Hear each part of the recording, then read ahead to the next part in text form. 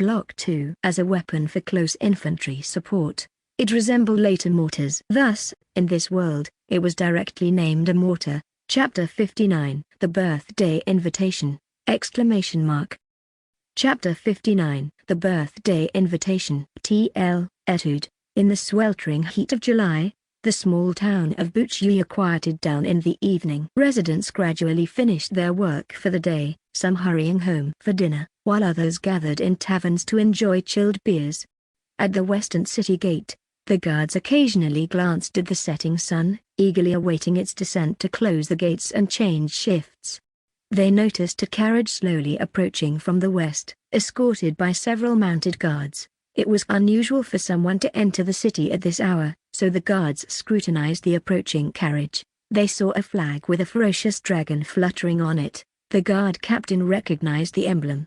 "It's a carriage from the Grayman family." He immediately ordered a soldier nearby, "Quick, ride my horse to inform Lord Angelo. The Graymans have sent someone." The soldier quickly fetched the horse and galloped off into the city. The captain halted the carriage and asked loudly, "May I know which lord from Aldo is inside?" The coachman steadied the horses, and an elderly man with white hair and a kind face stepped out. He smiled.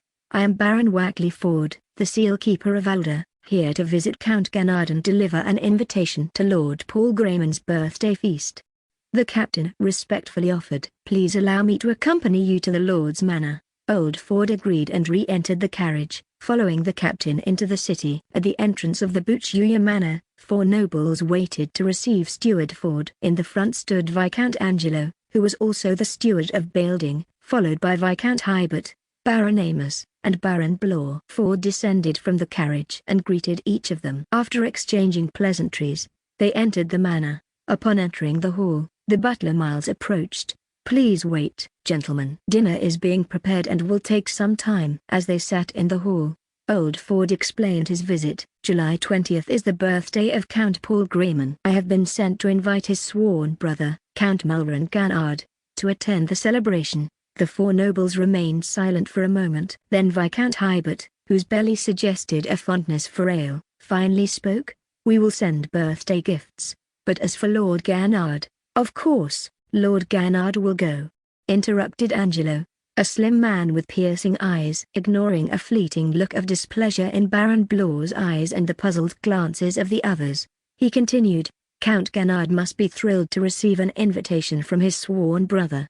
Steward Ford smiled. "That's wonderful." Though living so close, they haven't seen each other in years.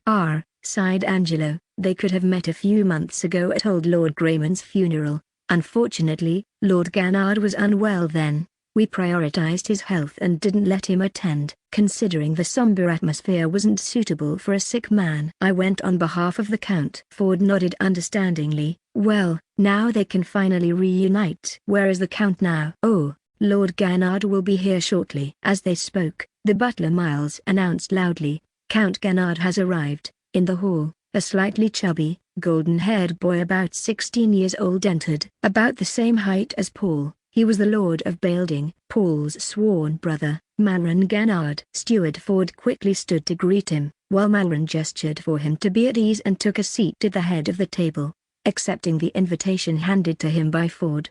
"Baron, it's been a long time," said the Lord of Building, opening the invitation and looking delighted. He then turned to Angelo. "Uncle Angelo, may I attend Paul's birthday party?" Angelo stood up immediately. "Of course, my lord." Even amidst a busy schedule of learning and duties, celebrating your sworn brother's birthday is natural. "If you don't object, then I'll depart with the Baron tomorrow. It's been a long time since I've seen him." Steward Ford concurred. "That's a good idea. It's always easier to travel together." He would have suggested it himself if Malron hadn't. Viscount Hybert, a portly man, was about to speak when Angelo interjected, "Certainly, that way the Count can spend a few more days with his friend."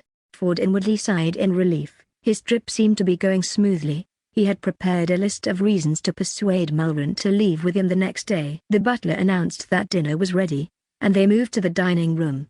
Malron kept asking Ford about the Elder's pirate suppression campaign, amusing the older man. During the meal, Ford asked why, apart from Angelo, Ganard's other vassals were also gathered in Buchuya. The response was that the Lord's direct troops were already under the command of the only militarily experienced vassal in Bailding, Baron Andrew, who had joined Princess Catherine in the south to fight the rebels. The other nobles had brought their private armies to protect their lord and to maintain peace in the capital. Regarding the royal commissioner stationed in Bailding, everyone said he had gone south with Baron Andrew but would likely return soon. After dinner, Ford was shown to a guest room to rest, and Ganard's 4 vassals bid Malrin farewell and left for their residences. However, after leaving the manor, they all headed to Angelo's house. "You're mad, Angelo, letting that kid leave our control?" Ibert furiously confronted Angelo in a secret room. Angelo looked at him as if he were foolish. "What could I do? Refuse him in front of Ford?" That old man would have sensed something was off immediately. Ibert, teeth clenched in anger, warned, "If something goes wrong, you'll take full responsibility." Angelo retorted angrily, "We're all in this together. If something happens, none of us can escape. There are already rumors in the streets that we're plotting against Malrin Ganard, plus the old Ganard affair. Letting him go out will help clear our suspicions." Ibert remained unconvinced, leading to a heated argument with Angelo. The remaining 2 exchanged glances, unable to interject in the Viscount's dispute. Chapter 60, Resolute Decision! Chapter 60, Resolute Decision. T.L. Etude. On the following day, Malrin Ganard boarded the carriage of the Grayman family and, accompanied by the steward Ford, left Buchia for Lakehart town.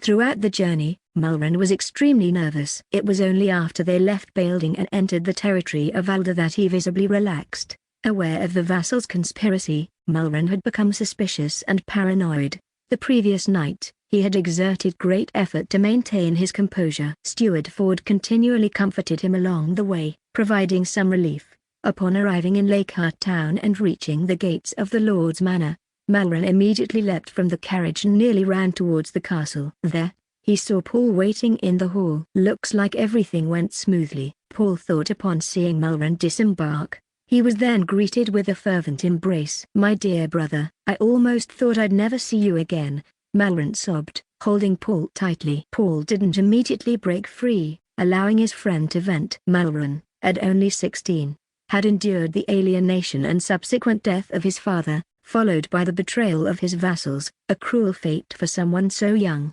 Patting Malrin's shoulder, Paul comforted him.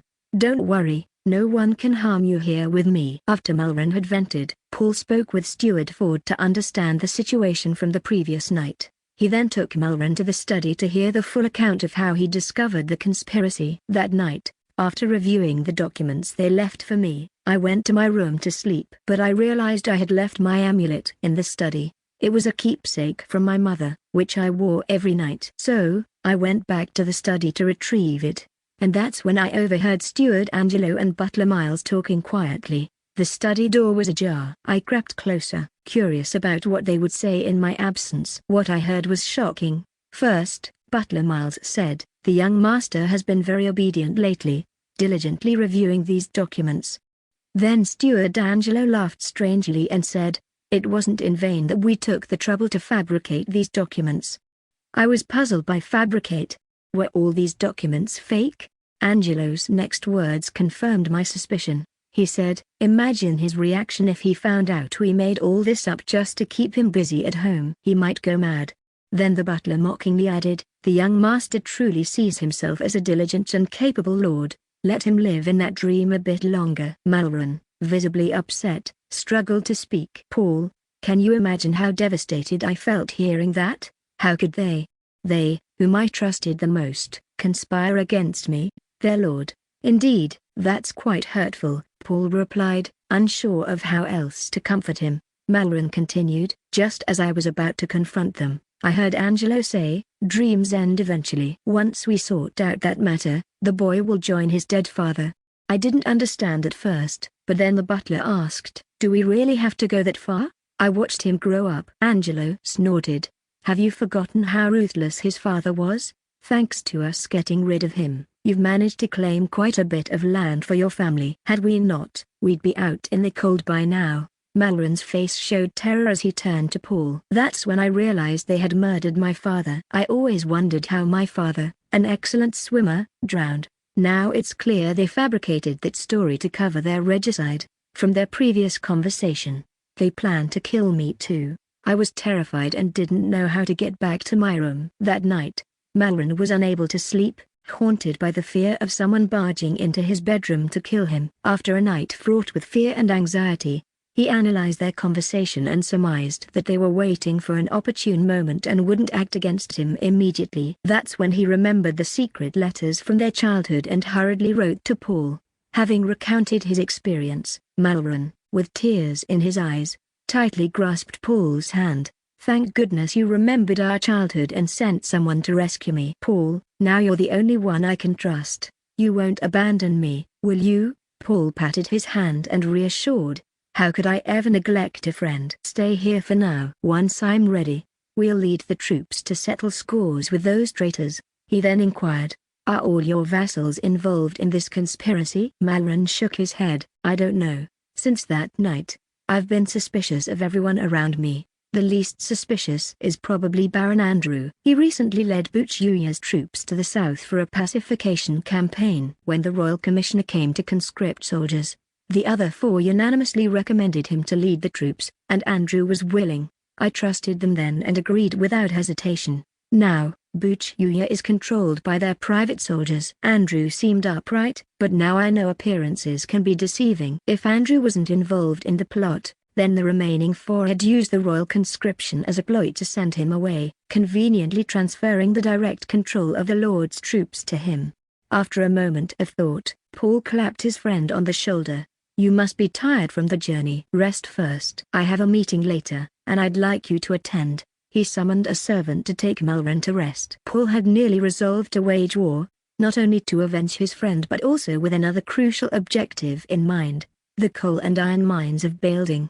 While waiting for Steward Ford to summon people, Paul weighed the pros and cons of war. Upon learning about the highly productive coal and iron mines in Bailding, he found a convincing reason to go to war. Although Alda also had coal and iron outputs for industrial development, these resources were better in abundance. As for whether Malron would agree to share some of the mines or sell them at a lower price, Paul thought it shouldn't be too difficult considering the help he was providing. If it weren't for the coal and iron, Paul wondered, would he still stand up for his friend? He doubted himself. However, he didn't plan to dispatch troops immediately, as it was July and frequent rains could disadvantage Alda's gunpowder weapons. His strategy was to wait until the dry climate of autumn, by which time the Alda army could be better equipped with firearms. In the meantime, Malron could stay safely in Lakehart town. If the traitorous vassals demanded his return, Paul would find an excuse to refuse. Chapter 61, Not Going Back!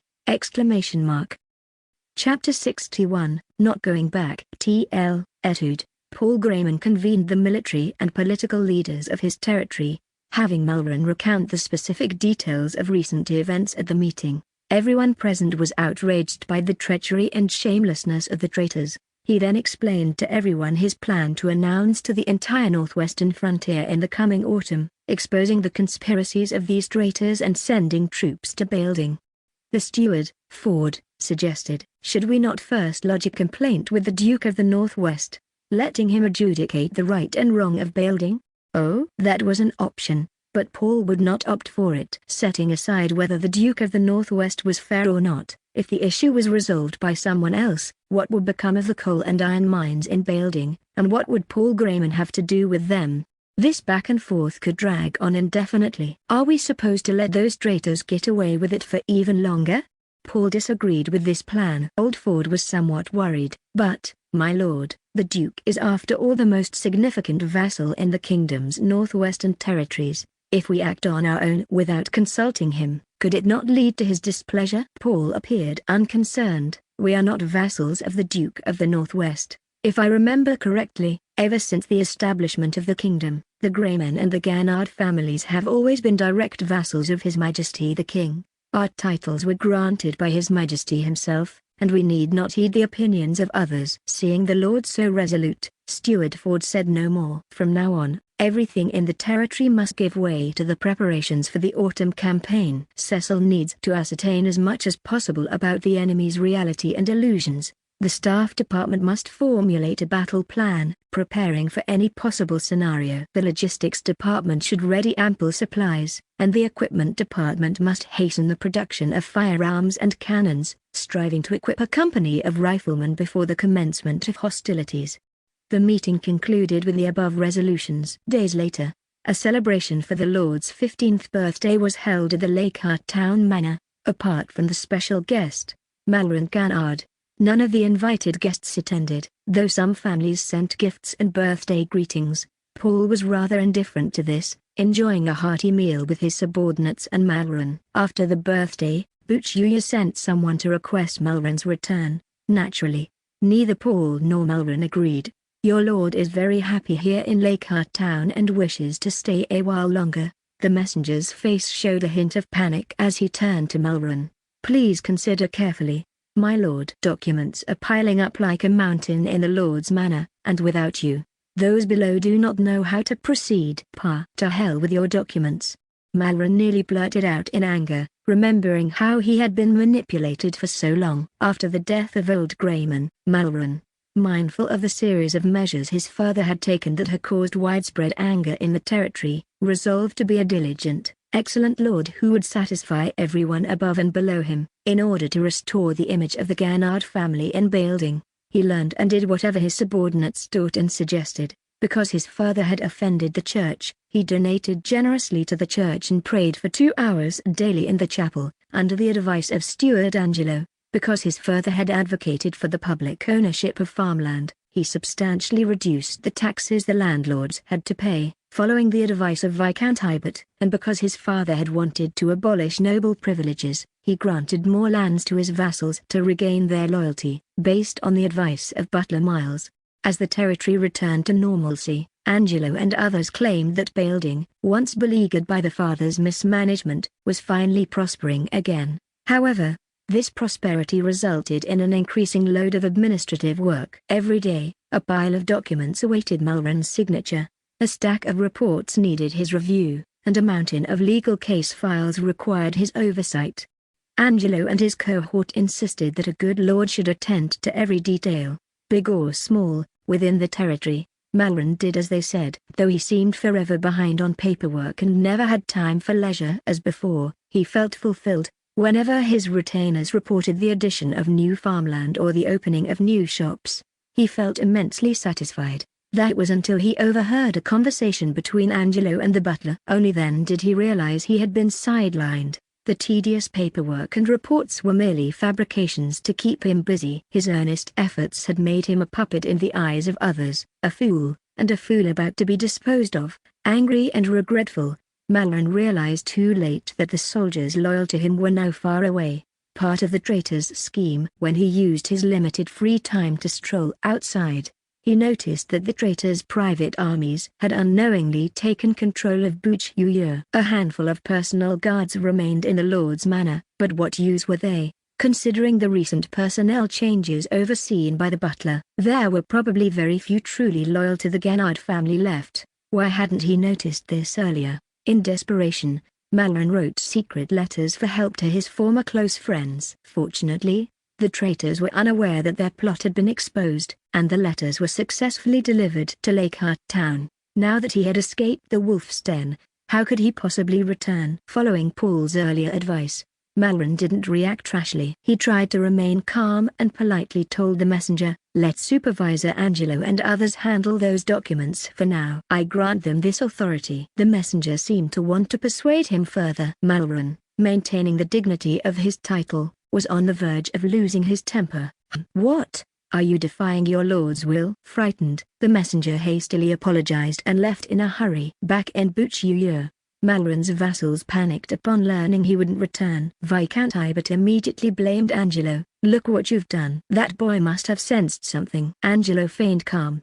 "What's the panic? It's normal for a young man, confined at home for so long, to want to stay a few extra days at a friend's place." Even he seemed to convince himself of this. "However," he continued, "the sky isn't falling. If he doesn't return after a long time, We'll lead troops to Alder to demand his return. We can claim that the Grayman boy is trying to seize the mines of Bailding and that he lured his blood-sworn brother to Lakehart Town under the guise of an invitation and imprisoned him. With the Grayman's poor connections in the northwest, who would help them? You all return to your territories, recruit soldiers, and start training. If Malrin doesn't come back by autumn, we'll go and take him by force. The barons nodded, while Viscount Ibert, though reluctant, had no better plan and tacitly agreed to Angelo's scheme. He left with a bitter remark, "If you hadn't let him go, we wouldn't be in this mess," and stormed off. Angelo watched Ibert leave, his expression fluctuating between light and shadow.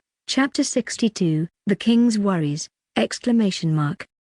Chapter 62, The King's Worries. T.L. Etude. King Rodney XVI of the Kingdom of Odo was recently beset with numerous worries. His first concern was the burning of the royal granaries in the capital by spies of the rebel army. The remaining scant supply of grain was not only insufficient for a southern military campaign to quell the rebellion but also inadequate for the daily needs of the 100,000 inhabitants of the capital. The government immediately dispatched officials to the king's direct territories to gather grain, but the findings nearly caused His Majesty to faint again. The actual grain in most local warehouses did not match the reported amounts. King Rodney XVI, furious, discovered after a thorough investigation that some officials had been selling grain illicitly, while others inflated numbers for personal gain.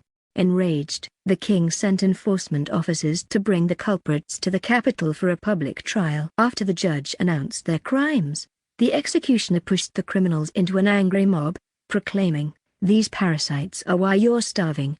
The fate of these officials was predictable. The trial, starting at 8 a.m., took less than an hour to declare their crimes, followed by 3 hours of execution by the people. By noon, the exhausted crowd dispersed, and the executioner collected the unrecognizable bodies, hanging their heads on the city gates. Whether any were scapegoats, who could tell? Many military leaders advised the government to immediately implement a food rationing system, confiscating all the grain from civilian homes and distributing it based on family size, with the rest going to the army. However, this suggestion faced strong opposition from administrative ministers, who argued that given the integrity of local officials, more people would starve before the grain was collected. Furthermore, the commoners, unconcerned with loyalty or honor and focused on their next meal, would likely revolt under such conditions. After weighing the pros and cons, the king decided not to adopt the military's suggestion to conserve food. A strict prohibition on alcohol was issued across the royal territories. Apart from a few licensed breweries, all others were to cease production. Nobles were limited to half a liter of alcohol per day, while commoners were limited to 1 liter per week, purchasable only from designated locations. Public drinking and alcohol at banquets were banned, restricted to private consumption at home. Violators faced severe penalties. Nobles would be stripped of their titles, while commoners faced the death penalty. To prevent merchants from inflating food and drink prices, the government set price ceilings, with soldiers stationed at every food-related shop in the capital to monitor sales. Still, residents had to pay many times their usual price for food. As grain from the localities gradually arrived in the capital, the high officials breathed a sigh of relief. However, immediate deployment of troops southward was impossible. The royal army was temporarily disbanded, and the lords returned to their territories, with plans to reconvene the following year depending on the harvest. The king's second worry was his younger daughter's elopement. Unable to crush Jar's rebellion, he had to carefully consider the factions sitting on the fence. The strongest among these, Duke Viburin, had not yet declared his stance on Jar's rebellion. Instead, he sent emissaries requesting a royal marriage, clearly indicating his intentions. After much consideration, King Rodney XVI decided to marry his younger daughter, Eileen Rodney, to him. The Viburin family had many vassals and strategically important territories, and they couldn't be allowed to side with Jars. His older daughter, Catherine, was too exceptional, and the king was reluctant to give such a jewel to someone else. The king had no sons, and according to tradition, the throne would pass to his brother, Prince Okazi. However, Okazi was widely known as a profligate, indulging in constant revelry with minstrels and actors, and no one saw him as a fit ruler. King Rodney XVI had decided that after his death, rather than passing the throne to his unworthy brother, It would be better to leave it to his capable older daughter, Catherine, whom he had been grooming as a future monarch. So, King Rodney XVI had no choice but to sacrifice his younger daughter, Eileen. She showed no interest in politics and, while she learned everything a royal princess should, including poetry, literature, and dance, Eileen also had other wide-ranging interests. She studied ancient texts and scrolls, learned alchemy from alchemists and wizards, collected various plant specimens, and kept peculiar animals. These hobbies made her more like a scholar than a princess. Yet, her broad range of interests have not led to any significant achievements, except naming a few rare plants. Viewed purely from a monarch's perspective, Princess Eileen indeed seemed an ideal candidate for a political marriage, but she had run away from home. After King Rodney XVI explained his decision to her, the princess maintained her composure. After calmly asking her father the reasons behind his decision, she quietly retreated to her room. The king was initially impressed by his younger daughter's sense of royal duty and felt a deep sense of guilt. The next day, however, he was shocked to learn of her disappearance. He immediately sent people to search for her, driven not only by anxiety over delaying the marriage alliance with the Van family but more so by her father's concern for his daughter's safety. The third worry was his elder daughter, Catherine, who was very close to her younger sister. Learning of her sister's fate as a political pawn, Catherine became cold towards her father, addressing him formally as Your Majesty instead of the usual father. Troublesome times indeed. The king felt an overwhelming sense of helplessness. At the military council, it was announced that the army heading to Thorn Valley had been selected, with Viscount Klein appointed to command the reinforcements.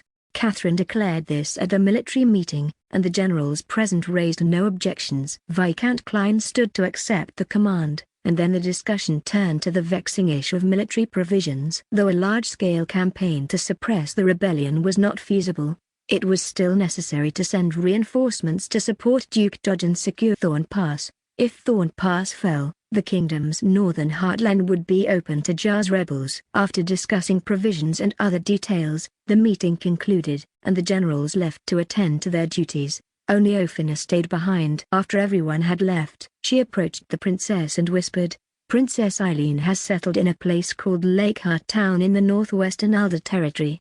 Catherine nodded. Knowing her sister well, she had found Eileen's whereabouts before her father's men did. However, instead of forcibly bringing her sister back, she secretly increased her protection and obstructed the king's searches. Catherine was furious at her father's decision to use her sister as a marriage pawn but was unable to change the king's mind despite several attempts. She could only resist in this manner. She asked Ophina, "Who is the lord of that place?" "The lord is Count Paul Grayman of the Grayman family," replied Ophina. "Alder Grayman?"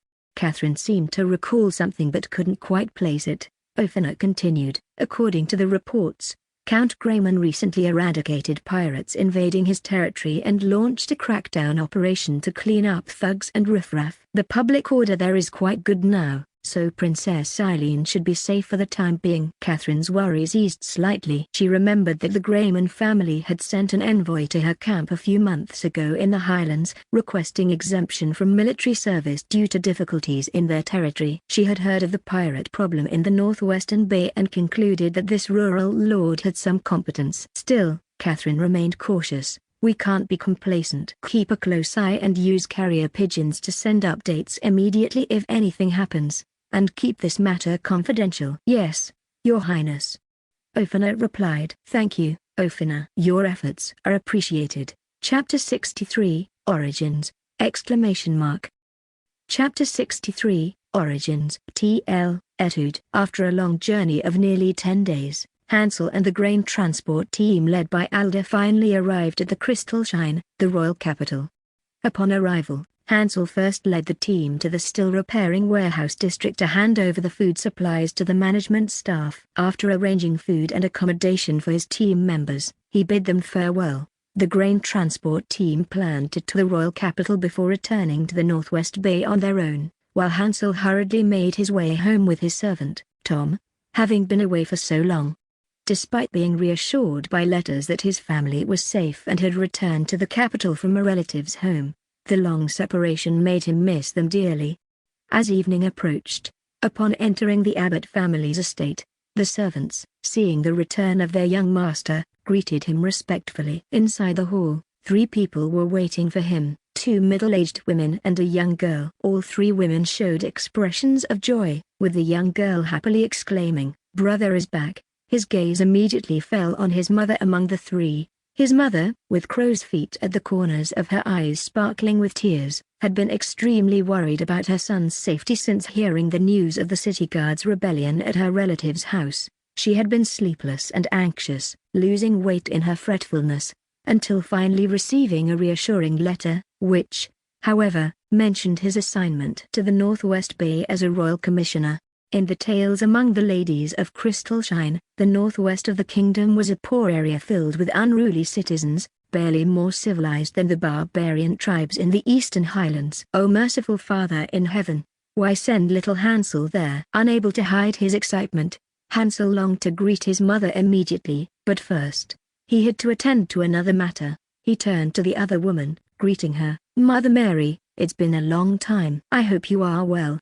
She was his stepmother, his father's legitimate wife. Lady Abbot elegantly nodded slightly towards Hansel, smiling. "Hansel, it's wonderful that you are back safe and sound. Your mother has lost much weight worrying over you." Only then did Hansel turn to his biological mother, Miranda, saying, "Mother, I'm back." He was then embraced tightly by his emotional mother. "It's good you're back, it's good."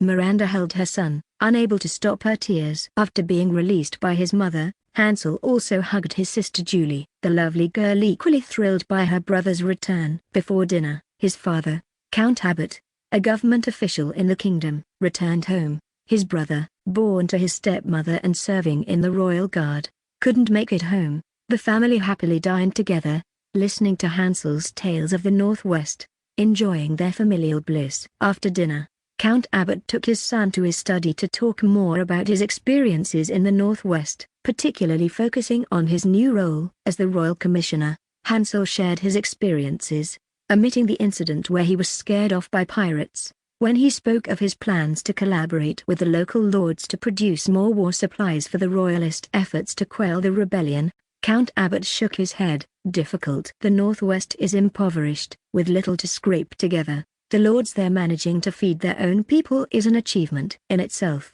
Hansel was determined to try nonetheless. "How will we know if we don't try?" After some thought, Count Abbot suggested, "How about I speak to the royal court, see if we can get you transferred back to Crystalshine. There are more opportunities in the capital." He understood his son's ambitions, yet also knew how his other half's lineage restricted him. Just a month, even 10 days ago, as Hansel had just led the grain transport team from Lakehart town, he would have seized the chance to return to the capital without hesitation. But during his return to Crystalshine, he reflected on many things. Rather than jostling among the nobles in the capital, he preferred to make a mark in the vast frontiers of the kingdom. He expressed his thoughts to his father, who, seeing his son's resolve, said no more. After discussing the current political situation, Hansel excused himself to join his mother and sister, who also had much to share with him. Count Abbot watched his son leave with a face filled with guilt. 28 years ago, after a night of heavy drinking with his friends, he ended up spending the night in a brothel. A year later, a woman, whose face he couldn't even recall, showed up at his doorstep with a child, claiming it was his. Just as he was about to dismiss her as a scammer, she accurately described some of his private physical features. Following the usual practice among nobility, he could have either continued to deny her claims and sent her away or just paid her off to leave. But Count Abbot did something that shocked the noble circles of the capital. He took a prostitute as his concubine.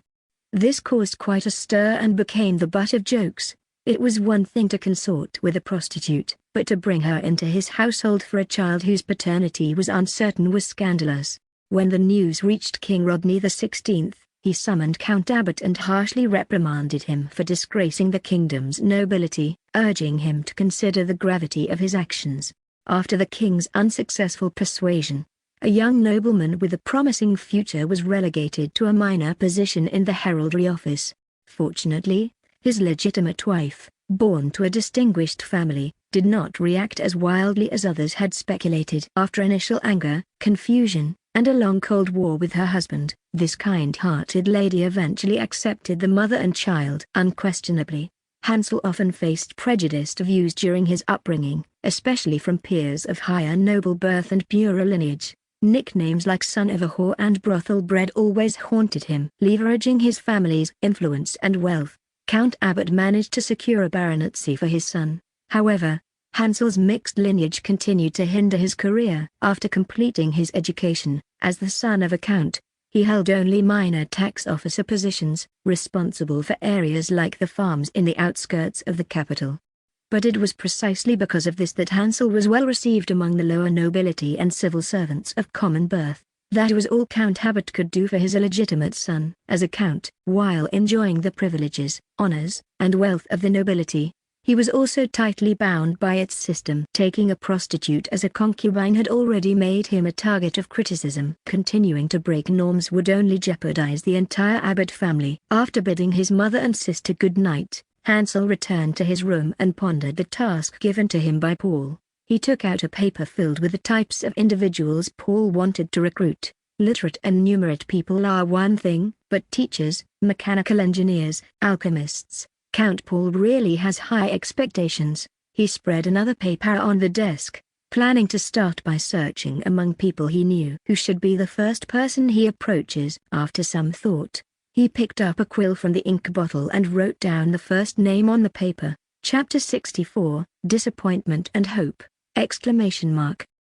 Chapter 64, Disappointment and Hope. T.L. Etude. Hansel woke up early the next day, meticulously groomed himself, and after enjoying breakfast with his family, he hurried to the publicly accessible office of the Royal Capital's Intelligence Department. Presenting his identification, he entered and located the office of his immediate superior. He gently knocked on the door and, upon hearing "Come in," he pushed the door open and greeted the intelligence officer who had given him his commission a few months earlier. "Viscount Hayden, long time no see." The officer, buried in a pile of documents, looked up at Hansel and stared for a while before asking, "You are?" Clearly, he had some difficulty recalling this subordinate whom he had met only once. Annoyed but not showing it, Hansel smiled and introduced himself.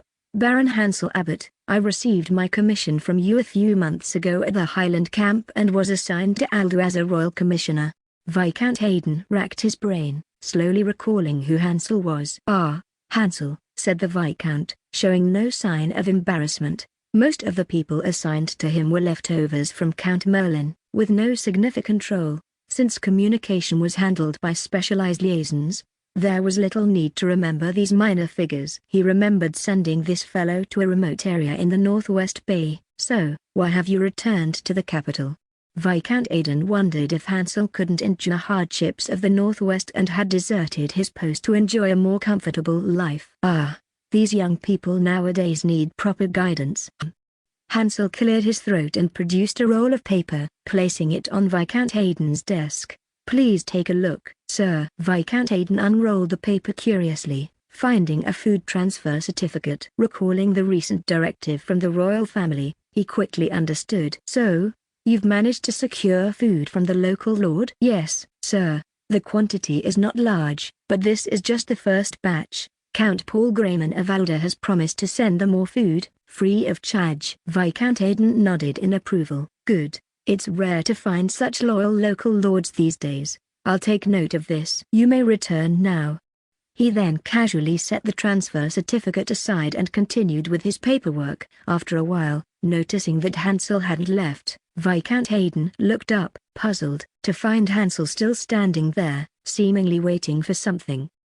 "Abbot, why are you still here?" Looking slightly disappointed, Hansel took out 2 letters and placed them on the desk. "I have another matter to request, sir. One of these is a letter from Lord Grayman of Alda to His Majesty, and the other is my letter to His Majesty, offering a few suggestions about the Northwest region. Please, could you deliver them to the Royal Palace?" Viscount Hayden glanced at the letters and replied, "All right, but His Majesty is very busy, and I can't assure you he'll have time for your letters. Hansel, if there's nothing else urgent, you should return to the Northwest Bay and continue your duties as a royal commissioner." "I am quite busy here." "Understood, Viscount sir."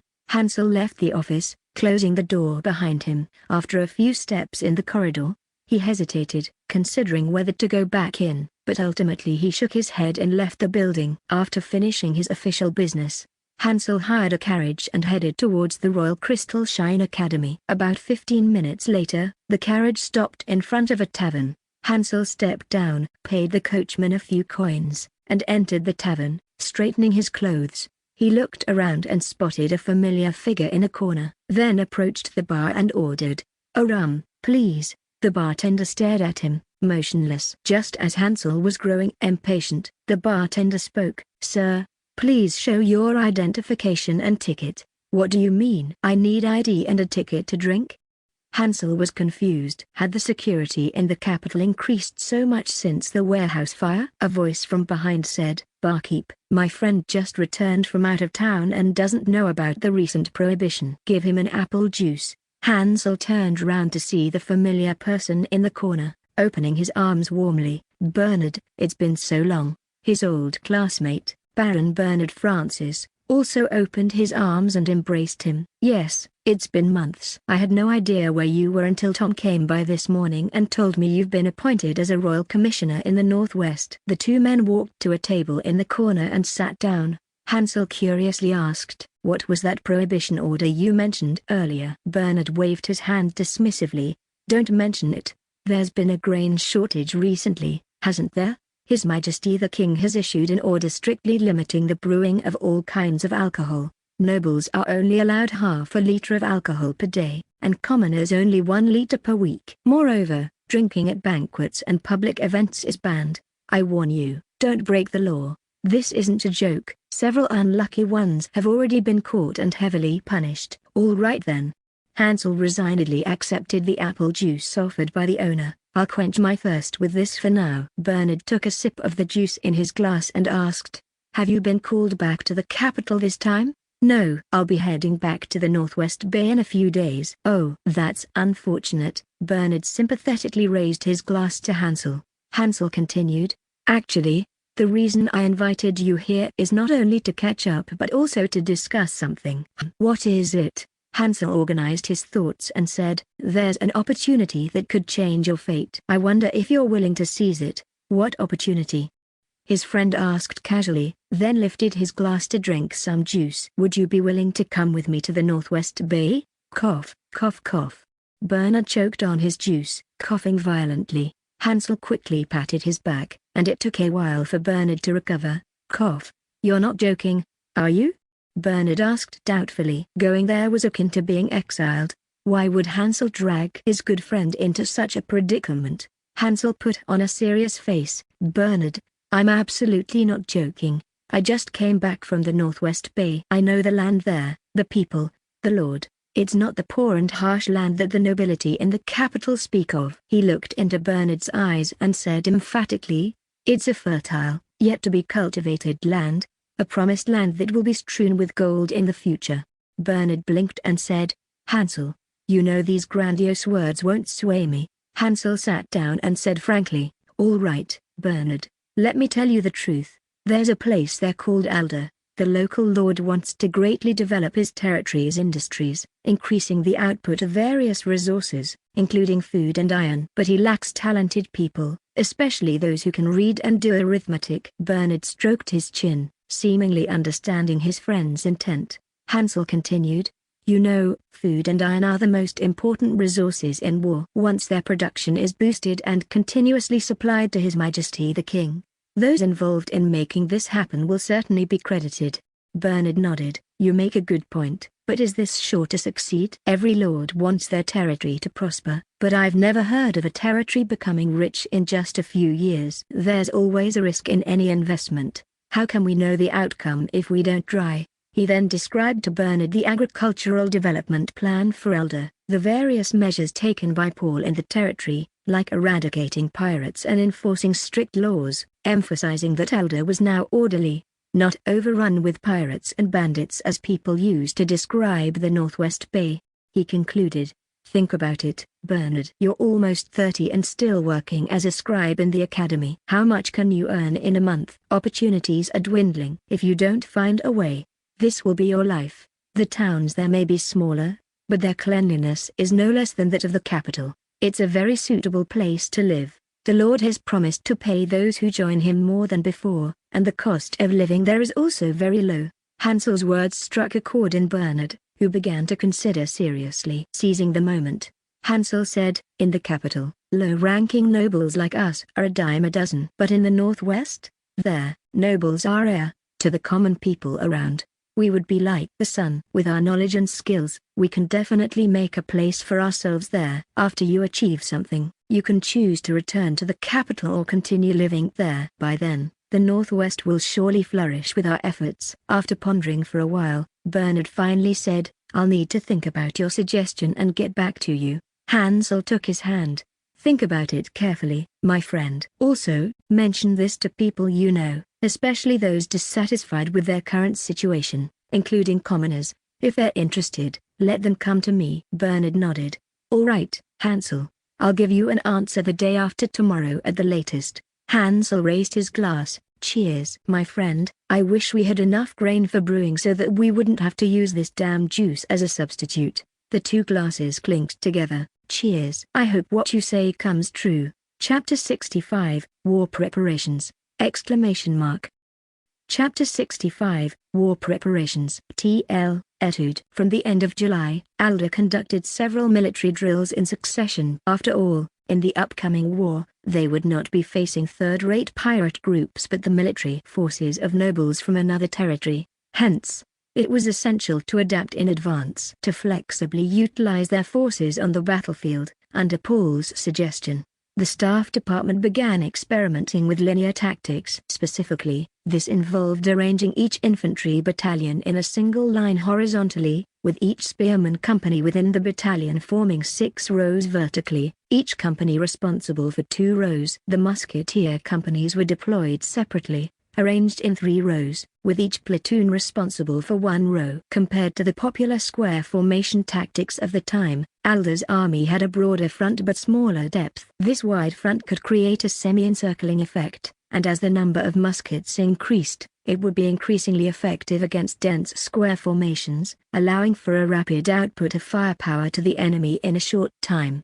Compared to the large-scale battle groups like regiments of 10,000 or battalions of 1,000 commonly used in this world, smaller units like companies and platoons allowed junior commanders more opportunity to exercise initiative. Of course, this was predicated on having a large number of qualified junior and non-commissioned officers. Paul was certain no other power in this world placed as much emphasis on training junior and non-commissioned officers as he did. He even established a military school specifically for training qualified lieutenants and sergeants, as most low-ranking officers in the other lords' armies were not much more knowledgeable than their common soldiers.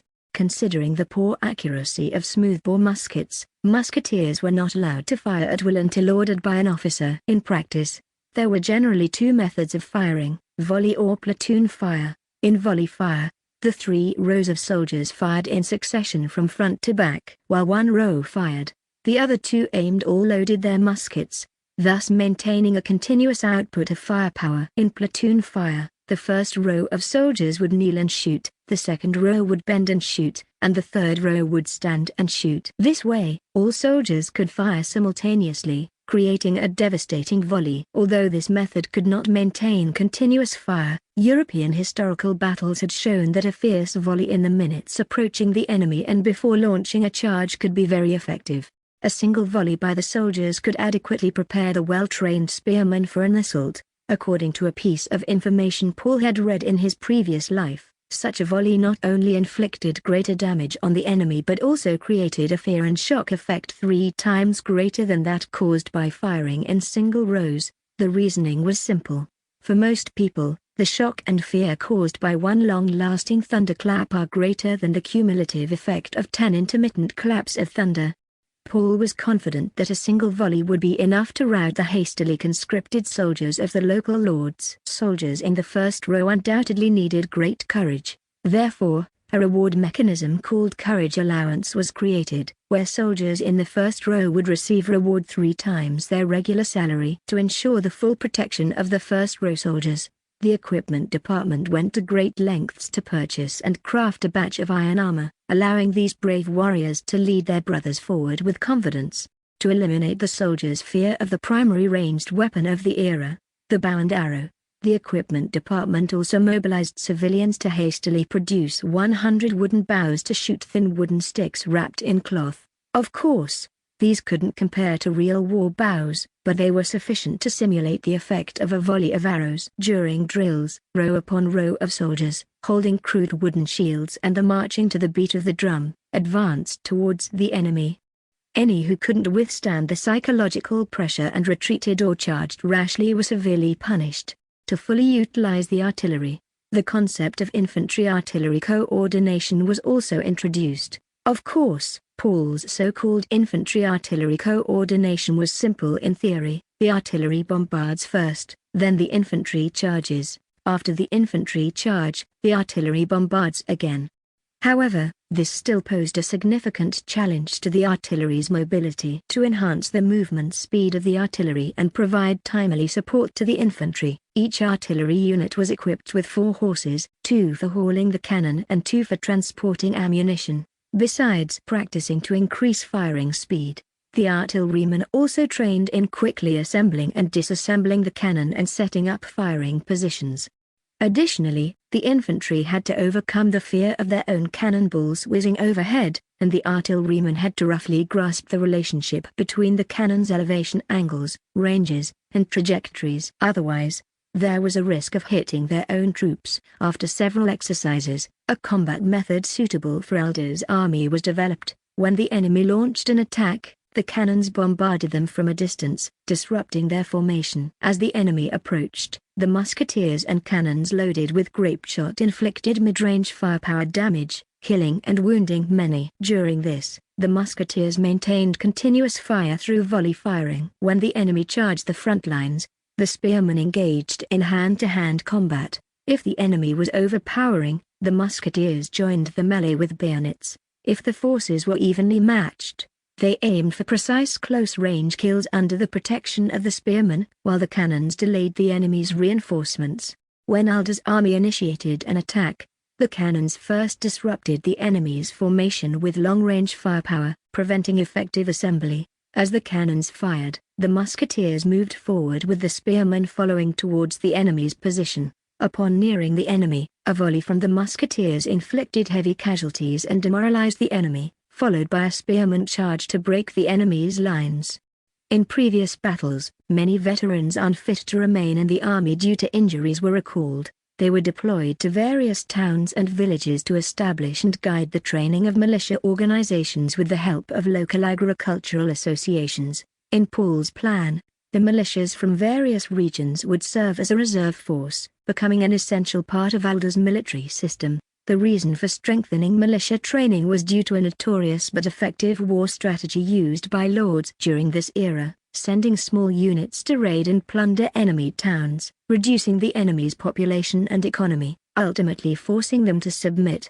While the army was strengthening itself, Cecil, in charge of the intelligence system, was also busy. People of this era had almost no sense of secrecy, making it easy to discern the movements of the traitors from building. Intelligence indicated that Viscount Ibert and 2 other barons had returned to their domains to recruit soldiers. Meanwhile, Viscount Angelo continued to stay in Buchuyur, recruiting soldiers in the name of the Lord's mansion on the direct lands of the Gannard family. It was estimated that the 4 could assemble a force of about 2,000 to 2,500 men. Paul naturally scorned these farmers who had just put down their hoes. The only concern was the 20 or so knights in the enemy's ranks. Unlike the watered-down pork of the Grayman family, these were genuine knights, a formidable cavalry force when assembled, and highly skilled in combat. Should we practice the hollow square formation? Paul suddenly thought of this. Chapter 66, Hansel's Return! Chapter 66, Hansel's Return. T.L. Etude. Hansel spent a week in the capital, successfully finding 37 individuals willing to venture northwest, including his good friend Bernard Francis. Among these 37 people were 17 low-ranking nobles, including Bernard, and 20 commoners, with professions ranging from scribes, oddity engineers, to former junior government officials. After deciding on the date for his return journey, Hansel bid farewell to his family. His mother Miranda was deeply saddened. Having initially thought her son would stay after his return, she was heartbroken to see him leave for the wild lands of legend, constantly weeping and hugging her son, lamenting the official who had arranged this posting for him. Count Abbott, Hansel's father, patted his younger son's shoulder, encouraging him to persevere. Once you've chosen your path, don't give up easily. Take care of yourself. Don't overwork. We all want you to be safe, his brother Harrison Abbott said. Harrison had complex feelings towards Hansel. On one hand, he respected his father's wishes to treat this half-brother, born of a different mother, with kindness and affection. On the other hand, Hansel's so-called lowly lineage inevitably cast a shadow over his own upbringing. Yet, he admired Hansel's determination and felt pity for his brother being constrained by his lineage. Only their sister Julie was excited. In recent days, Hansel had captivated her with tales of pirate treasures and other northwestern legends. "Brother, please take me with you," she begged, clinging to his sleeve. After being sternly refused by her brother, her excitement quickly turned to sulking, and she ignored Hansel thereafter. "In a few years, when the northwestern bay flourishes and you're older, I'll take you there." Hansel comforted her, stroking her head, and she broke into a smile. A day later, the group gathered at the capital's north gate, embarking on their journey northwards, a pivotal moment in their lives. After finalizing the decision to wage war against Bailding, Paul moved the 2nd Infantry Battalion from Port Fran to Lakehart Town, assembling all the land forces for training and exercises. The Elder Army now comprised the following: 2 infantry battalions, each with 3 spearmen companies and a battalion-affiliated mortar, Tiger squat cannon, platoon, 1 independent musketeer company, 1 independent artillery company, equipped with 2 6-pounder and 6 4-pounder cannons, 1 independent transport company under logistics command. In total, the army consisted of 1,355 soldiers, a formidable force in the northwest. Fortunately, the profits from the pirates' bounty and the paper and porcelain industries supported the well-fed and well-equipped standing army. Even so, Steward Ford frequently reminded Paul, without expanding paper and porcelain sales or finding new revenue sources, once the pirate bounty was depleted, the army would either have to disband or subsist on nothing. Paul worried daily, wondering how Queller was faring in the south and whether the porcelain would sell there. Learning of Bailding's considerable cavalry, Paul instructed his staff to begin training in hollow square formations. The elder version of the hollow square formation was as follows: a square formation of several layers of soldiers, with the outer layers composed of spearmen. The spearmen would kneel, planting their spear shafts in the ground with the tips angled outward, forming an impenetrable hedgehog defense. Inside, 1 to 2 layers of musketeers were responsible for long-range attacks on charging cavalry. The remaining musketeers in the center of the formation were tasked with reloading ammunition for the perimeter musketeers, ensuring rapid and sustained firepower. If possible, mortars were deployed in the middle of the formation for indirect fire support. In essence, it was a human fortress, with the outer layer of spearmen forming a solid wall and the inner layer of musketeers acting as machine gunners, albeit with significantly different firepower. Though the concept was simple, training the soldiers to quickly and proficiently form an effective hollow square was challenging. During drills, most soldiers were initially confused and disorganized when ordered to form the formation without preparation, testing the organizational skills of the junior officers. Moreover, it required the officers to make critical decisions, such as the size of the formation needed based on the enemy's numbers and charge formation, whether to form one large or several small squares, how many layers of spearmen and musketeers to deploy in each, and how to quickly adapt to different configurations and repair breaches in the formation. After repeated drills, a battalion-sized square formation could be assembled in about 5 minutes. On this day, while Paul was supervising the soldiers' training, he was informed that the Royal Commissioner, Baron Hansel Abbott, had returned. Paul quickly headed back to the Lord's mansion, where Baron Hansel was already waiting for him. They greeted each other warmly and embraced, now political allies. After some pleasantries, Hansel reported on his recruitment progress in the capital. Paul was delighted to hear that over 30 people had arrived in Lakehart Town. Although the number was small, it was a start. and Paul believed that with his favorable policies, more talent would soon join them. Paul and Hansel had previously agreed to establish an office in the capital, staffed by former capital residents who had lived in the northwestern bay for a time, to continuously recruit personnel. Lakeheart Town had already constructed lodgings for the new arrivals, which could now be put to use. Paul asked with some concern, "How do your friends feel about being here?" He worried that if they found the northwestern bay too remote and returned, their efforts would have been in vain. Hansel shrugged. "It's hard to say, although it's not as prosperous as the south." Exaggerated descriptions from Crystal Shine about the northwestern bay had set their expectations very low, so the reality here actually exceeded their previous expectations. Paul laughed dryly at this. He told Hansel, "Go see Steward Philip to reimburse your travel expenses. We'll host a banquet tonight to welcome your recruits and thank them for their long journey. As for their placement, let Steward Ford handle it. He and I have already discussed the personnel needs in detail. He knows what to do." Hansel bowed to Paul. "I'll convey your thanks to them." Then he suddenly asked, "I have a question for you." After entering Alder's territory, I felt the atmosphere was strangely tense. Along the way, I even saw militias training in the villages. Are the pirates attacking again? Chapter 67, The War Begins! Chapter 67, The War Begins. T.L. Etude. Hansel asked, "I have a question for you." After entering Alder's territory, I felt the atmosphere was strangely tense. Along the way, I even saw militias training in the villages. Are the pirates attacking again? Bang! Paul pointed eastward with his right hand mimicking a pistol and said, "That's exactly what I wanted to tell you." Alder is about to go to war with its neighbor to the east. Hansel was taken aback. "Belding? Isn't the lord there on good terms with the Grayman family?" He, you seem to know quite a lot." "Ah, didn't I tell you? I spent some time in Buchuya earlier and heard a lot about the Gannard family." Paul cut to the chase. "Didn't you mention to me before that there was something fishy about old Gannard's death?" Hansel nodded. Paul continued, "It's now confirmed that he was murdered by his vassals. His son, the new lord of Belding, Malron Gannard, has sent me a distress message. The traitors not only plotted against his father but are also targeting him." Hansel understood. "So, you're planning to assist Count Gannard?" Paul said meaningfully. "On one hand, Malron is my blood-sworn brother, and I cannot abandon him. On the other hand, there are highly productive coal and iron mines within Belding's territory." He then trailed off. Hansel nodded, recalling the industrial plans Paul had shared with him before his return to the capital. It wasn't hard to guess what the lord before him was scheming. Suppressing the treacherous vassals of a lord, this was indeed an excellent excuse for intervention. "So, Count Gannard, Malron is already safe and sound in Lakeheart Town. Now, we just need to focus on dealing with those traitors." Hansel was relieved. If Count Gannard was still in the hands of his vassals, things would have been more complicated, as they could easily claim that Paul was slandering them. As for whether they could win the war, Hansel wasn't too worried.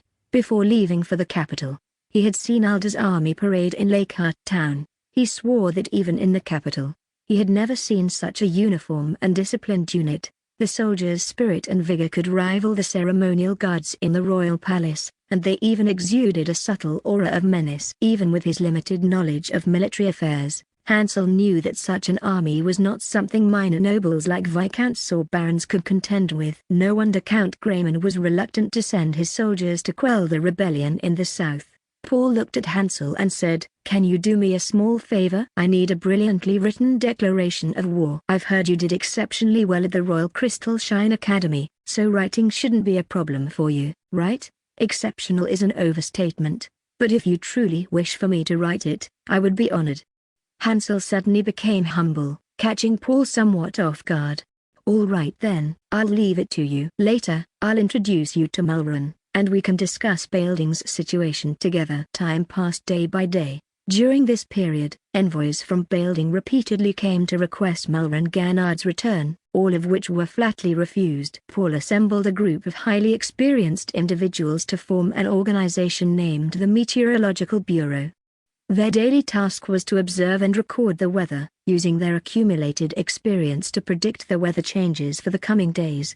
By September 1st, with the arrival of autumn, The Meteorological Bureau predicted that it was highly unlikely to rain in the next few days. Paul also felt that his army was well prepared. The time to show his hand had arrived. A proclamation was distributed to the northwestern territories, including Bailding. It began with Count Malran Ganard vehemently condemning the four known conspiring vassals of Bailding. The proclamation revealed their heinous acts of murdering their liege, usurping his authority, and plotting against his heir. The document then proceeded to rigorously denounce their treasonous behavior, painting Angelo and his accomplices as utterly reprehensible, earning the wrath of both heaven and men.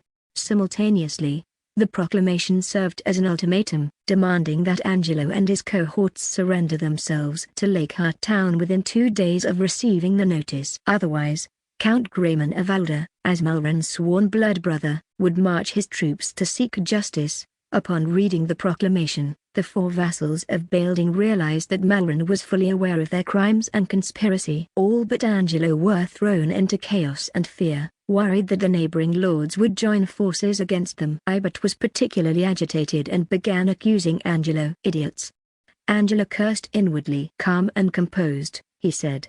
"Do you think I'm as unprepared as you, fretting at the last moment? Let me assure you, I have already secured the neutrality of Duke Flor of the Northwest and Count Kent of Emden. Without these two most powerful lords of the Northwest leading the charge, do you think the others will bother meddling in our affairs?" One of the barons still worried. "Even alone, Paul Grayman is a count with considerable military strength. Didn't he recently annihilate 2 pirate bands?" Angelo, with a look of disdain, retorted, "I have already found out that the great pirate Edward and his main forces disappeared months ago. What was left was just small fry." Even then, the Grayman family lost their old master. Despite being a count, his estate was relegated here by the royal family. There aren't even proper knights, let alone vassals. What can a bunch of conscripted farmers do? Once we charge with all our knights, they will be so scared that they'll fall to the ground, begging for mercy. The other 3 finally calmed down, with the 2 barons flatteringly praising Angelo for his foresight. Angelo stroked his moustache in satisfaction. An unwelcome voice chimed in.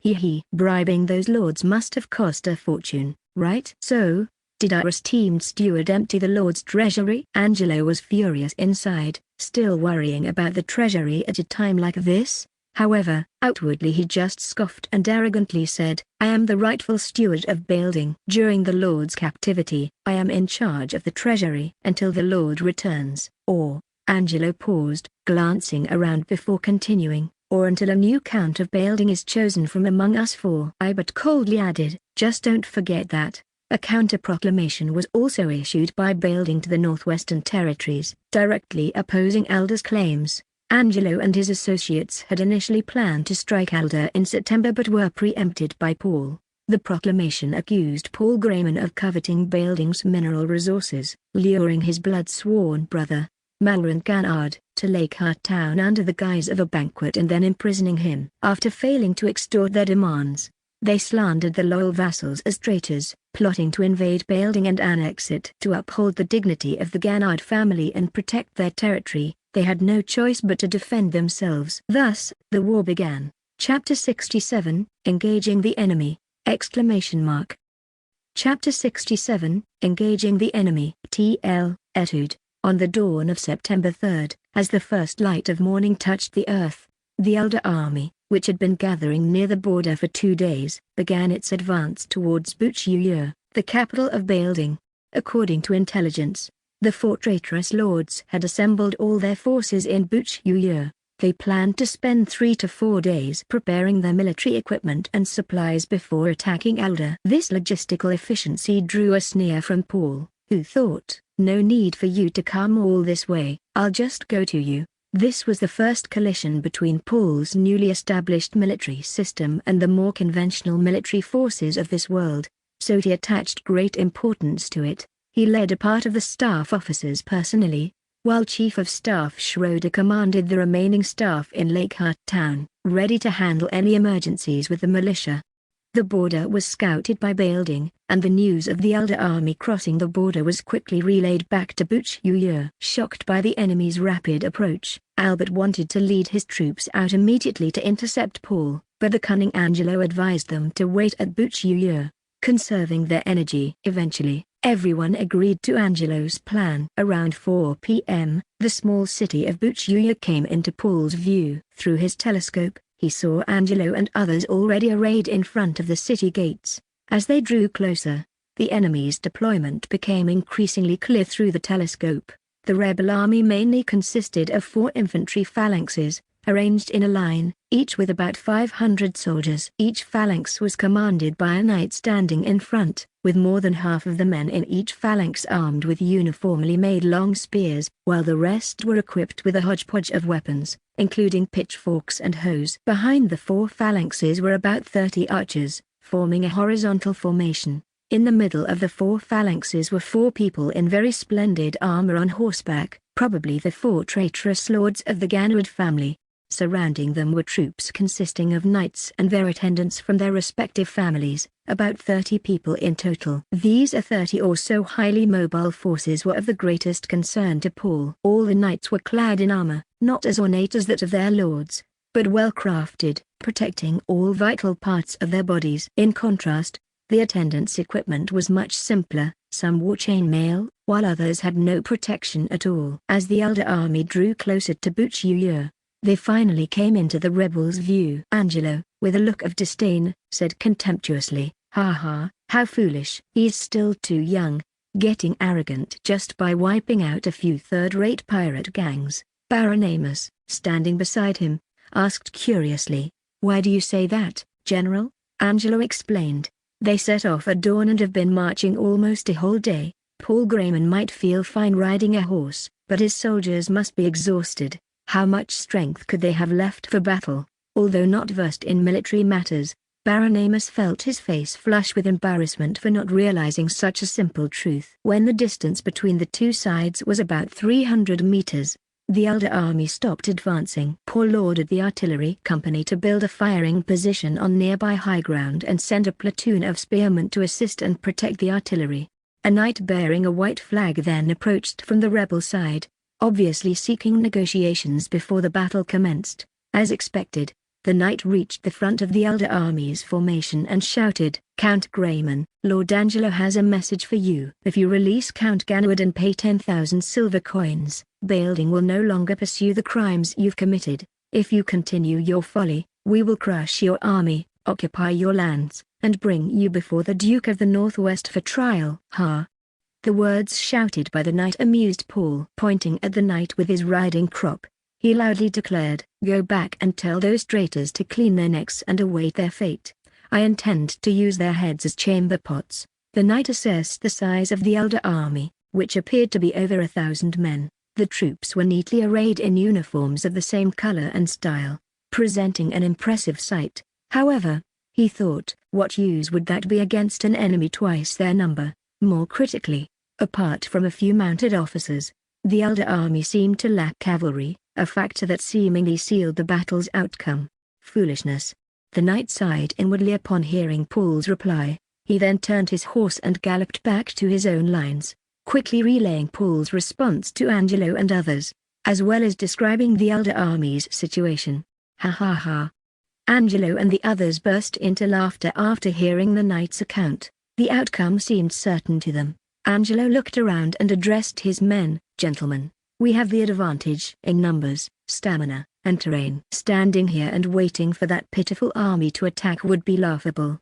I suggest we initiate the attack." As Paul debated whether to continue advancing for an offensive or to provoke the enemy into attacking, he noticed the rebel phalanxes beginning to move towards them. He immediately ordered his troops to prepare for the encounter. With the command given, 2 battalions of spearmen and a company of musketeers quickly transitioned from a marching column into a linear battle formation. Meanwhile, 2 battalions of mortars were deployed in the gaps between the units. To test the effectiveness of muskets on a large scale, Paul instructed the artillery not to fire until given a clear command. He signaled Company Commander Dempsey to direct the musketeers' firing. "Check equipment. Light the match." Following Dempsey's loud command, the musketeers prepared their matches and ignited them with their tinderboxes. Load ammunition. Thanks to rigorous training and the use of cartridge ammunition, it took the soldiers less than a minute to load their muskets while the musketeers loaded their weapons. The mortar squads stationed between the units also readied their barrels and loaded grapeshot, prepared to fire at any moment. On the rebel side, as the four phalanxes moved, what was once a neat formation began to unravel. After advancing over 100 meters, the phalanxes were barely recognizable, reminiscent of Paul's first military review in Lakehart Town Square. Watching the enemy draw nearer, Company Commander Dempsey once again emphasized to his soldiers not to fire until ordered. To achieve better accuracy, they must wait until the enemy was sufficiently close. When the rebel army was just over 100 meters away, Dempsey finally gave the command, "Prepare to fire." The soldiers fixed their matches to the serpentine, shouldered their muskets, leveled them, and aimed at the advancing enemy. First rank, fire. At last, the moment Paul had been eagerly anticipating arrived. Yes. Chapter 67, Error with the Roars. Chapter 68, The Battle of Buchia 1, exclamation mark.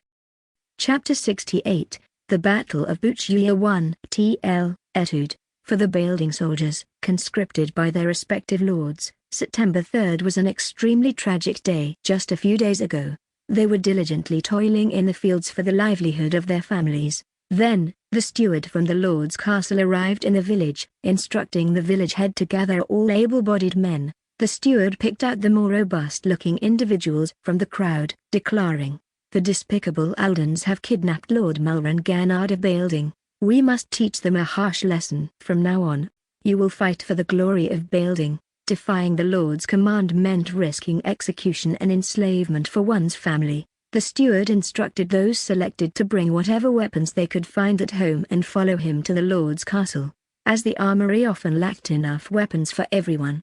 Indeed, upon arriving at the castle, only more than half received spears, a few got wooden shields, and the rest had to fight with their farm weapons: pitchforks, hoes, sickles, even sticks. They were divided into several hundred-man squads, each led by a knight for training. They trained on how to stand in formation, move together, and camp, with most of the time spent sparring with wooden sticks to practice close combat. A few enthusiastic knights offered tips on fighting techniques, but many just watched for amusement. Accidental injuries due to excessive force, turning into real fights, were not uncommon. It was entertaining to watch the peasants clumsily attack each other, always drawing laughter. As long as no one died, no one intervened. A few days later, after hasty training, the soldiers were led by the knights to Buchia, to collect supplies and additional arms before confronting the Aldens. Upon arrival, they found the supplies were not yet ready, forcing them to wait a few days. With insufficient barracks in Buchia, they were crammed into civilian homes. Some unruly behavior led to frequent military-civilian conflicts until the Lord's men beheaded a few to restore some order. Suddenly, orders came that the Aldens were approaching, and they had to immediately march out to battle. Buchia was in chaos, and it took several hours from noon to assemble everyone under the knight's leadership to form ranks outside the city. Once arrayed, the soldiers, under the knight's whip, had just formed 4 squares when the Aldens appeared in their view. Seeing the enemy's numbers to be only half of theirs, they felt little concern.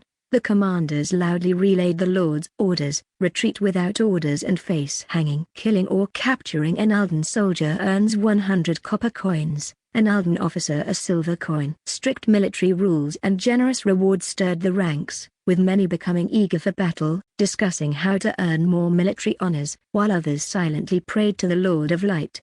The Aldens stopped at a distance, and the lords decided to take the initiative. 4 knights led their respective squares towards the enemy, decapitate for military glory. During the march, commanders and officers shouted to boost morale, with many yelling to embolden themselves. As they neared the Alden forces, a white smoke suddenly arose from their front line, followed by a crackling sound, and tragedy struck. First row, fire. At Commander Dempsey's order, the first row of musketeers pulled their triggers, sending 40 deadly bullets flying towards the front line of the Bailding formation. A wave of screams erupted as the Bailding soldiers' formation, though increasingly disorganized, remained densely packed, with over 3/4 of the bullets finding their targets. Dozens of soldiers fell, some dying instantly, others writhing and yelling as they clutched their wounds. After the initial volley, most Bailding soldiers were still in shock, continuing their advance towards the Alden army, driven by inertia. Despite their casualties, the first row of musketeers quickly retreated to reload, and Dempsey ordered, "Second row, fire." The crackling sound rang out again, and another swath of Bailding soldiers fell. Those in front finally realized the gravity of the situation. Without any visible arrows or bolts, they had suffered heavy casualties, something utterly bizarre and terrifying. Panics began to spread among the frontline soldiers, slowing their advance. Some stared in bewilderment, trying to discern the Eldon's tactics, while others tended to their fallen comrades, revealing large, bloodied wounds upon tearing open their clothes. This slowdown caused confusion in the ranks, with those in the rear, unaware of the front's situation, pushing forward and urging the cowards not to block the way. Curses and screams intermingled on the battlefield. Another volley from the musketeers, accompanied by fresh screams and more soldiers falling, finally broke the front-line Bailding soldiers.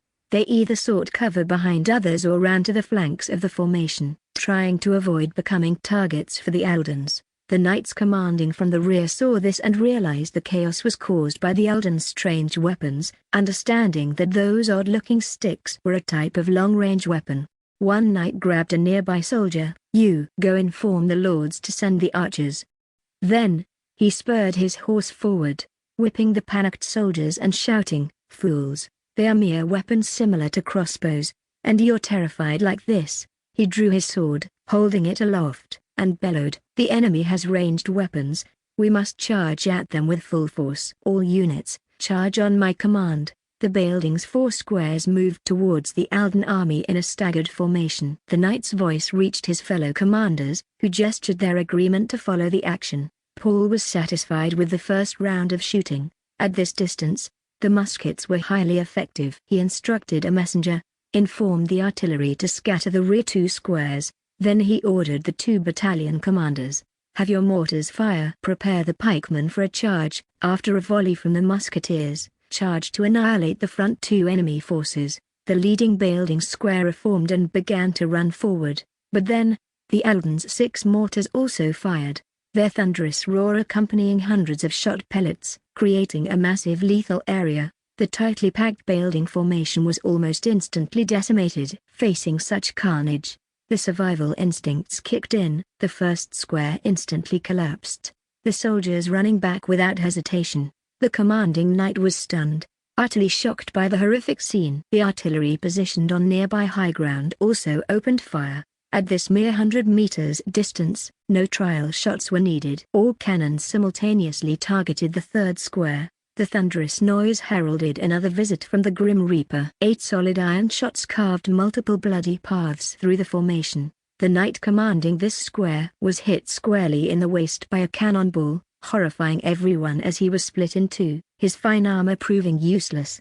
The cannonball, after killing the knight, continued its lethal journey through the soldiers, causing blood and limbs to fly everywhere. The 3rd square collapsed. Chapter 69, The Battle of Buchjuya II! Chapter 69, The Battle of Buchjuya II! T.L. Etude. Father in heaven, Angelo and the others who stayed behind were dumbfounded. In less than half an hour after the battle began, 2 out of their 4 detachments had already scattered in disarray. Shocked, they forgot to send out archers for reinforcement. From their distance, they couldn't clearly see what kind of weapon the enemy was using. According to the descriptions of those who came back for help, the elder people were using a powerful fire crossbow. Just a flash of fire would send countless bullets flying towards them with tremendous force. Those militiamen who wore no armor were killed upon impact, and even a slight touch caused injuries. Just as the soldier finished speaking, the lords saw another group at the forefront fall, and the soldiers started fleeing in all directions. Then, the 3rd square formation was opened with several large gaps, and they watched helplessly as the entire detachment collapsed instantly. The most miserable at this moment was Bailding's 2nd square formation. The units in front and behind had already dispersed, leaving them isolated in the middle. Continuing to advance could lead to the same fate, yet they had not received orders to retreat from their lord. This left everyone, from the knights in command to the soldiers below, in a state of dilemma. The knight commanding the 4th square formation saw the hesitation in front and also stopped advancing. Standing and observing from his position, According to Paul's original plan, a volley from the musketeers followed by a charge from the pikemen was supposed to completely rout the first square formation. But now, before they could even charge, most of the enemies had already fled. The cautious Paul instructed Bryce not to pursue the fleeing soldiers, as he did not want the units to be too far apart in case they were flanked by enemy cavalry. Thus, Paul ordered all units to advance collectively. The marching drum was sounded, and 2 regiments and 1 company marched forward slowly to the rhythm of the drum. Ibert's face turned pale. "We can't go on like this," Angelo anxiously said. "Let's gather all the knights and militiamen for a charge to break them." The 2 barons were terrified and pleaded earnestly. "My lord, please consider carefully. Nearly all the labor force from our territories is here. If they all die here, there will be no one to work our lands, and our women, children, and elderly will starve." The elder's terrifying weapon had already frightened them. In their minds, only the evil magic of legends could wield such cruel power. These small lords had relatively few people in their territories. They had brought almost all the able-bodied men they could muster, both to please the 2 viscounts and to hope for more loot and a larger share of the spoils when they reached elder territory. Seeing the previous confidence of the 2 viscounts, they had thought it was going to be a grand armed parade that would be over in a few days, without affecting the farm work. They never expected to encounter such a significant setback before even starting. Angelo furiously exclaimed, "To hell with the territories! To hell with the women, children, and elderly! Don't forget what we did to old Ganard." This is not just an ordinary dispute between lords. If Grayman wins, do you think paying him off will settle it? Do you think you can continue to be lords peacefully? We'll all be thrown in jail, we'll all be hanged, and all our properties will be confiscated. He menaced the 2 barons with a fearsome face. "Your families will be reduced to slaves. Your wives and daughters will be at Grayman's mercy, but by that time, you'll already be hanging on the gallows."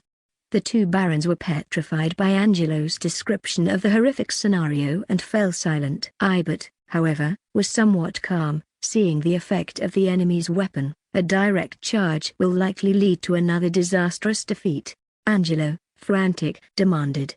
"Then what do you suggest we do?" He was adept at politics but had only a rudimentary understanding of military matters. Despite his intimidating threats to the barons, he was actually at his wits' end. Before the battle, he was full of confidence, but after it began, he realized that the enemy was not what they seemed. The feeling of falling from the clouds was far from pleasant. Ibert instructed the soldier who came for help, "Ride a horse and tell the remaining 2 detachments to spread out as much as possible. Don't cluster so tightly."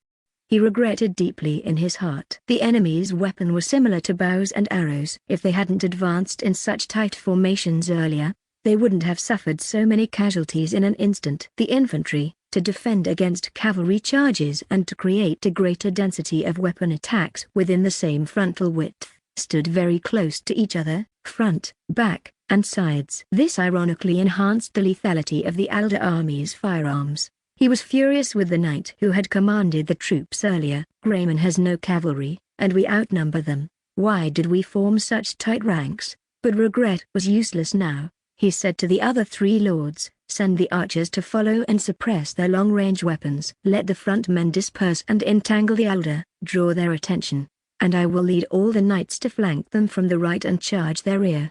Everyone agreed, and orders were given to assemble all the knights to follow Ibert in the charge. Messengers also ran forward to convey the new orders. The knights assembled quickly, forming an attack formation in no time and charging forward. In peacetime, knights from neighboring territories would occasionally gather for martial contests or group hunting. Contests were for honing individual martial skills, while hunting was to improve the knights' teamwork. Although this form of training could not match the group combat capabilities of regular knight orders that trained together year-round, in a rural area like the Northwest, once they assembled, they were an unbeatable force. With the remaining infantry on the battlefield as cover, Ibert led the knights in a wide arc, charging towards the rear of the Elder army from the right flank. There was a change in the formation of the building people. The commanding knight shouted, "Spread out, everyone, spread out." "Once you disperse, their weapons won't hit you." The soldiers clumsily pulled away from each other, and the two square formations gradually merged into a shapeless mass, looking from afar like a loosely scattered group of people. This also brought difficulties in command. When the knight ordered to advance, many did not hear and stood bewildered in place. On the elder side, the musketeer and artillery squads fired again, but the effect was not ideal. Firstly, the distance was too great, and secondly, the enemy's formation had become loose, drastically reducing the hit rate. However, it still caused another wave of panic among the enemy. Paul commanded, "It's time for our pikemen to take the field. Tell the artillery to fire a couple of rounds of grape shot, and then both regiments will charge together to break them." Since the solid shot from the cannon was ineffective against the enemy's loose formation, they switched to grape shot to increase the area of damage. At this moment, a soldier noticed the enemy's knights attempting a flank attack from the rear and quickly sounded the alarm. A staff officer shouted in slight panic, "Count, the enemy's knights have circled to our rear." Paul was alarmed, preoccupied with the infantry in front and hadn't expected the enemy's knights to sneak up from behind. "Back 2 rows, turn around. Prepare to resist the charge." Fortunately, they discovered it in time. With a large number of enemy infantry still in front, he decided not to form a hollow square. Another command was issued to the artillery.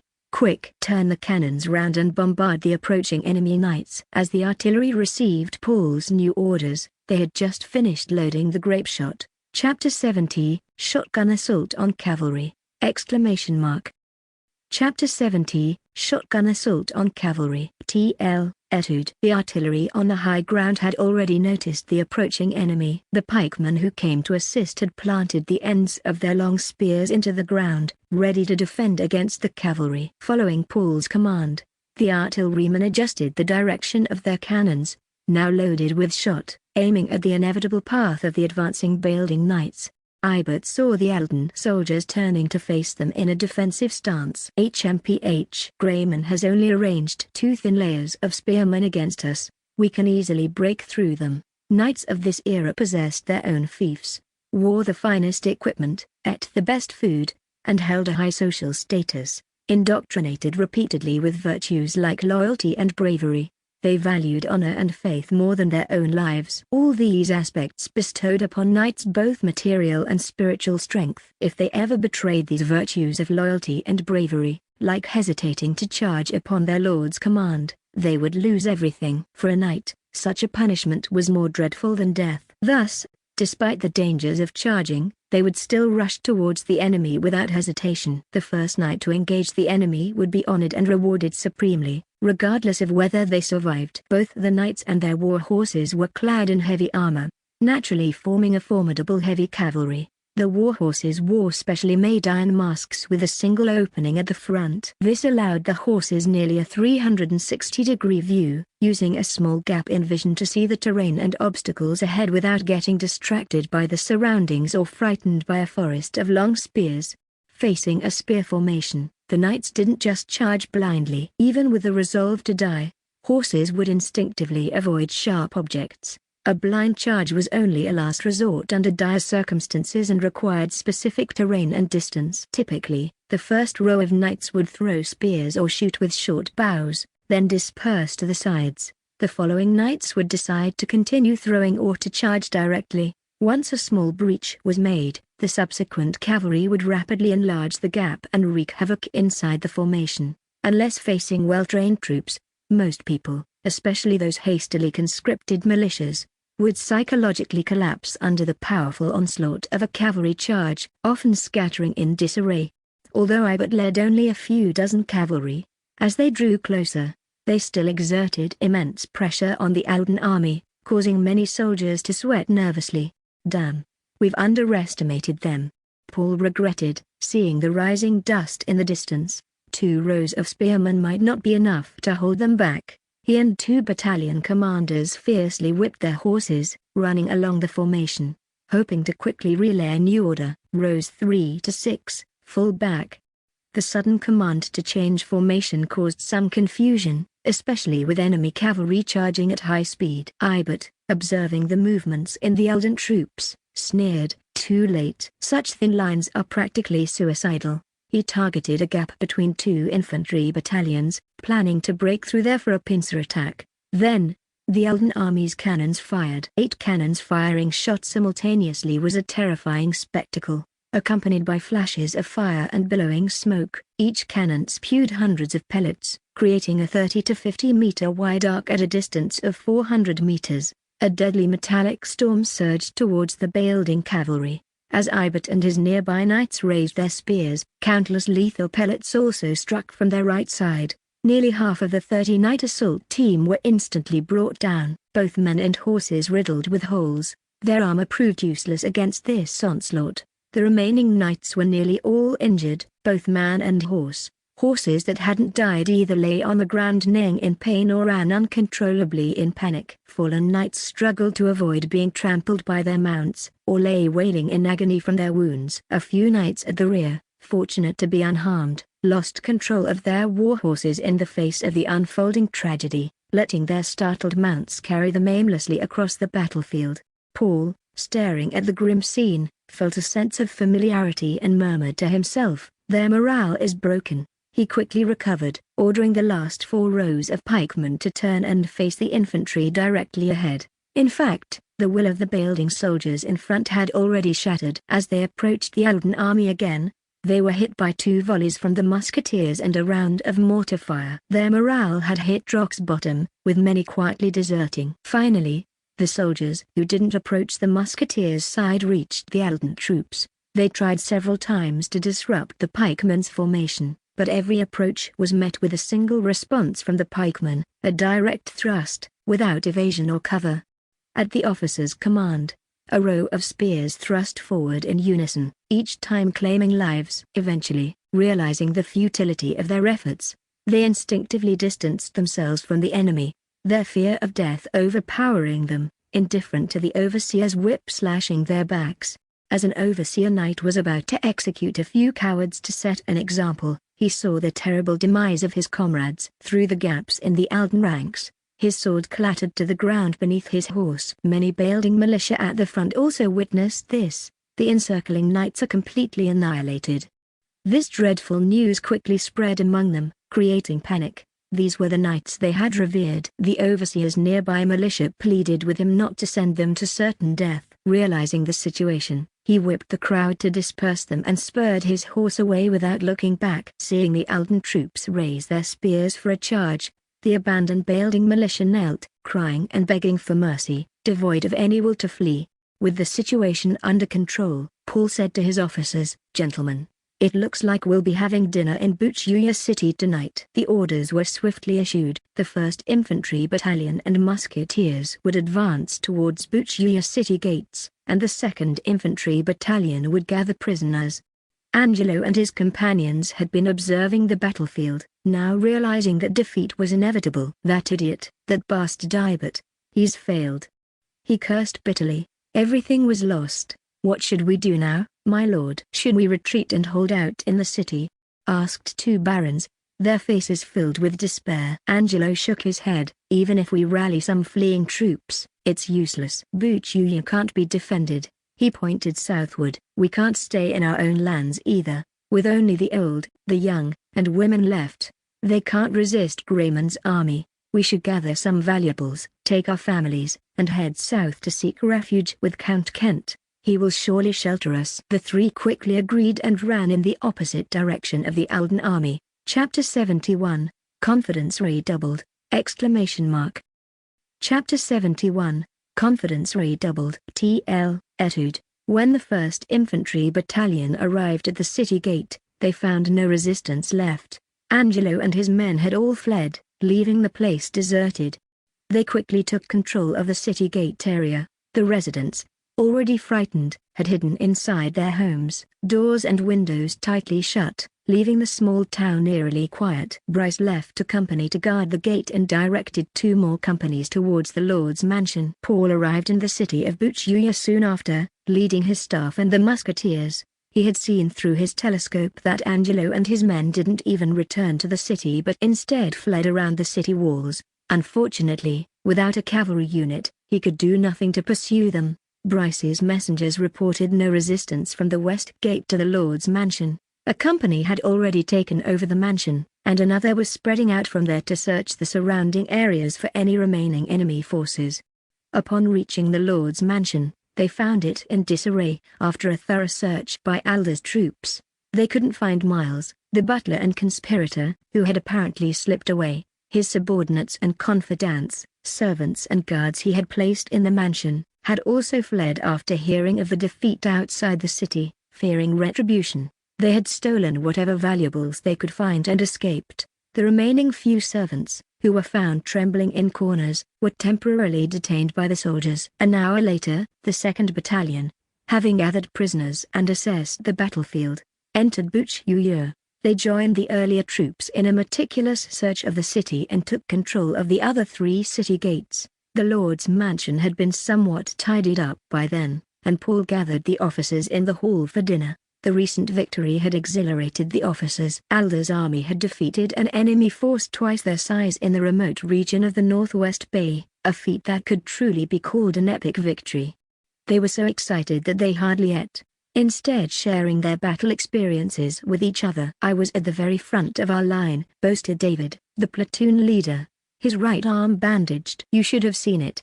A huge crowd of Bailding militia trying to break our formation. Luckily, they were armed only with sickles and shovels. We repelled them with our spears. The ones at the front got skewered. One of their shovels even took a big chunk out of my shoulder." The conversation turned to the battle's beginning. David's platoon had been on the right wing, the only unit to engage in hand-to-hand combat, as the enemy had charged them during the mortar's reload intervals. "It's scary to think about it now. That shovel's edge was pretty sharp. If it had hit my head." "To your bravery." "And let's hope that shovel wasn't used for shoveling dung," someone joked, eliciting laughter from the group. They also praised the artillery's performance in the battle. Without the artillery's devastating volley that decimated the enemy's cavalry, many of them might not have survived. The artillery commander, Wend, received personal accolades from the other officers. If Paul hadn't strictly forbidden drinking at that time, Wend might have been toasted into drunkenness. Some, like Bryce, felt regrets about the battle. "Alas, if only we had cavalry, then those traitors wouldn't have escaped," he lamented. The officers agreed, not just because they couldn't pursue Angelo and others. Count Grayman was too cautious. He didn't allow pursuit after the enemy's retreat, fearing that their units, spread too thin, might be encircled by the numerically superior enemy. He was especially concerned about his prized artillery being exposed without infantry protection. If they had a cavalry unit, its high mobility would have allowed them to swiftly deal with any enemies appearing on the flanks or rear, providing timely support to besieged allies. The battlefield wouldn't have been so constrained. Paul comforted everyone, saying, "Don't worry, there will be bread. There will be milk, everything will be there." Seeing everyone so spirited, he felt a surge of excitement within himself. As night fell, considering the army had marched all day and just fought a fierce battle, Paul didn't want to push them further. He believed the soldiers needed to rest as soon as possible. He gave a few instructions. First, to maintain vigilance against any remaining enemy forces inside or outside Buchuyur. Second, not to harass the residents, and if there weren't enough barracks, to set up tents in the streets. And third, to manage the prisoners properly. After everyone dispersed, Paul arranged for a messenger to ride back to Lakehart Town overnight to report the victory and to have Mulren Gannard depart for Buchuyur the next day. A guard prepared a room for Paul to rest in. At 10 p.m., he lay in bed but found himself unable to sleep, still too exhilarated. Previously, eradicating pirates had felt like a minor test of his capabilities, giving him little sense of accomplishment. They were just desperate outlaws. But this campaign against Bailding was his first direct confrontation with the old power structures of this world. Even though only a tip of the iceberg of this system had been exposed, this victory gave him confidence to move the entire iceberg. Technological superiority placed him at a kind of pinnacle in this world, looking down upon all. The firearms had shown immense power in this battle, as the officers described during dinner. It was thanks to the bold and straightforward nature of the people in the Northwest region.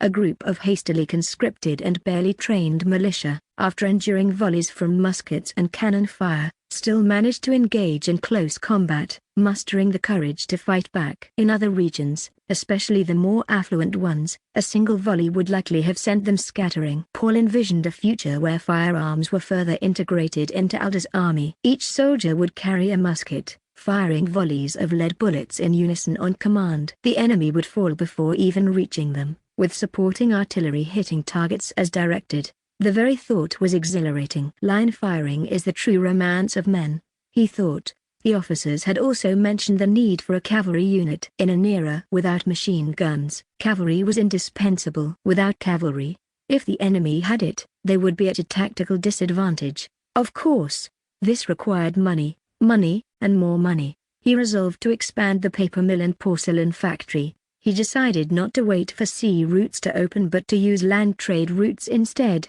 extending the new products market not just to the northwest but to the entire kingdom and continent.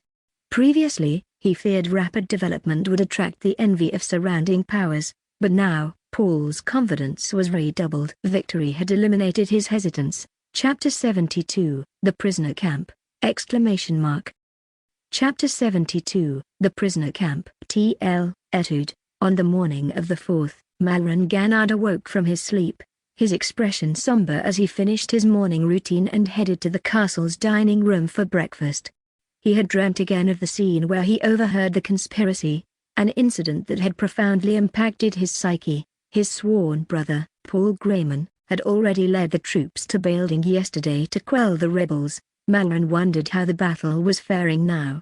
He had great faith in Paul. Seeing how confident Paul was, Malran believed the war would soon come to an end. After breakfast, the Grayman family's butler, Philip, approached him, saying that the steward Ford and Abbott requested his presence, leading him to the hall for their meeting. "Congratulations, Lord Count."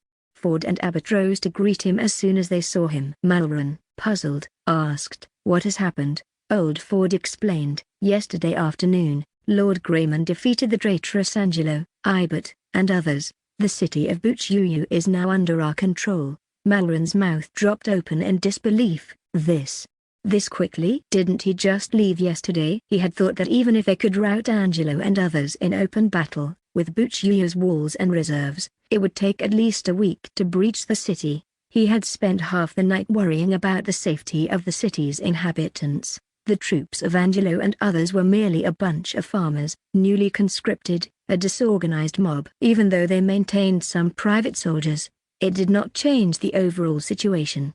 Hansel, who had seen the soldiers patrolling the streets of Buchuyu, commented, "They were slack and disheveled, far inferior to the elite soldiers of Lakehart Town." Malran clasped his hands in a prayerful gesture.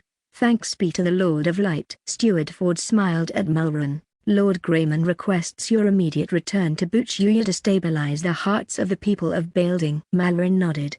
"All right, I will leave at once." Paul, in the Lord's mansion of Buchuyu, listened to the report on the outcome of yesterday's battle. According to the information obtained from interrogating several knights and leaders, the rebel army of over 2,000 men consisted of about 400 private soldiers previously under Angelo and others, around 300 mercenaries, and the rest were farmers or serfs conscripted from various parts of Bailding. After the battle, the Elder army captured 823 prisoners of various sorts, while the rest scattered during the fight, including the knights killed by shrapnel.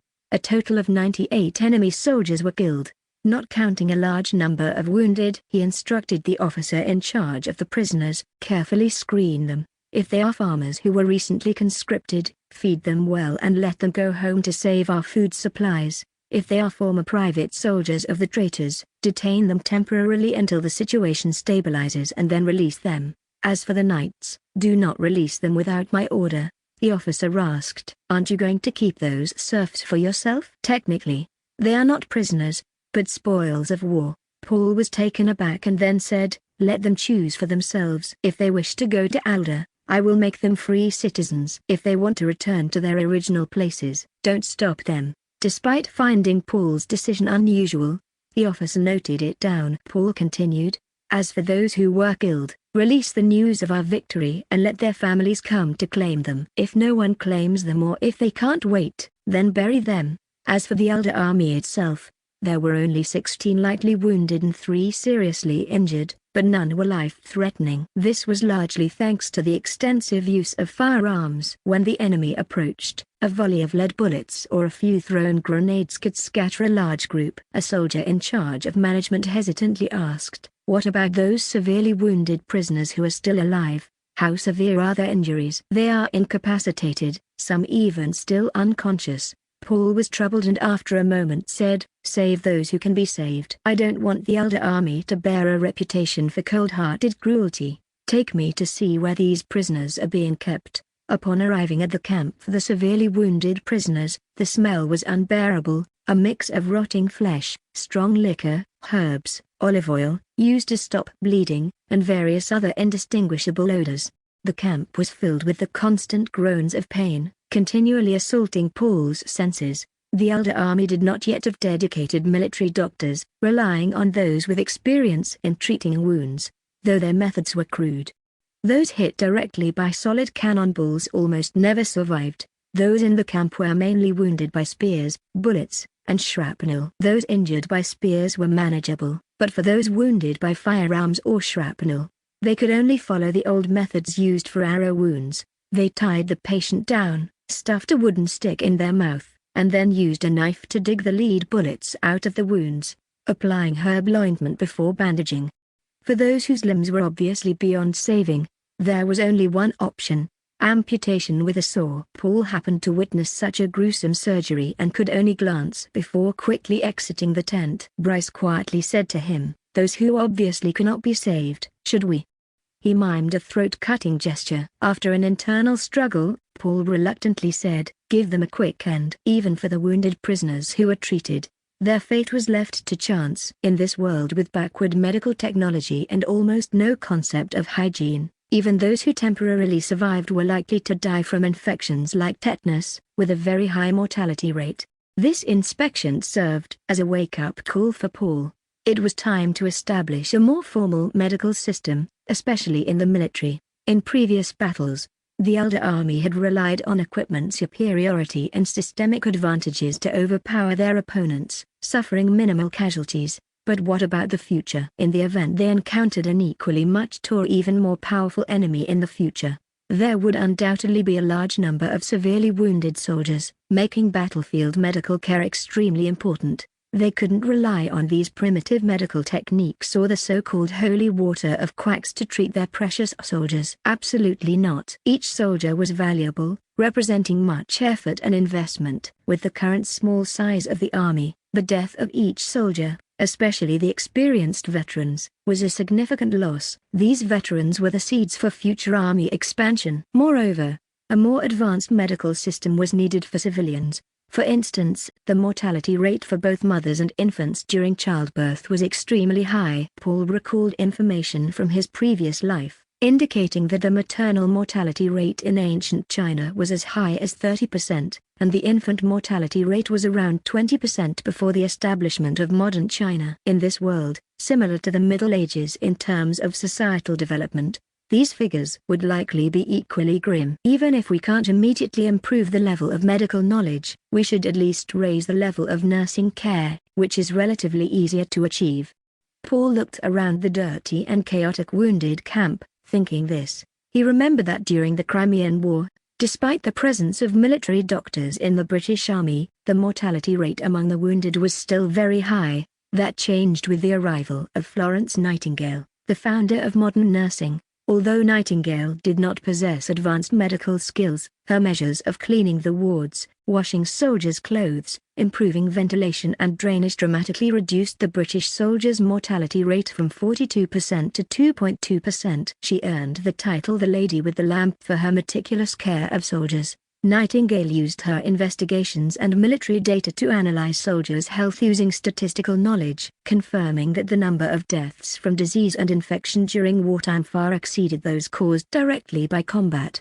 Paul decided to start by improving the hygiene of the prisoner camp. From the day he took command, he had always emphasized sanitation in the barracks, so the soldiers' quarters were clean. However, the same care was not extended to the prisoners' quarters. After all, why go to such lengths for a bunch of captives? He summoned the officer in charge of the prisoner camp and severely criticized him. "The prisoner camp is so dirty and messy. What if an epidemic breaks out and infects our own men?" The Count was furious, and the officer didn't dare to utter a word in response. A series of nursing measures for the wounded were proposed, such as timely disposal of garbage and dirty water, maintaining ventilation in the tents, and boiling the wounded's clothes for sterilization. What is sterilization? Just follow the instructions. After giving his directives, Paul returned to the Lord's mansion. The guard informed him that Count Malron Gennard was already inside, waiting for him. So fast? He was a bit surprised. Well, it was time to have a proper talk with his sworn brother. Chapter 73, Taking Over Building! Chapter 73, Taking Over Building. TL, Etude. Paul briskly entered the Lord's mansion's grand hall and greeted warmly. "You've arrived quickly, my brother." Malron's face showed a look of surprise as he came over to embrace him. "You're the quick one. I thought the battle would last at least a week." The two found seats and sat down. Paul spoke with a hint of regret. "Unfortunately, only Ibert was killed by us leading the night's charge. Angelo and the other two, as well as your steward, all fled. They probably ran back to their own lands to recruit more troops." Paul scoffed disdainfully. "HMPH. It's the same as sending them to their death no matter how many come." The two discussed the subsequent arrangements. Although the battle was won by Paul, Malron Gennard was still the Lord of Building. They finally decided to continue sweeping the two viscounties and two baronies in Building that were involved in the conspiracy, confiscating their properties, and stripping these families of their titles and honors. If they could capture Angelo and the others, they would be brought back for trial and execution. If they had already fled, warrants would be issued to the surrounding territories. As for Baron Andrew, who led troops south to quell the rebellion, his lands would remain untouched until it was confirmed whether he was involved in the conspiracy. Of course, considering they had just experienced a fierce battle, Paul told Malron that his soldiers needed some time to rest and recover. The two continued to chat for a while when suddenly, Malron sighed deeply. Upon returning to his home this time, everything had changed, and it was desolate inside. All the familiar faces had disappeared. Although he knew most of the servants in the house were arranged by the butler, Miles, the emptiness of the Lord's mansion still evoked a profound sense of loss in him. "Paul, I've been thinking." Malron hesitated. "What are you thinking about?" After hesitating for a while, Malron finally said, "After executing those traitors to avenge my father, I plan to join a monastery as a monk." Paul, who had just finished drinking water, spat it out in surprise. "Monks live a lifetime without marrying, subsisting on simple meals, praying and reciting scriptures, dedicating their entire being to the Lord of Light, on earth." This was akin to renouncing worldly life. To abandon the role of a lord for such a life. Why would he do that? Paul was greatly worried, and not just for this reason. He had planned to help Malron quell the rebellion in hopes of gaining control of some mines in his territory, which would greatly aid his industrial development plans. Having saved Malron's life and helped him immensely, on top of their previous friendship, Paul believed Malron would be agreeable to his plans. But if Malron now abandoned his lordship, the Gennard family's lands would either be reclaimed by the royal family or inherited by some unknown relative, leaving Paul Grayman with nothing to gain. Wouldn't his efforts in the battle be in vain? No. He must dissuade him from this foolish idea, or at least delay it until he acquired what he wanted from Building. He quickly said, Hey, how did you suddenly come up with such a crazy idea?" Malron shook his head. "This idea isn't new. I've been feeling disheartened since you rescued me. Everything I've worked for and achieved feels illusory, like a bubble that bursts upon touch. I can't bear it. I want to escape. The only place that seems fitting for me now is a monastery. I've been to the North Shore Monastery in your territory a few times when you were busy. I find the environment there pleasant, and the abbot is a very upright man. So, I was thinking." Paul vigorously shook his head. "That's a terrible mistake, a huge mistake." He tried hard to persuade Malron to abandon the idea, finding all sorts of reasons from the harsh life in the monastery to the various conveniences of being a noble, from the responsibilities of a regional lord to the long and storied history of the Gennard family. In the end, Paul spoke fervently and indignantly. How can you do this to your father who was murdered? What about my soldiers who sacrificed themselves for your revenge? Malron seemed persuaded, his face showing a look of shame. It was evident that he had been hesitant before, and Paul's words only intensified his doubts. He gripped his cup tightly, head bowed, and said, "But I fear I will still be an unqualified lord. Look at how I was deceived by Angelo and others for so many years without knowing. Continuing in this position, I am likely to be misled by others. And previously, I was dealing with all made-up stuff. I'm afraid I don't have clear understanding of the real situation in my territory. With no trustworthy people around, what should I do?" He put down the cup and covered his face with his hands, looking utterly lost. "All right." It was time to play the role of a considerate brother. Paul put his right arm around Malron's back and said, "Hey, brother. That last sentence really hurt me. Have you forgotten about me? Your blood-sworn brother? At least you can trust me. Don't worry. I will help you. However you need help, that's how I will help. Under my protection, no one will be able to deceive you or plot against you again." Malron turned his head, and Paul looked at him with a warm and reassuring smile, appearing utterly dependable. "Thank you, Paul." He thanked him sincerely but then asked, "But what should I do now?" "That's what I'm here for." Paul raised a finger and said, "Seeing you so troubled, I have a suggestion. If you temporarily don't have any reliable people by your side, maybe I could let Steward Ford assist you. He's well versed in various administrative affairs and has managed Alder efficiently. Although Bailding is a bit bigger than Alder, I'm sure it won't be too much for him. Of course, this is only if you agree to the proposal, and anything related to Bailding, we will report to you. After all, you are the true Lord of Bailding, and you have the final say on everything in your territory, until you find a new steward whom you can trust and rely on." After saying this, Paul looked into Malron's eyes, waiting for his brother's response. To his surprise, Malron almost didn't hesitate. Upon hearing the suggestion, he seemed relieved, grasped Paul's hand tightly, and said, "I think it's a good idea, Paul. Let's do as you say." "I've had several conversations with Steward Ford recently, and he indeed is a steady and reliable elder. With his assistance, I'm sure Bailding will get better and better." Since you agree, let's do that." This was an unexpected boon for Paul. He had originally wanted just a few mines, but now Malron readily handed over the management of Bailding to him. Bailding was larger and more populous than Alder, and with its various resources, Paul could now expand his plans more freely. Paul clenched his fist in excitement and said, "Tomorrow, we'll head to the lands of those traitors, bring them out for trial, and avenge Uncle Ganard." Chapter 74, Establishing the Administration Council! Chapter 74, Establishing the Administration Council! T.L. Etude. Within a week of reaching an agreement with Malron Ganard, the Elder army launched attacks in various places, turning the lands of the four conspiring vassals upside down. Angelo and others had already fled with their families, but their castles and manors were all seized. The wealth they couldn't take with them was confiscated, and Malron even voluntarily offered to gift the traitors' abandoned properties to Paul. After stabilizing the situation in Bailding, Paul left an infantry battalion to guard the city of Buchuyu and returned to Lakehart town with Malron and the rest of the troops.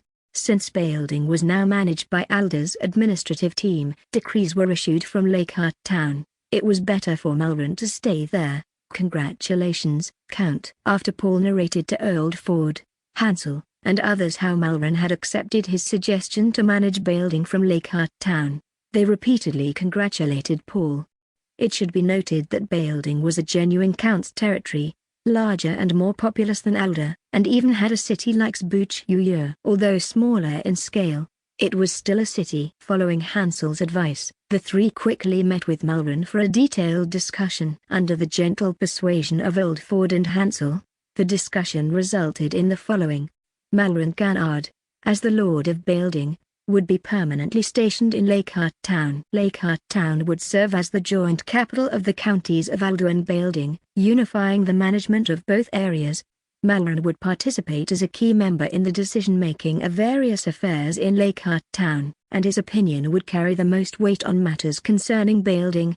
After the discussion, Hansel privately met with Paul to understand the specifics of Malron's initial agreement to Paul's proposal. Count Grayman, I think Count Ganard already had similar thoughts, so he readily agreed when you proposed it, Hansel said with a "you can't fool me" expression. Paul was puzzled. Really? How do you know? Hansel explained, I had a talk with Count Ganard before. His current mindset is very poor, doubting himself, others, even the world. Paul understood. He had witnessed a bit of this at the Buchia Lord's mansion. The sudden estrangement of his father, the conspiracies of his vassals, might have put him in a state of... Hansel paused, searching for the right words. Paranoid delusion. Paul nodded. Yes. That's possible. And then? Hansel said. Forgive my bluntness, but he was probably also wary of you. Paul was baffled. Why would that be? Hansel explained. Think from his perspective. My father suddenly ignores me, my vassals plot against me, my steward also betrays me. These people I trusted are all ill-intentioned, so why should my ally be any different? Count Ganard was probably ready for a major sacrifice. With his closest kin deceased, trusted allies rebelling, his army fighting in the south, its loyalty uncertain, if you two had ulterior motives and he defied your wishes, especially since your army already controlled Bailding, his fate was in your hands. I suspect his talk of becoming a monk was also deliberate, a ploy to provoke you into revealing your intentions. Paul did have some ulterior motives, but he certainly didn't intend to take over all of Bailding. He shook his head and said, Malron isn't that calculating. Hansel, you're looking at things through a conspiratorial lens yourself, aren't you? Paul patted Hansel on the shoulder. Look on the bright side, the world is still a beautiful place. Hansel's face reddened slightly, and he cleared his throat to hide his embarrassment. Anyway, congratulations on acquiring a complete count's territory. It's greatly beneficial for your future plans. Paul looked him in the eyes and said, and it's also greatly beneficial for your career. The two shared a smile. Indeed, regardless of Malron's true intentions, controlling Bailding brought Paul significant benefits, not just for the future, but also in the present. After Paul had previously ordered a census of the population in his territory, he received the following data. The entire Elder Count's territory had about 60,000 people, distributed in 10 large towns including Lakehart Town and Port Fran, and more than 50 natural villages. With the current size of the army being over 1,300, it essentially meant that 40 to 50 civilians were supporting one professional soldier. This was manageable for ordinary soldiers of the era, but for Paul's newly established army and given the level of productivity of the time, it was very challenging. With control over Bailding, this pressure was alleviated. A rough estimate put Bailding's population at around 80,000 to 90,000. To manage the affairs of both territories efficiently, Paul decided to establish an administrative body named the Administration Council. After consulting with everyone, the Administration Council was temporarily divided into 7 departments: finance, agriculture, industry, education, fisheries, forestry, public security, and intelligence, with Old Ford serving as the head of the Administration Council. Ford also concurrently held the position of head of the finance department. Hansel was invited to head the agriculture department, as he was the one most concerned about food issues in Lakehart Town. He readily accepted Paul's invitation. Cecil would no longer be in charge of forestry affairs and would serve full-time as the head of the intelligence department, which, though part of the Administration Council, would report directly to Paul himself. The forestry department would be led by Cecil's former deputy in forestry matters. The head of the fisheries department would be the former tax officer responsible for collecting taxes from fishermen. The head of the public security department would be led by Lucian Hayden, the platoon leader of the 2nd Platoon of the Internal Guard troops. He would be responsible for forming a unit named Police. Paul himself would temporarily take charge of the industry and education departments, as he did not trust anyone else with these 2 departments at the moment. Previously, the heads of various affairs in the territory generally worked from their homes, only visiting the Lord's mansion when necessary or for meetings. With the establishment of the Administration Council and the need for increased security and efficiency, this method of working was no longer suitable. Therefore, a group of houses near the Lord's mansion was requisitioned and, after renovations, would serve as the permanent office space for each department. Paul also established an attendance system for the officials. From now on, employees of each department would have to sign in and out every day, with penalties for being late or leaving early without a valid reason. To test the teaching effectiveness of the recently established Vice Academy and to fill the vacancies of officials in various departments, Paul decided to hold an examination in Leichhardt Town. The exam was simple. 1. Writing ability, able to write a comprehensible self-introduction, ignoring minor spelling errors. 2. Reading ability, able to read and understand at least 80% of a long paragraph and convey its meaning accurately. 3. Numeracy, proficient in addition and subtraction up to 100, multiplication and division not required. 4. Writing one's name correctly. If all 4 criteria were met, congratulations. You're now a proud official of the Administration Council, eligible for a monthly salary to support your family. After the news was released, a flood of applicants came forth. Chapter 75, The Mara Harvester! Chapter 75, The Mara Harvester! TL, Etude. Under Paul's persistent concern, the Leichhardt Town agricultural machinery factory finally achieved significant results not long ago. The harvester was the primary research target, and now it had finally borne fruit. During the research process, Paul proposed 2 developmental paths. One was to develop a traction harvester similar to the American McCormick harvester, which would be pulled by livestock. The other was to develop a push-type harvester similar to the British Bell harvester, which would be pushed by livestock. After careful analysis, the craftsman ultimately chose the traction harvester because it was simpler to advance the research and development work of the agricultural machinery factory and create an ideal testing environment. The Count allowed the craftsman to boldly experiment in the fields of Grayman.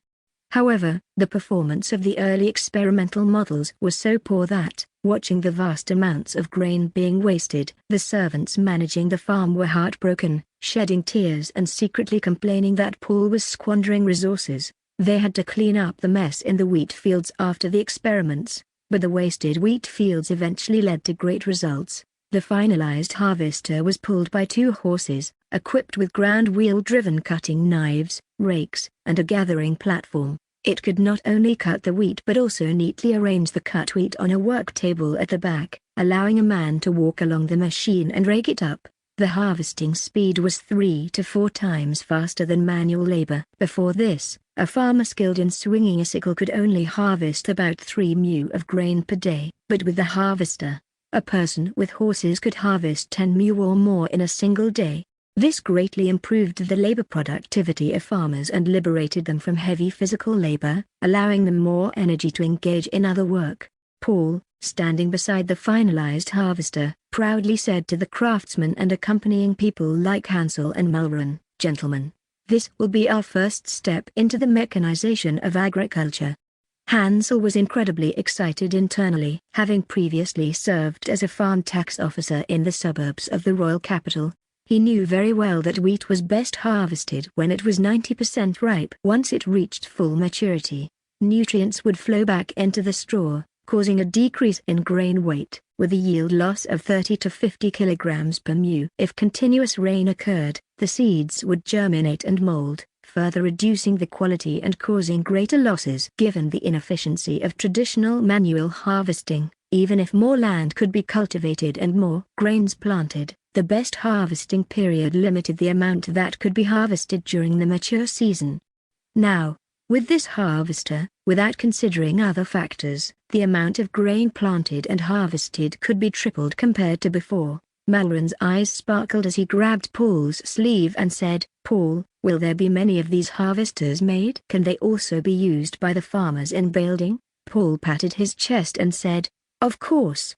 My brother Bailding and Alder will be treated equally." The craftsmen were equally overjoyed and excited. They often worked in the fields themselves and naturally understood the significant implications of the harvester. Although the initial design was completed by the Lord, they conducted the later improvements and refinements. Participating in the invention of such a great creation was an honor. Paul cleared his throat and loudly said to the craftsman, Your creation will produce more food, preventing many from hunger. This great achievement is no less than that of the heroes and saints in history. I announce that everyone involved in the research will receive at least 1 gold coin as a reward, and I will add more based on each person's contribution. The greater the contribution, the larger the reward." The craftsman let out incredulous exclamations, amazed not only by being elevated to the status of heroes and saints by their lord but also by receiving a substantial fortune. For a while, words of praise, gratitude, and loyalty poured towards Paul. Although the harvester was successfully developed, Paul was not satisfied with just this achievement. He ordered the craftsman to continuously improve the harvester, making it more convenient, durable, and efficient. He promised significant rewards for every improvement. Next came the promotion phase. Unfortunately, it was already September, and Paul had been overly optimistic about the R&D efficiency when setting up the agricultural machinery factory. He had prioritized the development of the harvester, hoping to catch up with this year's wheat harvest. However, it seemed that they were unable to meet this timeline as the wheat in the northwest area had already been mostly harvested. Nonetheless, he had reserved a wheat field on his own farm, allowing it to sprout and mold, just to demonstrate its use during the promotion. Within a few days, Lakehart Town issued an order to the agricultural associations already established in various places. In the name of the Lord's Manor, every village and town landlord was required to arrive at Lakehart Town within 2 days. Count Grayman would demonstrate a significantly meaningful agricultural machine to them. The landlords saw an exciting scene at a nearby farm in Lakehart Town, a strange machine pulled by 2 horses. This mechanical beast had a wooden turnover wheel and a cutting arm with sharp teeth, moving back and forth like a saw. As the horses pulled it forward, bundles of wheat were harvested and neatly stacked on the work table at the back. The onlookers were thrilled, with the experienced farmers exclaiming, "It's just like a scene from a dream." Hansel, in charge of the demonstration, seized the opportunity to start selling. "Gentlemen, this machine is called a harvester. Do you want one?" "Yes, of course, we want it. Is the Lord planning to sell this machine? Please, tell us the price." These farmers were very eager. Humphrey announced the price, 1 harvester for 998 Ordo silver coins. Upon hearing the price, everyone gasped in surprise. It seemed too expensive, and the atmosphere suddenly cooled. "Don't worry, everyone. Lord Grayman allows you to pay in installments. That means you don't have to pay all at once but make a down payment first and then pay in intervals until it's fully paid.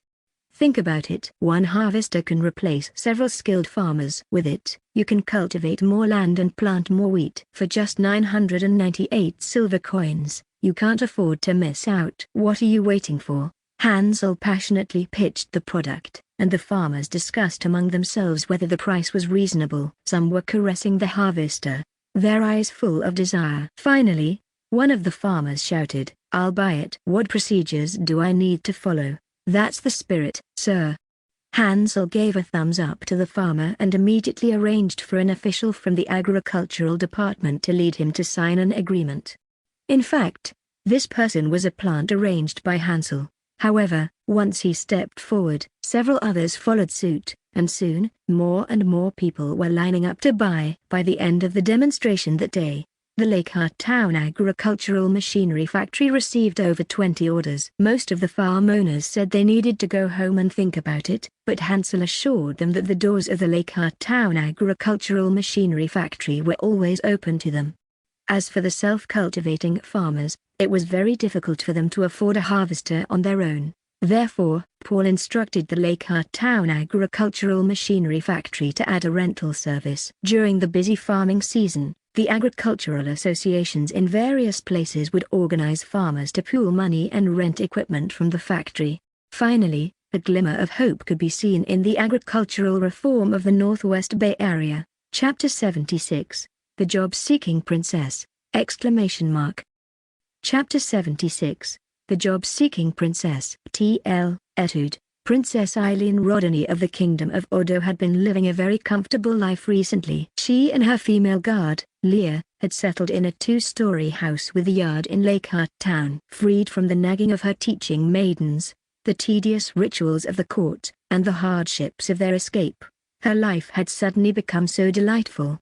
The environment in Lakeheart Town was pleasant, far from the dirty and chaotic towns they had passed through on their way. However, according to the locals, Lakeheart Town wasn't always this clean. It improved after the new lord took over and made significant efforts to clean up the streets, installing public trash bins at regular intervals. Strict penalties for littering transformed the town into the tidy place it was now. Once accustomed to this comfortable environment, the residents became more conscientious about maintaining its cleanliness. Eileen felt admiration in her heart. What an extraordinary lord! The towns they had passed through during their escape were filled with garbage and even excrement, making the streets almost unbearable to walk. When Eileen and Leah first arrived in Lakeheart Town, they thought they had entered a paradise, which was a significant reason for Eileen's desire to stay. In Lakeheart Town, Eileen discovered something incredible: extremely cheap paper. She could buy 50 sheets of this paper for the price of one parchment. Identifying more as a scholar than a princess, Eileen valued the significance of affordable and abundant paper. Now, she could write and draw without the careful consideration required before. Besides paper, there were other novel items, like the exquisite, smooth, fine-feeling porcelain. Each piece seemed like a work of art. Unfortunately, porcelain was expensive. Eileen had admired a small vase in a shop but refrained from buying it after hearing the price. Their cash was limited after buying the house, so they had to be frugal. Recently, several significant events had occurred in Lakeheart Town. First, there was a war between Aldo and the neighboring Count Ganard territory. The reason was popular among the common folk. Several of Count Ganard's vassals conspired to kill their old lord and undermine the new one. As the new lord's blood-sworn brother, Count Grayman naturally sought justice. Conspiracies, betrayals, revenge were there better elements for gossip? This provided the people of Lakeheart Town with much to talk about, especially with news that Aldo's army had crushed the Building forces, boosting their pride.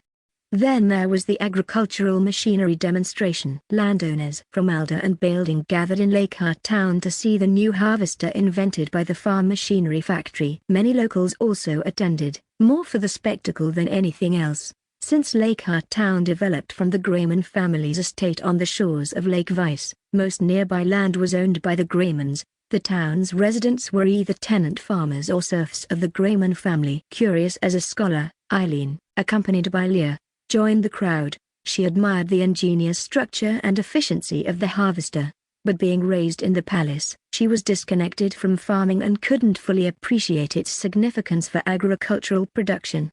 Another event was the upcoming examination at the Vice Academy. Eileen considered the content of the exam almost an insult to her, but understanding it was primarily for the lower classes and their level of education, she accepted it.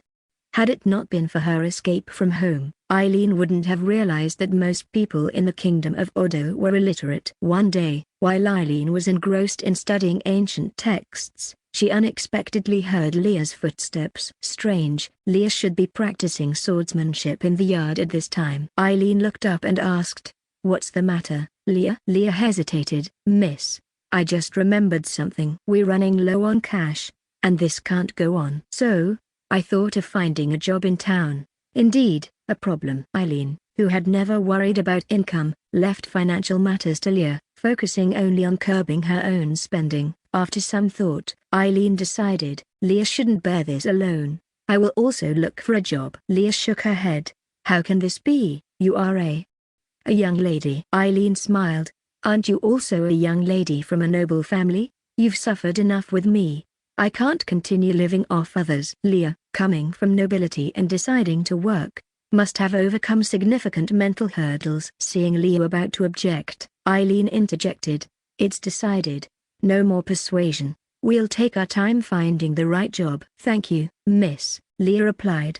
The female guard was deeply moved and then excused herself to continue practicing her swordsmanship. Eileen, watching Leah leave, was immersed in deep self-reproach. She had never concerned herself with financial matters, and this negligence made her feel terribly guilty towards her guard. "This place might not have suitable jobs for us. We need to be prepared," she thought. The princess opened her wardrobe and took out a box from the very back. Inside were a dazzling array of jewels and ornaments. She decided to pick a few to exchange for money. "No, I can't do that. These bracelets were a gift from my sister. Ah, and this necklace is my favorite. I can't use it for money either. Eileen struggled to choose. Each time she picked up a piece of jewelry, it felt like cutting a piece of her heart out. Let's go with this one. She picked up a pair of exquisite earrings, a gift from King Rodney XVI on her last birthday. Remembering her father only brought her anger, and she thought these earrings were the most suitable to exchange for money.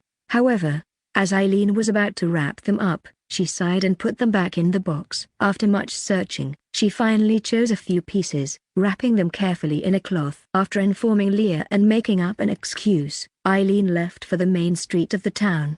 Upon inquiring with the townspeople, she arrived at the only pawnshop in Lakehart town. After a moment's hesitation, she entered. "Welcome, what can I do for you?"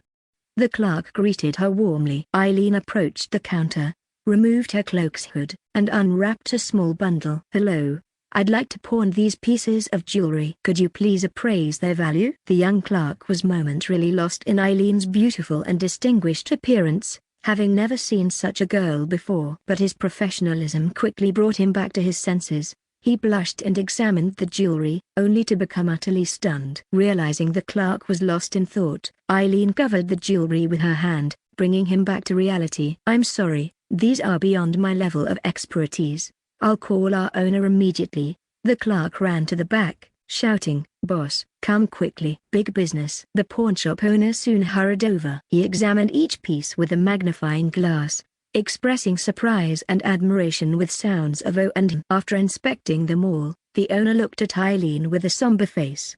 "These are too valuable for our small shop to handle." His expression resembled someone who had found a gold mine but lacked the capital to mine it. Disappointed, Eileen asked, "Where can I exchange these for money?" The owner suggested, "Maybe the pawnshops in Buchuya City can handle your jewelry, though it's not very likely." "All right. Thank you for your time." Eileen gathered her jewelry and left the pawnshop. The clerk, still in disbelief, asked the owner, "Were those pieces so valuable that even you couldn't take them?" The owner, with a serious look, assured, "With my 30 years of experience, I promise you, if that lady exchanged those jewels for money, she would be the second richest person in Alda, next to Count Grayman." The clerk's mouth fell open in disbelief. "What should I do? Do I need to go to Buchuya?" Eileen thought, walking disappointedly through the streets, eventually reaching the town center's square. Passing by a notice board, she glanced at it without much interest. However, one notice caught her attention. "The Lord's Manor is recruiting talents proficient in linguistics. Excellent remuneration, salary negotiable. Interested parties should apply directly at the castle gate." Chapter 77, Language Consultant and Flag Communication! Chapter 77, Language Consultant and Flag Communication. TL, Etude. Paul was discussing the sales of harvesters from the agricultural machinery factory with Old Ford, Ansel, and other administrative officials, their conversation often punctuated with laughter. Although the scene of everyone rushing to place orders as he had anticipated did not occur, receiving orders worth tens of thousands of silver coins within a few days was still quite satisfactory. It seemed there were indeed many wealthy people in his territory, and he needed to think of ways to get their money moving. The heads of the Ministry of Civil Affairs were all visibly pleased, not only because of the increase in the territory's finances but also because most of them were landowners themselves, with varying amounts of farmland. Paul had promised them that they could buy a harvester from the agricultural machinery factory at cost price. Old Ford reported to Paul that the consolidation of farmland was progressing steadily. The scattered small plots of land previously owned by various landlords were being gradually consolidated into large farms under the promotion of local agricultural associations. The four-field crop rotation system was also being widely publicized, and many people had already expressed their intention to try this new farming technique next year. Another development was the construction of water conservancy facilities. The agricultural associations, in the name of the Lord, had conscripted labor for this purpose, and so far, they had repaired and built a total of 5 kilometers of irrigation channels, a number that was expected to continue to grow. After completing the construction of agricultural associations in various parts of Byerding, The Department of Agriculture planned to extend these measures to byrding as well. Previously, Ford, the steward, had personally handled agricultural affairs, but now with Hansel, the head of the Department of Agriculture, Ford's burden would be lighter. Paul felt somewhat uneasy about conscripting labor without compensation, but given the current low fiscal income, it seemed necessary. He concluded by saying, "So, please keep up the good work and let's increase the agricultural output of Alduin by byrding several times over as soon as possible." Everyone accepted the order and went back to their respective duties. Paul turned to his secretary and asked, "Bernard, are there any other arrangements for today?" Bernard Francis, an old friend of Hansel from the royal capital, was a former manuscript copyist at the Royal Crystal Shine Academy. His years of copying books had greatly expanded his knowledge and honed his photographic memory. He was an excellent writer, skilled in the use of elaborate language in various allusions. He was also meticulous, a trait developed from his time at the academy where he worked with sheepskin paper, where a single mistake could cause long-lasting distress. After coming to Lakehart Town, Ford, the steward, felt that his qualities were very suitable for helping the Count with paperwork and scheduling, and recommended him to Paul. After an interview, Paul was satisfied and created the position of secretary for Bernard. Upon hearing Paul's inquiry, Bernard quickly flipped through his notebook and said, "You have an interview scheduled for this afternoon." Someone finally responded yesterday to the recently posted recruitment notice for a language expert. Bernard had quickly adapted to the various new terms proposed by Paul. "All right, let's see who it is." Before 2 p.m., Paul arrived at his office. With the increasing affairs within his territory, continuing to work in his study was no longer suitable. He had Philip, the housekeeper, find another room within the Lord's mansion to serve as a dedicated office space, while the original study was now used solely for storing his private book collection. As the clock struck 2, a knock on the door was heard. After Paul called out "Come in," Bernard led a young girl into the room. "This girl looks familiar." The girl greeted him with a bow. "Count Grayman, long time no see." "Long time no see? Oh, right. Isn't this the girl he had rescued on the way back to Lakehart Town from Port Fran? She seemed to be from the Gabella Empire, with the last name Dias." Paul had checked. The Dias surname was significant in the Gabella Empire, with the current queen of the Ordo Kingdom hailing from the Dias family. No wonder she wore the kind of clothing only the nobility wore at that time. But it could also be a coincidence, as many people in the world shared the same surname. He gestured for the girl to sit and asked, "Ms. Dias, are you here to apply for the position of language expert? Isn't she a bit young for this role? How much expertise could she possibly have?" The girl nodded in response. "Yes, I have some understanding of languages and scripts. I can read and write most of the languages spoken across the continent, and I have also studied some rare languages and ancient scripts." Impressive, Paul thought. If this girl wasn't exaggerating, she was practically a human translation machine. He asked Bernard to bring several foreign language dictionaries, intending to test her thoroughly. Lacking other language experts, they resorted to using dictionaries for the test. To his surprise, Bernard volunteered himself. "Lord Count, I also have some knowledge of several languages. May I conduct the test?" "What? You have this skill too? Why didn't you say so earlier?" Bernard replied with a shy smile. "All students of the Royal Crystal Shine Academy are required to master several languages. Hansel is no exception." Upon hearing this, Eileen, the girl, tensed up, realizing there were people from the Crystal Shine Academy in this small town. Fortunately, it seemed he did not recognize her, and she slowly relaxed. Paul gestured for Bernard to proceed with the test. After a series of translation tests, Bernard whispered to Paul, "Lord, her skills are indeed high. I couldn't stump her." Eileen raised her head proudly and said, "Count Grayman, knowing a language and studying it are two different things. Perhaps you could test me on other aspects, like the shape, system, origin, evolution, and development of a language's script." Paul looked at Bernard, who shrugged helplessly. "Well, it seemed she was the one. Miss Dias, congratulations. You are now my language consultant." Eileen asked, "What will my duties involve?" "Translating during your interactions with foreigners?" She had thought she would be taking on a role like a private tutor. Paul replied, "Ah, that might be part of your duties in the future." Considering the increase in future trade partners, the scenario described by the girl was indeed possible. But for now, I have a special task for you, to create a new flag signaling system for my army. A new flag language? Yes, using flags to convey certain command orders. Eileen was puzzled. As far as I know, the technique of commanding armies with flags is already quite advanced in the armies of various nations. Why do you wish to reinvent the wheel, Count? Paul explained. The current flag signaling system can carry only a limited amount of information. I need a system that can convey very complex commands. After 2 battles, Paul deeply felt the inconvenience of commanding armies in an era where communication was primarily by shouting, where orders had to be relayed by messengers. He had consulted with Chief of Staff Schroeder about the world's battlefield command methods and was disappointed to find that although horns and flag signals existed, they could only convey simple commands, such as advance, charge, or retreat. The outcome of a battle was nearly half decided by how the commanders arranged their troops before the fight. The army of Alder was unique in this world, not only in its organization but also in its use of new technological weapons like muskets and cannons. Many commands couldn't be conveyed through existent flag signals, like where to aim the cannons, which unit to support, or whether to use solid or scatter shot.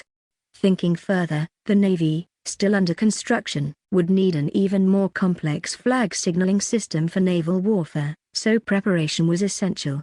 He told Eileen, "The specific requirements will be explained to you in detail by my officers." Miss Dyers nodded in understanding. "Now, let's talk about your salary. How does 1 silver coin per month sound? If you perform well, your salary will be increased." That was equivalent to 1,000 copper coins. A high salary for a top-tier talent like Miss Dyers in the Northwest. "That's acceptable," Eileen agreed promptly, knowing from her time in Lakehart Town that 1 silver coin was considered a high salary locally.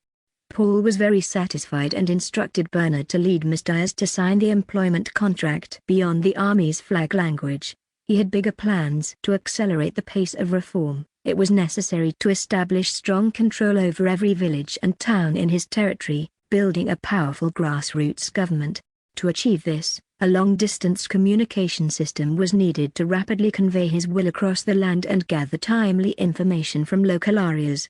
With the current level of technology, inventing the telegraph was a far-fetched idea, but it might still be possible to achieve something similar to the French semaphore line flag relay system. Chapter 78, Witch Hunting! Chapter 78, Witch Hunting! T.L. Etude. In September, the northwestern bay began to feel the onset of autumn. The mountains were slowly draped in shades of gold and orange, and farmers busily harvested their crops in the fields, preparing for the long winter ahead. On a road in the territory of Count Elder, leading from south to north towards Lakehart Town, a convoy was making its slow journey. This group was the first batch of craftsmen that Queller Foster had recruited for his good friend Paul, along with a trading group from his family. They had taken a ship from Horn Bay, avoiding the war-torn areas in the south of the Kingdom of Ordo, and landed on the west coast of the kingdom. From there, they headed north by land to the northwestern region of the kingdom. Escorting the group was the Lichman Adventure Team, fully mobilized for this mission. 2 months earlier, "How did I end up with such a useless son?" bellowed Marquis Foster, a member of the Horn Bay Alliance Council, in his mansion, his face a mix of sorrow and anger. Standing beside him was his second son, Queller Foster, wearing an expression of grievance. Queller retorted, "Dad, it's just a few days I sneaked out.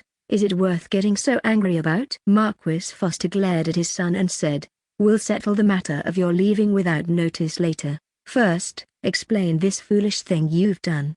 He carefully waved a porcelain plate in front of Queller. Queller, puzzled, replied, "It's a gift from a friend. He asked me to promote it. He plans to sell it in the south. I know it's valuable, so I brought it to you, an expert in business, to estimate its price. How is this foolish?" Marquis Foster carefully placed the plate on the table, then slapped his son's forehead, speaking in a tone of frustration.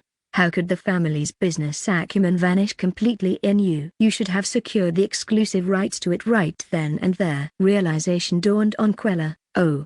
So that's what you're upset about." Seeing his son finally understand, the Marquis grew even angrier. berating him. "You're utterly unlearned, only knowing how to wander about. Your brother was making deals at 15, and you, at 20, have achieved nothing." Quella, indifferent as usual, let his father's words go in one ear and out the other. Tired from the scolding, Marquis Foster reached for his cup to wet his throat, but then remembered something more pressing than lecturing his son. "Quickly, take a trading group to the northwestern bay and secure the rights to this porcelain and that new type of paper. These are promising commodities." "Oh, and your count friend needs shipbuilders, right? Start recruiting now. Get as many as he needs. Pull some from our family shipyard if necessary." Quella casually agreed. All right, father. Please calm down." Seeing his son's unhurried demeanor, Marquis Foster exploded. "Go now," Quella complained. "Come on.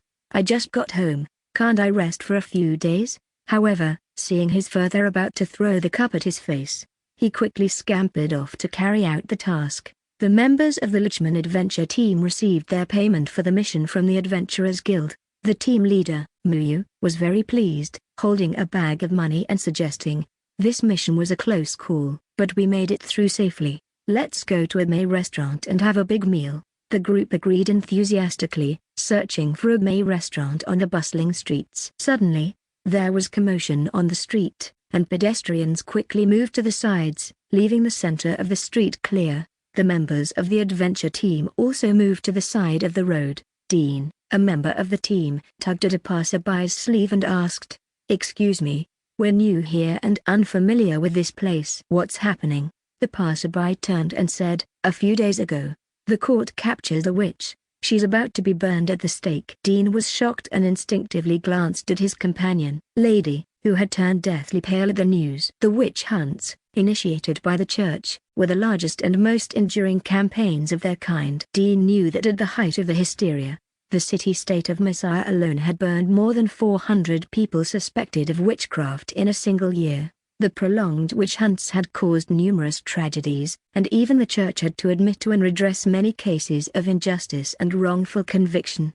For a time, a few scholars and nobles had boldly criticized the witch hunts, and with the rise of the enlightened faction within the church, the hunts had waned. But in recent years, they had resurged, ironically in the supposedly more enlightened southern countries. As the prisoner's wagon, escorted by church knights, slowly passed through the street, people threw stones at it. The wagon held a disheveled woman, chained and with lifeless eyes visible only through her matted hair, indifferent to the stones that added new wounds to her already battered body. The wagon continued towards the central square where the stake was ready, sealing the woman's fate. Lady tugged at Miyu's sleeve and whispered, "Let's go, Miyu." Miyu firmly grasped her hand and whispered back, "Don't be afraid. We will always protect you." After witnessing such an event, the group lost their appetite and returned to their inn. Upon entering the inn, they encountered a familiar figure. "Brothers and sisters of the Lichman adventure team, long time no see." "I've missed you all," exclaimed Quella, hugging two of the male members of the team. Miyu, the team leader, replied with a resigned smile, Hey, Lord Foster, we only parted for half a day." Quella laughed off the detail and then noticed their grim expressions. "What's with the faces, as if you've just recovered from a serious illness?" Miyu asked. "What brings you to us, Quella?" "We're about to leave this city." Quella snapped his fingers. "That's why I hurried to find you." "I have an urgent mission for you." "What mission?" they asked. Quella pointed northward. "My father wants me to lead a trading group to the northwestern bay again." "Would you be willing to escort us there? Name your price." Miyu's interest was piqued, not just for the money but also because she wanted to lead her team away from the south and the recent resurgence of witch hunts. After a quick glance and a mutual understanding with Dean and Gade, the other members, they agreed. Miyu responded, "All right, Lord Quella, but just a few of us won't be enough for a whole trading group. We'll need to gather a few more team members before we can set off." Quella, delighted, said, "I need some time too." "So it's settled then." Chapter 79, finally arrived! Chapter 79, finally arrived. TL, Etude. "Young Master Quella, is that large lake ahead Lake Vice, isn't it?" A young man in the group, still with a hint of youth in his voice, excitedly exclaimed. Old Shipwright Benjamin chuckled. This apprentice named Vito was indeed full of enthusiasm. After a day's journey, while others in the group showed signs of fatigue, he alone continued to look around with great interest. Riding on his horse, Quella responded with a smile. "Yes. You've never seen such a big lake, have you? See that island on the lake? That's our destination for this trip." Lake Hut Town, thought Benjamin. Is this the place where the lord mentioned by young Master Quella resides? A slight excitement stirred in him. Benjamin, nearing 40, was an experienced shipbuilder. Having spent half his life building ships in various shipyards, he was somewhat renowned in the shipbuilding industry of Horn Bay. However, Benjamin was not one to follow the trodden path. He always pondered how to improve the current designs of ships. 3 years ago, he wished to experiment with ships that relied solely on wind power, not oars. This concept wasn't new historically, but it hadn't gained popularity in Horn Bay due to environmental constraints. After building galleys for decades, Benjamin yearned for something fresh. However, as a mere craftsman, he lacked the funds to build large ships. He approached the shipyard owner with his idea. As a respected foreman, his opinions were valued, and the owner promised to consider his proposal. But there was no follow-up. Frustrated, Benjamin resigned and worked at several other shipyards, but no owner was willing to invest a significant sum in a ship type that might not sell in Horn Bay. During this period, he met a 16-year-old boy named Vito, whose dream was to see what's beyond the sea.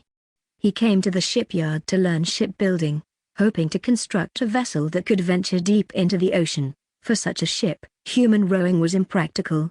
It had to rely on wind power. Benjamin found the young man's dream aligned with his own, so he took Vito as his apprentice. After facing continuous rejections together, their enthusiasm waned. That's when they encountered Quella Foster, who was recruiting shipbuilders around the world. Benjamin, trying his luck, went to inquire. Quella happened to be at the recruitment site that day. Seeing an experienced shipwright, he personally welcomed Benjamin and described the 2 models he had seen at Port Franz shipyard. Benjamin was so intrigued that it felt like a second spring in his life. Without hesitation, Benjamin quit his current job, registered with Quella, and brought along his apprentice, who was eager to explore new lands. Knowing they were headed to the Northwest Bay, the young apprentice was more than willing. Now, they had finally reached their destination. Upon arriving at the entrance of the town, a team was already waiting for them. Quella had sent a fast rider to notify Paul from a distance. Quella dismounted and walked towards a familiar figure, who had already extended his right hand. "It's been a long time, Quella." "Indeed, a long time, Paul." Their hands clasped firmly. Turning around, Quella gestured with his hand and said, "Here are the shipbuilders you wanted. 30 this time, just the first batch. More will come, along with talents in other fields you requested." Paul clapped Quella's shoulder hard. "Thanks, I was getting gray hairs waiting." He then warmly greeted everyone behind Quella. "Welcome, everyone. I hope you enjoy living in my territory." He also recognized other familiar faces, greeting them. The members of the Legion Adventure Group, "Hello to you all." The group behind Quella also greeted him in return. Paul ordered his people to properly settle the individuals Quella had brought, while Quella and Christopher, the actual person in charge of the merchant convoy, were invited to dine at the Lord's residence. They were accompanied by Count Balding, Malrand Ganard, as well as Ford, the chief administrator, Hensel, and other high-ranking officials of the Administrative Council. The dinnerware used for the meal was porcelain, and not just any porcelain, but ones adorned with patterns, which greatly astonished Quella and Christopher. Particularly, Christopher, the manager, picked up a porcelain bowl and examined it closely under the candlelight, involuntarily uttering words of amazement. Tapping lightly on the porcelain bowl with a knife and fork produced a crisp and pleasant sound, truly a miraculous and beautiful creation. As the dinner commenced, Quella conveyed his father, Marquis Foster's intentions for cooperation. His family wanted to secure exclusive rights to distribute porcelain and paper in the South. "No problem." Paul agreed immediately, adding, "But there should be a time limit. After it expires, we can renew the contract only if both parties are satisfied." Paul, currently weak in the North and even more so in the distant South, understood the necessity of relying on the Foster family, a powerful ally, but he also knew he couldn't depend on them forever. Christopher, beaming, said, "Of course, Of course, that's how we always do it. Lord Grayman, rest assured, doing business with the Foster Families Guild, you will definitely not suffer any loss. He was determined to secure the rights at all costs, planning to take back a batch of porcelain and paper to the south. By this time, truly practical porcelain had begun mass production. After gaining the support of Bailding, Leichhardt Town had expanded its porcelain kiln's capacity. There were now over 50 workers capable of producing 3,000 pieces of everyday porcelain monthly. However, due to the majority being novices, the quality of the produced porcelain varied. Leichhardt Town's porcelain kiln had two main lines of business. 1. Producing their own standard line of everyday porcelain. For instance, a tray was priced at 2 silver coins, while bowls and plates cost 1 silver coin each. 2. Making custom-ordered porcelain as per clients' requests, priced according to the complexity of production, with some pieces costing dozens of silver coins each. The thought of turning a pile of kaolin clay into a pile of shining silver coins was exhilarating. However, the target market for porcelain wasn't ordinary civilians, as many common folk hadn't even handled a silver coin, let alone considered purchasing porcelain. The primary clientele were nobles and wealthy merchants. Following 2 military victories, Paul started feeling a bit inflated and no longer feared attracting too much attention. He instructed Ford, the chief administrator of commerce, to lift trade restrictions and gradually expand Alder's trade routes eastward and southward. Porcelain and paper were in high demand. Leichhardt Town was no longer the quiet place it once was, showing early signs of busyness. Merchants from other regions frequently visited, leaving with large quantities of paper and porcelain. Paul was considering whether it was time to replace the rickety floating bridge with a proper stone bridge, as it was significantly impeding traffic and affecting the town's image. Alternatively, relocating some residents to the southern shore of Lake Weiss and establishing a new settlement could be a way to expand Leichhardt Town into a real city. He believed the day wasn't far off. Chapter 80, Pirate's Favorite, The Sloop Ship, ! Chapter 80, Pirate's Favorite, The Sloop Ship. T.L. Etude. On the morning following the arrival of the Foster family at Leichhardt Town, Paul was eager to lead a group of shipbuilders to Port Fran. As for the details of the business cooperation, they were left to Old Ford and others to discuss with Christopher, the person in charge. Queller and the members of the adventure group also accompanied them, discussing the situation in the south along the way. Jars is annexing the lords south of the Thorn Fortress who don't obey him. It's likely that no one can hold out, given his overwhelming strength, Queller informed Paul. Paul thought to himself that it seemed the war would continue for a long time. Ever since Hansel started working with him, he had received various news from the capital. He estimated that the main force for suppressing the rebellion could only head south next year. Until then, it would be good enough if the kingdom's army could hold the Thorn Fortress. Another piece of news from Queller caught his attention: the revival of the witch-hunting movement in the south. A few days before we set off, a witch was burned at the stake in the town square. Curious, Paul asked.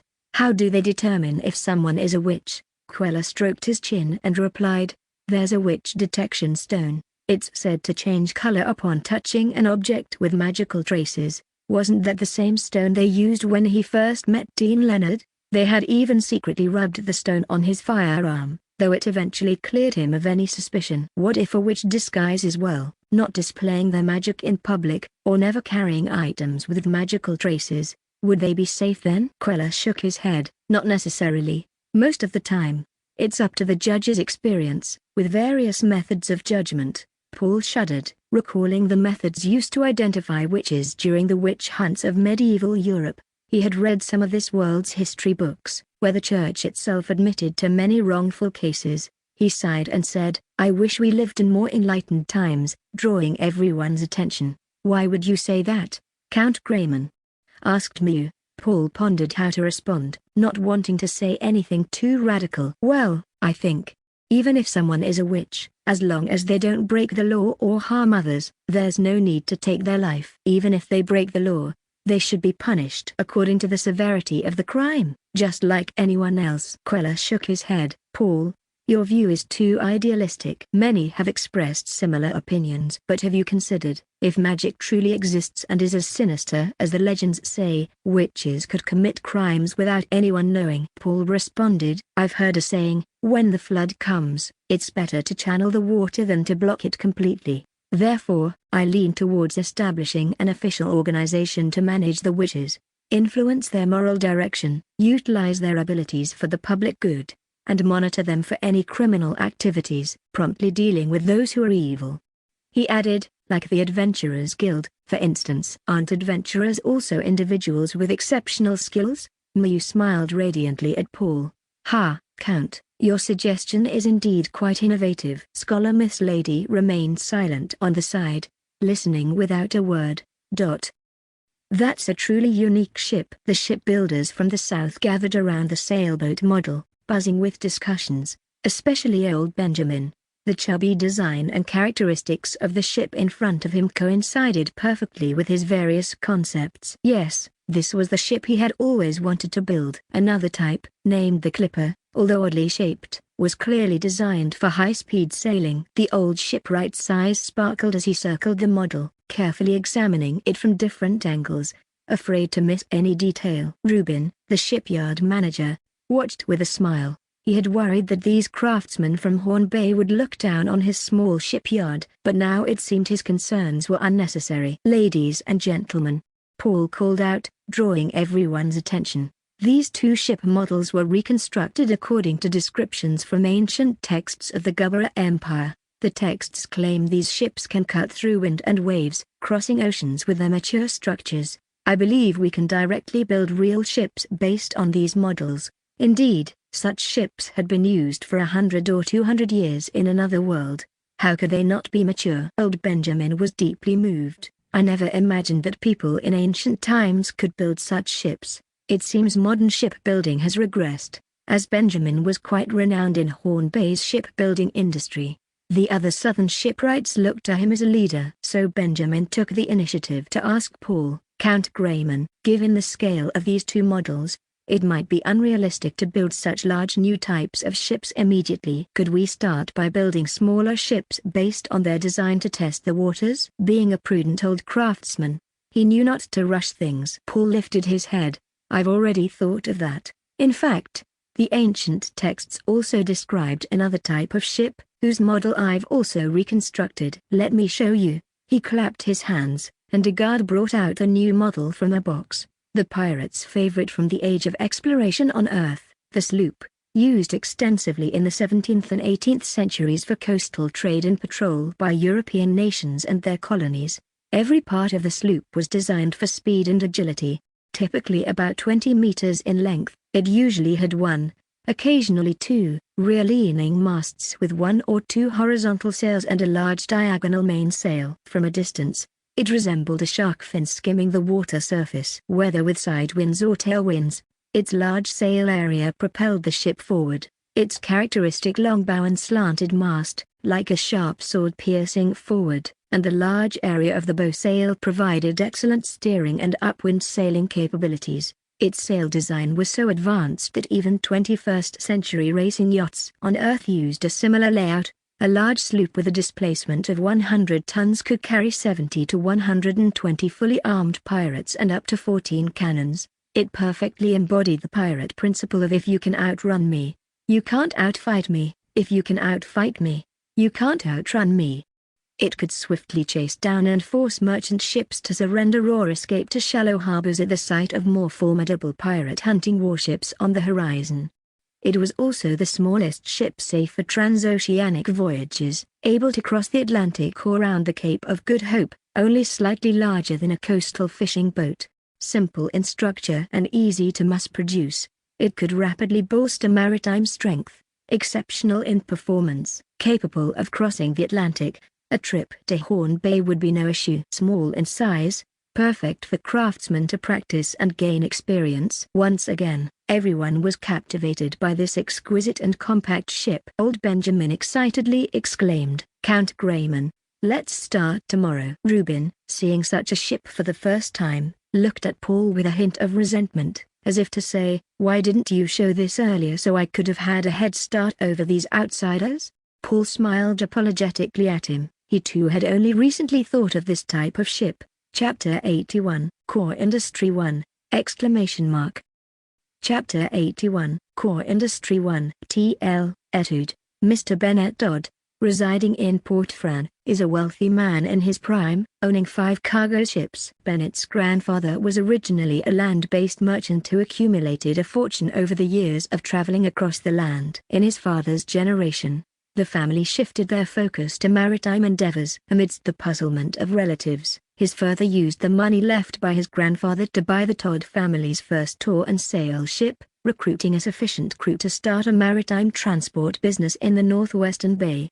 By the time Bennett took over, the Todd family already owned 5 cargo ships. The presence of pirates did not overly affect the merchant's business. Paying an annual protection fee was indeed painful, but ever since the rise of the great pirate Edward, the pirates understood the concept of not killing the goose that lays the golden eggs. Only by fattening the goose could they get more golden eggs. Only the unfortunate hard-headed ones were plundered clean by the pirates. Moreover, even if not paid to the pirates as protection money, this amount would have to be paid as taxes to the lord. Indeed, the only real losers were the lords of the coastal territories. On a broader scale, if the pirates collected more protection money, the lords received less in taxes. After all, one cannot skin a sheep twice. However, this year, the northwestern bay saw dramatic changes. Edward, the leader of the pirates, and his main fleet suddenly vanished, leaving the scattered pirate groups without restraint and recklessly breaking the old rules. This caused significant losses for the sea merchants. Then, several pirate groups began raiding on land. A group led by a pirate called Xiao even occupied Port Fran and refused to leave. Shockingly, they ambushed and killed Lord Grayman of Alda. Local businessmen, including Bennett, were extorted a large sum of money by the pirates. However, the pirates' good days did not last long. The new lord, Paul Grayman, quickly recruited troops and fought back against the pirates. Xiao and his gang, after enjoying a few months of glory, were hanged in the public square of Port Fran. Initially, Mr. Todd viewed the young Lord Grayman as ambitious, perhaps overly so. After reclaiming Port Fran, he gathered the businessmen to propose the establishment of an overseas trading company, inviting everyone to participate. In his vision, the merchant's business would not be limited to the northwestern bay but would expand to farther places like the western coast of the kingdom, the southern Horn Bay, and even beyond Horn Bay to the east. At that time, everyone thought the Lord was either deluded by his victory over the pirates or trying to scheme money from them. The distance was too great for sea travel. However, recent events involving the Lord made Mr. Todd and some of his merchant friends believe that he was not boasting or deceiving them back then. Count Grayman did not force the investment in the company as everyone had speculated. Instead, he introduced several highly popular novelties, inexpensive new paper, exquisite porcelain, and harvesters that attracted many landlords' orders, all originating from this young lord. Therefore, the invention of a vessel capable of ocean voyaging by him seemed plausible. Still, what could the remote northwest offer as goods to interest the affluent regions in the south? Oh, right. The items created by Count Grayman himself could be sold there. No wonder he wanted to establish an overseas trading company. Now, Lord Grayman has once again arrived at Port Fran, summoning the businessmen to a meeting at the administrative hall. Bennett arrived at the appointed time. The building, once a church, had been transformed into a place for officials like the mayor to handle daily administrative affairs. Entering the former main chapel, now converted into a meeting room with ready-made tables and chairs, he found many familiar faces already seated. The attendees were not just businessmen. They greeted Bennett upon his arrival. The Lord had not yet arrived, and everyone was abuzz with speculation about what the Count had planned this time. Count Grayman has arrived. The loud announcement by the guard at the door immediately silenced everyone. They saw Lord Grayman enter with Theodore, the mayor of Port Fran, and old Peter, the mayor's advisor, through a side door. After the three sat down, Count Grayman got straight to the point. "Gentlemen, the purpose of gathering you here today is to discuss a profitable opportunity for you." A profitable opportunity? The businessmen exchanged glances. Weren't nobles known for treating them as cash cows, ready to be milked whenever money was needed?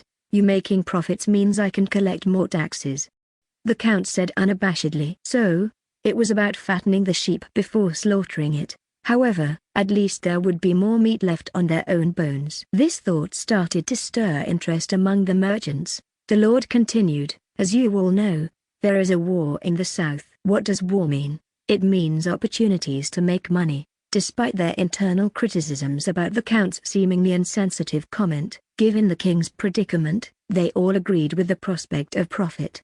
"I mentioned overseas trade earlier. We aren't ready for that yet, but my shipyard is building vessels suitable for ocean voyaging, and I trust we'll see results soon. I will need your support then." Hearing this, Bennett thought, it seems Count Grayman is indeed prepared. If vessels suitable for ocean voyages were indeed built, the Todd family, as ship owners, couldn't afford to fall behind. Of course, Bennett wasn't the only one in the room with such thoughts. The Lord added, "While sea transport isn't feasible yet, we can still use land routes. Despite the numerous tolls along the way, there's still profit to be made." The businessmen were skeptical. They had tried what the Lord suggested before, but mostly at great losses. The Northwestern Bay region had few unique products. Most of what they produced was also available elsewhere, and the long journeys, coupled with the tolls at each territory, made it impossible to set low prices at the destination without incurring losses. Due to high prices, their goods couldn't compete with local products, often resulting in financial losses. Hence, the local merchants either sold their products locally or traded foreign specialties in the Northwestern Bay. The trade deficit and outflow of wealth were significant reasons for the economic stagnation in the Northwestern Bay region. If not for the little food and few specialties they had, the situation would be unimaginable. "I know what you're all thinking, so I've decided to develop several key industries for our elder," the Lord announced. Key industries? This new term from the Lord piqued the interest of the merchants. Like the recent new paper, porcelain, and harvesters. "We can manufacture what others can't, or we can produce better quality, in larger quantities, and at cheaper prices." The merchants realized that these recent innovations could indeed be considered unique products of the Northwestern Bay Area. These products were exclusive to the world, with the Grayman family being the sole producer. Many in the room had already bought paper and porcelain from the Count's factory to sell elsewhere. Only the harvesters were strictly regulated by the Lord's office, allowing direct sales only to native customers in Aldo and Balding. However, the production of these items was still too limited to be called an industry. A somewhat absurd idea began to form in many minds. Could it be, perhaps, was Count Grayman planning to share the manufacturing techniques of these items with them to increase their production? Chapter 82, Core Industry 2! Exclamation mark. Chapter 82, Core Industry 2. T.L. Etude. Could it be that Count Grayman intended to share the technologies of papermaking and porcelain manufacturing with everyone? This thought crossed the minds of many present. But was it possible? Putting themselves in his shoes, if they possessed a unique technology that brought huge profits, and as a territorial noble, they had the power to deter those with ulterior motives, would they foolishly share it with others? Perhaps Count Grayman merely wishes us to help sell these goods to farther places. Although the current production is limited, it will surely increase over time. Maybe, the Count intends to offer these products to local merchants at lower factory prices, thereby supporting commercial activities in his territory. That wouldn't be bad. One could make a decent profit from the price difference in buying and selling. This was the line of thought among merchants like Bennett, who had not yet dealt in paper and porcelain. Then they heard the following statement. "Some of you have guessed correctly. At the appropriate time, I will license certain technologies and crafts to you, leveraging your strengths to expand the production within the territory." Upon the Lord's declaration, there was an uproar among the attendees. The hall became noisy with everyone dropping their reserve, whispering and discussing in groups. During the commotion, Paul, the Lord, took a sip of water to moisten his throat. He had long contemplated the diffusion of technology and support for industry and commerce. Although the inventions and sales of paper, porcelain, and reapers had significantly increased the Lord's treasury, the corresponding expenses had also skyrocketed.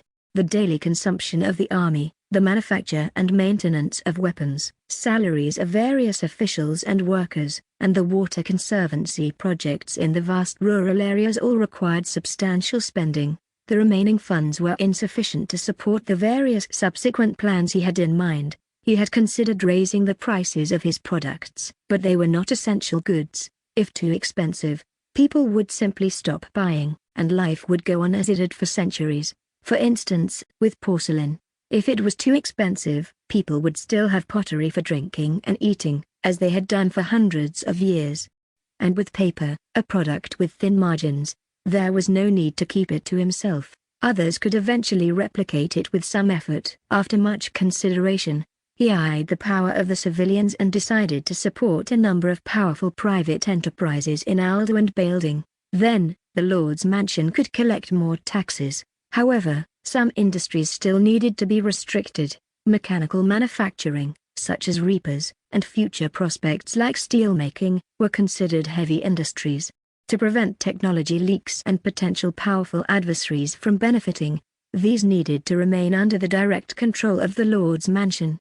For example, with reapers, not to mention unrestricted manufacturing, even purchasing was limited. Currently, only customers from Alda and Bailding were allowed to buy, and others would be permitted only when these markets were saturated or agricultural upgrades were completed. Of course, if some capable person in other regions somehow got hold of a few machines and replicated them, there was not much he could do about it. Preventing some was better than none. Some things had to wait until he had established an absolute advantage before being released, but industries like paper-making, porcelain firing, and plant salt production, food processing, and textiles, these light industries didn't need as much caution. They could be open to the public to increase the tax revenue of the territory. The scope of technology diffusion had to be controlled, limited only to Aldo and Bailding, otherwise it would unduly benefit other lords. After discussions by the Administration Council, the Lord's Mansion decided to control the aforementioned industries through technology licensing. Licensed civilian factories or workshops would receive guidance from skilled craftsmen sent by the Lord's Mansion, training apprentices, but they would also be under the supervision of secrecy personnel dispatched by the mansion to prevent theft of production techniques and technologies. As the number of workers skilled in new technologies and crafts increased, managing them in a closed, centralized manner like before was becoming increasingly difficult and inhumane. Therefore, the Administration Council was researching new management methods, with the following ideas in mind. 1. Strictly prohibit skilled workers from migrating to other regions, with severe penalties or imprisonment for violators. 2. Improve workers' conditions by setting minimum wages, mandatory for both government-run and private enterprises, to retain talent locally. 3. The Bureau of Secrecy would classify sensitive technologies as confidential, strictly forbidding their outflow. Workers or entrepreneurs possessing these technologies would be listed as personnel involved in secrecy, enhancing their monitoring. Paul hoped that these measures would delay the emergence of individuals like Samuel Slater. Besides adhering to confidentiality, civilian entrepreneurs had to pay an annual technology usage fee to the Lord's Mansion. Such valuable knowledge couldn't be shared for free. Of course, if they developed new technologies or crafts independently, this fee would not apply. Paul eagerly wished for a wave of invention and innovation in his territory. Drawing from the patent system of his previous life, he urged the Administration Council to draft a patent act to protect the interests of inventors, believing it would soon be refined and implemented. Although the patent system of his previous world had various drawbacks, such as weakening market regulation, limiting competition, and potentially hindering technological progress and broad application of inventions, even leading to patent trolls, it generally did more good than harm. It encouraged invention and innovation through legal and economic means, promoting technological advancement and economic development. This was a key factor in driving the Industrial Revolution in Britain. After the attendees discussed for a while, Paul outlined the content of the technology licensing, including the obligations of the licensed parties and the confidentiality regulations for sensitive technologies. There were no objections among the attendees. On one hand, obtaining exclusive technologies from the Lord's Mansion was a windfall, and they suspected a trap if there weren't corresponding obligations. On the other hand, no one wanted too many competitors. The Lord's demands to prevent technology leakage were well received. "Does anyone have any comments?" Paul asked. Having spoken continuously and now wanting to hear others' opinions. After a moment of silence, someone finally raised their hand boldly. Paul extended his hand to that person in a gesture of invitation. "Lord Grayman." It was Bennett who raised his hand, feeling a bit nervous since it was his first time speaking one-on-one with the ruler of these lands. Gathering his courage, he continued, "If we invest in the industries you're opening up, we'll need to acquire sites, purchase equipment, hire workers, all of which are significant expenses. So, could we perhaps," he paused, finishing his sentence in a softer voice, "perhaps have a reduction in taxes in the initial stage?" The hall fell silent at his words. Chapter 83, Supporting Commerce and Industry! Chapter 83, Supporting Commerce and Industry. TL, Etude. Is it possible to reduce a portion of the taxes in the initial stage? As Bennett voiced his suggestion, the hall fell into a hushed silence. There were those who silently ridiculed him, thinking he had gone mad. There had been no natural disasters, no man-made calamities, so why would a lord consider reducing taxes? Others were secretly relieved that Bennett, the trailblazer, had voiced what they themselves had wanted to say. Some acquaintances of Bennett were worried for him. Paul stared motionlessly at Bennett, causing him to feel uneasy. Had he left a bad impression on the Lord? Finally, the Lord spoke. "What's your name?" Bennett replied nervously. "B. Bennett, Bennett Dodd." "Ah, I'm a ship merchant from Port Fran." Paul nodded and said, "Ah, Mr. Dodd, your proposal is excellent. In fact, it is one of the pro-business measures I was about to announce." The mayor, Theodore, and the advisor, old Peter, exchanged glances, both seeing the surprise in each other's eyes. The Count had not mentioned this measure to them beforehand. Paul cleared his throat and continued, "As for the specific details of the tax reduction, the Administration Council will discuss and decide." Relieved that his proposal coincided with the Lord's intended measures, Bennett exhaled. "Thank you, Lord Grayman." He expressed his gratitude to Paul and then sat down. The merchants in the hall were also excited. It seemed the Lord was truly determined to support them. Grateful glances were cast towards Paul, and May had already made up their minds to seize this opportunity. Paul was inwardly frustrated. Damn. How could he have forgotten such an appealing measure that would excite the merchants, only to have someone else bring it up first? Then, seeing everyone in the hall eagerly awaiting the announcement of the remaining pro-business measures, he remembered he had mentioned it was just one of the measures. Well, no turning back now. Paul stood up abruptly and dropped two bombshells. First, he would instruct the Administration Council to establish an organization called Bank, offering low-interest loans to entrepreneurs lacking startup capital. Second, he planned to emulate the Horn Bay Alliance in the South and establish a securities exchange. Entrepreneurs could sell securities through the exchange to raise idle capital from society. The hall erupted into noise again. Actually, these two concepts weren't new. There were many lending organizations among the people, but they charged high interest, often leading borrowers to financial ruin. In contrast, the low-interest loans from the bank were very enticing. The Securities Exchange of the Horn Bay Alliance had been established for a long time, but similar institutions were unheard of in other regions.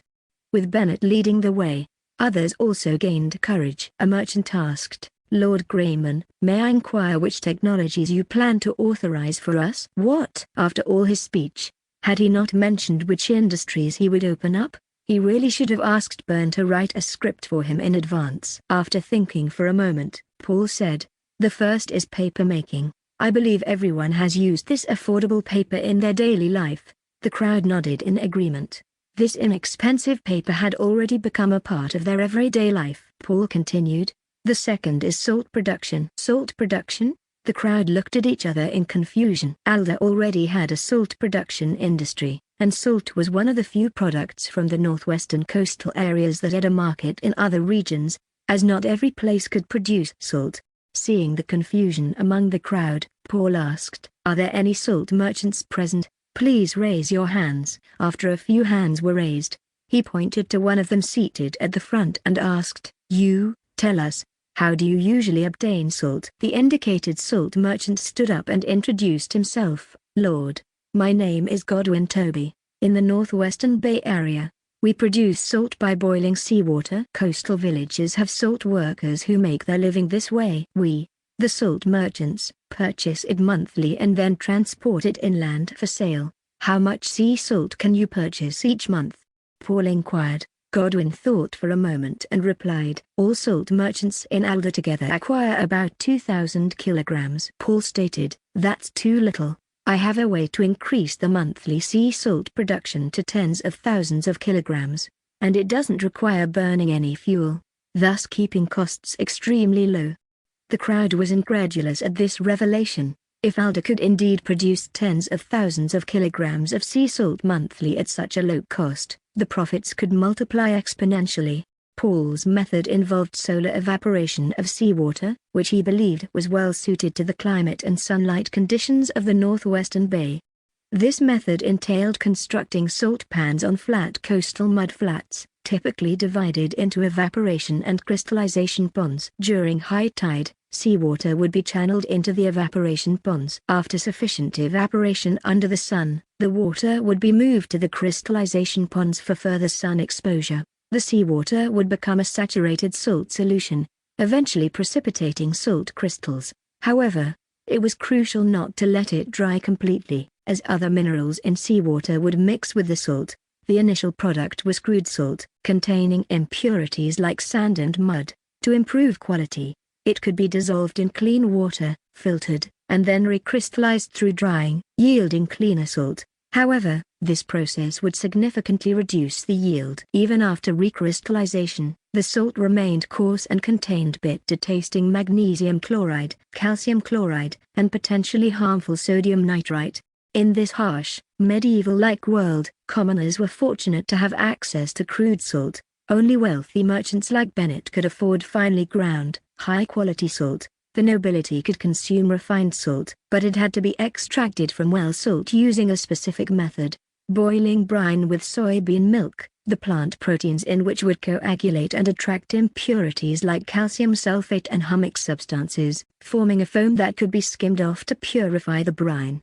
However, this refined salt was a luxury, beyond the reach of commoners and average wealth, and some regions even legislated to prohibit non-nobles from purchasing it. Seeing the astonishment of the crowd, Paul smiled mysteriously. The specifics of the method will be disclosed only after you receive authorization. Lord Grayman's enigmatic smile whetted the appetite of Godwin and other salt merchants. Paul continued, the third industry is food processing. As I mentioned earlier, there is an ongoing war in the south. Soldiers on the front lines need not only bread and other staples but also meat and vegetables. However, as we know, it's usually impossible to preserve meat and vegetables for long periods, a perennial headache for quartermasters in every era and army. If we can find a method to preserve food for extended periods without spoiling, His Majesty the King will surely place large orders with us. Someone from the audience asked, does Lord Grayman mean that we should process dried fish and meat to sell to the kingdom's army? Paul shrugged and said, that's one approach. You can try producing some yourselves. But I'm talking about another method that can preserve not only meat but also vegetables and fruits, and the preserved meat will taste much better than dried meat. I name this processed food, canned food. The Lord's Manor plans to establish a canned food factory first, and I'm sure you will soon see it in the market. Canned food, another novel concept, confirming Count Grayman's reputation as a prolific inventor. The crowd was impressed. Paul was referring to the earliest form of canned food. In 1800, to address soldiers' food needs, Napoleon Bonaparte, then the first consul of France, offered a substantial prize of 12,000 francs for a method or invention that could preserve army rations long-term. In 1810, Nicolas Apote claimed this prize by inventing the canning process. His method was simple. Prepare the food, place it in wide-mouthed jars, and cook them in boiling water for 30 to 60 minutes. While still hot, the jars were sealed with cork, reinforced with string, or sealed with wax. Canned food produced this way, even after months of sea transport and exposure to extreme heat and humidity, remained unspoiled upon opening. What could be more suitable for the kingdom's army, poised for southern campaigns, than canned food? Of course, this assumed they would not resort to living off the land from local residents. Hansel, upon learning the characteristics of canned food, was almost driven mad with excitement, begging Paul and the Administration Council to prioritize the development of the canning industry. "All right, I think that's enough for today's meeting," Paul stood up and announced. "Everything that needed to be said has been said. This concludes today's meeting. Those interested in collaborating with the Lord's Manor, please speak with Mayor Theodore and Advisor Peter to register, or you can go home and think it over." "Ha. I have other matters to attend to, so I must leave now." As the Lord prepared to depart, everyone stood to see him off. Once Paul had disappeared through the side door, Mayor Theodore and Advisor Old Peter were almost instantly surrounded by the eager crowd. Chapter 84. The Eerie Count of the Castle!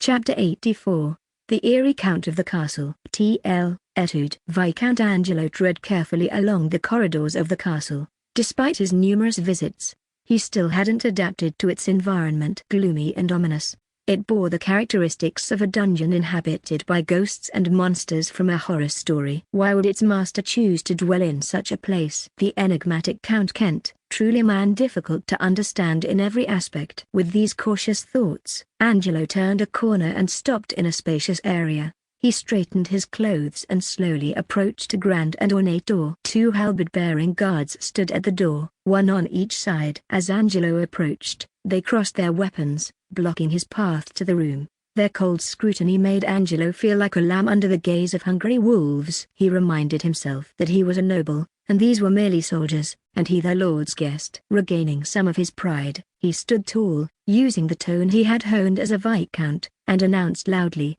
"Viscount Angelo of Bailding, here at the invitation of Count Kent." Cursed be it. Despite his frequent meetings with the Count, these personal guards still treated him as a stranger. Angelo's anger was not just about his bruised ego. He sensed an underlying dread within him. The initial hope he had upon seeking refuge had vanished, leaving only unease and insecurity. The guards remained motionless, continuing their intimidating stare, blocking the door. Angelo closed his eyes, waiting in silence. A minute, or two.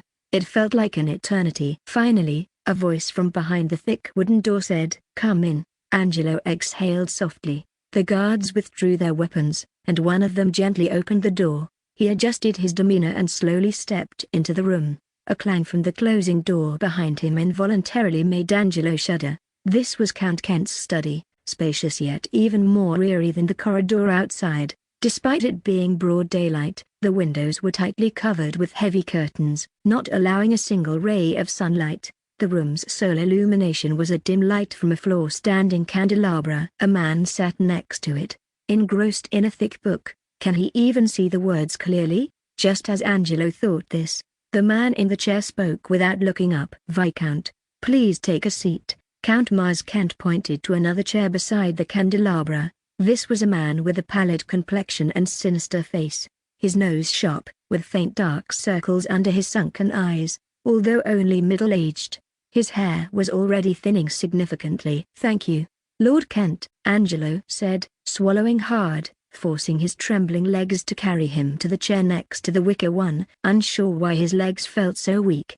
"So, Viscount Angelo, let's talk about Bailding," Count Kent said nonchalantly, his eyes still on his book. Angelo felt a surge of emotion, almost to tears. Each time he met the Count, he was dismissed after a brief exchange, except for one longer encounter during a silent lunch. This time, he had to seize the opportunity. "Lord Kent, Lord Paul Grayman of Alden unlawfully detained our lord, Count Mulren Gannard. We, in defense of Bailding's honor, rose up against this tyrannical lord, but ultimately, we were overpowered." For nearly half an hour, Angelo painstakingly recounted the events that led to his exile. "To rebel so hastily while your lord is still in their hands, you are truly commendable for your loyalty and bravery," Count Kent suddenly remarked, his tone dripping with sarcasm. Angelo's face flushed. Then he spoke earnestly, "Indeed, we were blinded by their atrocities and slander. You must have received their proclamation too. What level of shamelessness is required to fabricate such baseless accusations?" "So, you have come to me for?"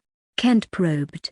Count, I implore you to champion our cause, to help us reclaim Bailding. We are now without refuge." The room fell silent. Angelo waited, growing increasingly restless, until Count Kent finally asked, "And what can I gain from this?" The question was blunt and unapologetic. Angelo's anger surged within, remembering how much he had offered this man for support.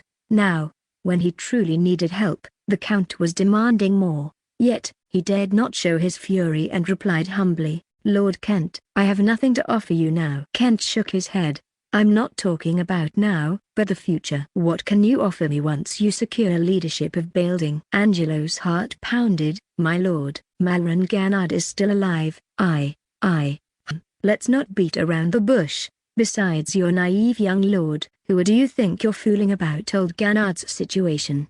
Having taken the first step, is there any turning back now?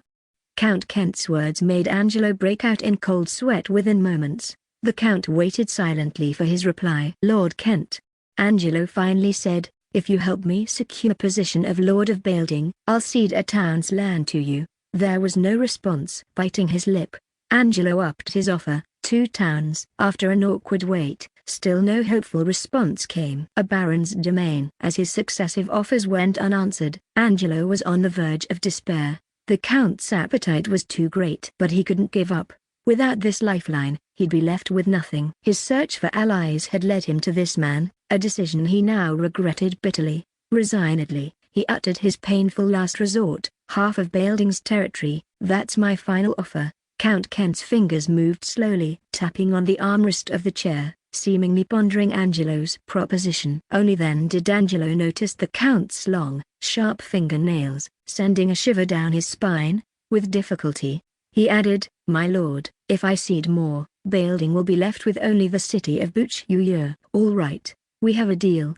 The Count finally agreed. Angelo breathed a sigh of relief, immediately followed by a pang of regret. "You may go now." "I'll inform you when I'm ready." The Count dismissed him. Angelo complied, bowing and leaving the room slowly, knowing he shouldn't appear too anxious. From the moment he entered to his departure, the Count's gaze never left his book, never once glancing at Angelo. After the door closed, Count Kent finally put the book aside on a small square table. Then, he picked up a cup from the table. It was a porcelain cup, exquisitely made, adorned with a realistically painted rose. The Count didn't drink from it, but instead kept toying with it, clearly fond of the piece. Speaking to himself, he mused, "Now, let's see who offers the higher price." Chapter 85, The Navy! Chapter 85, The Navy. T.L. Etude. Chaj. Okam held a wooden sword and stabbed fiercely at his opponent. However, the opponent effortlessly parried his wooden sword, while Okam's arm was still extended. The opponent quickly jabbed him in the waist with a wooden sword. "Don't just attack blindly. Remember to keep your base stable at all times. Quick."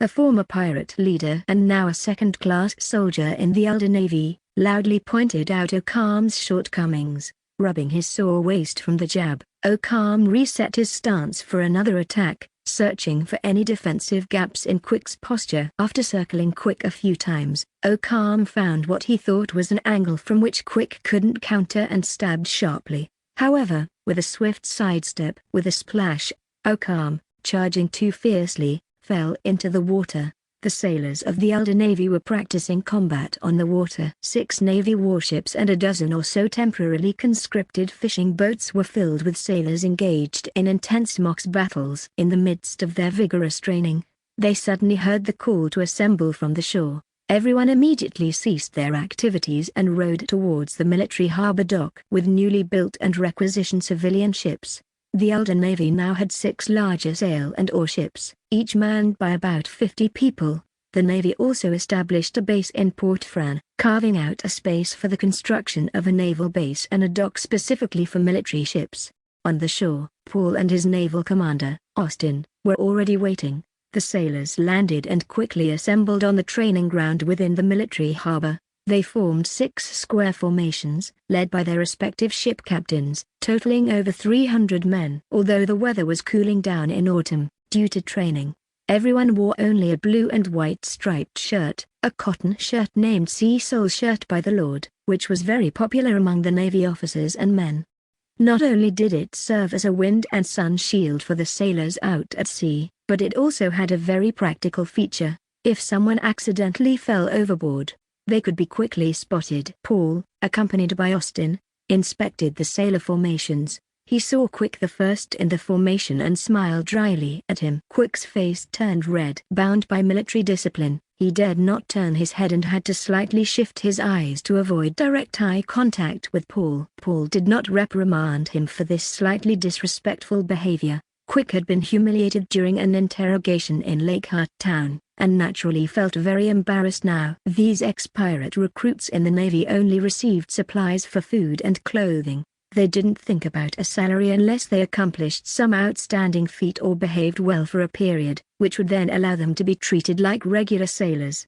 Quick was among the second batch of prisoners selected for the Navy. Fortunately, he had performed notably in repelling a pirate landing attack, immediately promoted to second-class soldier and allowed to receive half pay. If he continued to perform well, he could earn full pay. Looking at the budding naval force, Paul was filled with grand ambition. Although it was just a small sapling, it would eventually grow into a towering tree. This army would one day sail the seas. He imagined numerous warships and giant ships, neatly aligned in columns, their broadsides firing in unison, barraging the enemy with countless cannonballs, stirring a wave of excitement in his heart.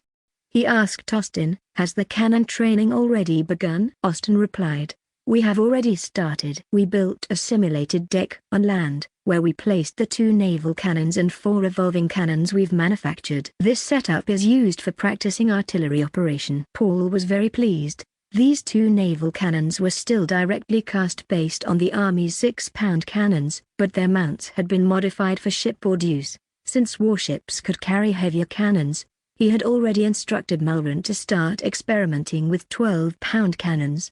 As for even heavier 24-pound cannons, they would wait until larger ships could be built. The revolving cannons, small-caliber artillery, were primarily installed at the bows and sterns of the warships to cover areas the broadside cannons couldn't reach. Additionally, they were used to fire grape shot at the enemy's face in close combat situations. After the inspection, the sailors were ordered to continue their training, while the Navy officers gathered in the base's meeting room to hear the Lord's introduction to the next steps and arrangements.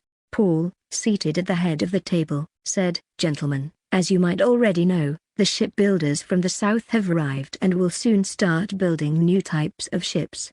The officers nodded in understanding. When Paul had led the southern shipbuilders to the shipyard, their commander Austin and several other officers had joined as naval representatives. They were also well aware of what the new ships would look like. 2 models of the sloop ships were placed in the shipyard for the shipbuilders to reference for detailed design drawings, and 2 more were in the naval base for the Navy officers and men to study. Paul continued, "In the first phase of naval development, I plan to build 6 sloop ships, but after constructing 2 and conducting some training, the Navy will begin clearing the various pirate groups in the Northwest Bay. So, you need to be ready for battle as soon as possible." Although pirates who raided on land had been eliminated, the Northwest Bay was still far from tranquil. The elder Navy was still very weak, so they had adopted a passive defense strategy, engaging in battle only when pirates attacked. If the pirates didn't come, they wouldn't provoke them. Even so, several pirate invasions had occurred since the public trial, but fortunately, they were all repelled by the elder troops, with each invasion promptly reported to Lake Hart Town. Once the Navy was equipped with 2 sloop ships, they would be able to mount a total of 28 cannons on board. With such formidable firepower, the elder Navy would no longer fear any pirates. Paul also proposed another requirement. The Administration Council has decided that after clearing the pirates, merchant ships will be sent to the south, and the Navy must play a role in scouting routes and escorting. From now on, you must send people to travel south along the coastline, gathering information about each port along the way. This will facilitate emergency stops, resupply, and repairs for our ships. Many in attendance thought of Paul as far-sighted. After the meeting at the naval base, Paul visited the nearby shipyard. The shipyard had not yet started building sloop ships because, according to the senior shipbuilder Benjamin's inspection, the equipment was somewhat outdated. He was directing the shipyard craftsmen to upgrade and repair the equipment along with Supervisor Rubin. Paul promised Rubin that the Navy would be a financial priority in the upcoming budget. If they encountered any difficulties in upgrading equipment or purchasing shipbuilding materials, they should just speak to the Department of Finance. As he left, he asked Rubin to cooperate well with the shipbuilders from the south, to which Rubin eagerly nodded in agreement. Chapter 86, Political and Economic Advisor, ! Chapter 86, Political and Economic Advisor, TL, Etude. Lady once again found herself in the classroom of Vice Academy, a place she had recently grown fond of. A few days earlier, she had returned to Lakehart Town with her companions from the adventure group, following Paul and Quella from Port Fran. It was then that she stumbled upon this newly established school, named Vice Academy. It was in reality a simple two-story building surrounded by a brick wall, forming a modest courtyard. Everything about it seemed rudimentary. During the day, the academy was filled with children of all ages from Lakehart Town and the nearby villages. Teachers were responsible for teaching them literacy. By 5 in the evening, the children would all return home, but after dinner, the place would come alive again as adult townsfolk gathered for lessons, taught by teachers working the night shift. This was known as the Literacy Night School. The teachers included young monks from nearby monasteries and individuals who had come from the capital seeking livelihood in the northwest. The Lord's only requirement for them was literacy. Lady was surprised that the local lord had established such a school for the common folk and even serfs. Even in the south, only the urban poor had the opportunity to receive education, and it was a significant financial burden for their families. Knowledge had its price. Lady's ability to become a scholar was inseparably linked to her family's wealth. She enjoyed spending time with the children, whose innocence allowed her to momentarily forget the various worries of life. During classes, she would listen attentively with the children and play games with them in the courtyard afterwards. In a few days, the children had become familiar with the tall, green-haired, beautiful big sister wearing a high hat. Lady found herself smiling more in these few days than she had in the entire previous month. Her hat made it easy to identify her as a scholar. When a few teachers at the academy learned that she was a scholar from the south, they enthusiastically invited her to share about the customs and culture of the south with the students. She gladly accepted, and after a few lectures, even the principal, Morrison, came to know of her and made it a point to attend her classes. The eagerness and satisfaction in the children's eyes as they absorbed new knowledge brought Lady immense joy. Morrison's suggestion struck a chord with her. "Miss Lady, would you consider staying here as a teacher? I'm sure Lord Grayman would offer you a generous package." What moved her wasn't the generous package, but the memory of her last visit to Lakehart Town and the conversation with the Lord. Especially with the church in the south growing increasingly fanatic, returning could bring suspicion not only upon herself but also trouble for her family and friends. Staying here might be a good choice. Several days later. "Lady, why? Haven't we been good to you?" Mayu asked loudly. Just moments ago, this comrade had approached her, the leader of the Lichman adventure team, with a shocking proposal to leave the group. She hung her head, looking remorseful, and said, "I feel the environment in the Northwestern Bay is very suitable for me, and I'd like to live here for a while." Of course, that was just an excuse. The real reason was obvious, her hidden identity. Mayu knew her too well. She was too kind, too considerate of others. Mayu hugged her tightly and whispered in her ear, "I've always said, we'll protect you no matter what." Tears welled up in her companion's eyes as she spoke with a sobbing voice. "Thank you all for taking care of me, and for not abandoning me even after knowing my secret. I was happy with you all." But, Mayu shook her head. "There are no buts. We will never abandon you. We will always take care of you, and we are happy to do so." "No, Mayu." Lady looked intently at the leader. "We can't continue like this." "Please agree, Mayu. It's better for all of us." Knowing her companion for so many years, Mayu could see the firm determination in her eyes. "But leaving you here alone, wouldn't your situation become even worse? How can we rest assured?" Lady reassured her. "The Lord here is an enlightened person. I've tested him, and you know I have my ways. Also, I've talked with those teachers from the monastery. The church personnel here generally lean towards the enlightened society, not as fanatical as their southern counterparts. In short, It's safer for me to stay here. Miyu, realizing she couldn't persuade her friend any further, nodded reluctantly. She hugged Lady again, saying, "Take good care of yourself. You will always be part of our family." Lady gratefully responded, "Thank you." Her tears could no longer be held back, streaming down her delicate face. Miyu touched her face, gently wiping away her tears, and said affectionately, "What are you thanking us for, silly girl?" Lady sat nervously in the reception room of the Lord's mansion, wondering what this so-called interview would entail. A while later, two people entered the room, one she recognized as the steward Ford, and the other, a scholarly-looking man who seemed to be an aide to the Lord. She stood up to greet the older Ford. "Hello, Steward Ford." Ford smiled and gestured for her to sit. The two men sat opposite her, and the scholarly man introduced himself. "Hello, Miss Lady, I am Bernard Francis, the secretary of Count Grayman. We met during the welcoming of the Foster Association." She responded, "Hello, Mr. Francis." Steward Ford got straight to the point. "Miss Lady, we've read your introduction, a scholar from the independent territory of Messiah in the south. But you're a member of the Lichman Adventure team, aren't you?" Lady nodded. "Yes, I joined the adventure group as a scholar to travel and broaden my knowledge." Ford nodded. Members of adventure groups, who travel far and wide, were known for their exceptional abilities, offering a high level of security. "What are your areas of expertise?" "My knowledge mainly focuses on history and natural history." "May we ask you a few questions in these areas?" "Of course, Steward." The test was conducted by Bernard, who had accumulated considerable knowledge during his time copying books in the library. After half an hour, he informed Steward Ford that, in his opinion, this green-haired girl was indeed a genuine scholar of history and natural history. Steward Ford pondered for a moment and said, "Since you came with the Foster Association, you must know that we will soon establish trade relations with the Horn Bay Alliance and will be increasingly interacting with them.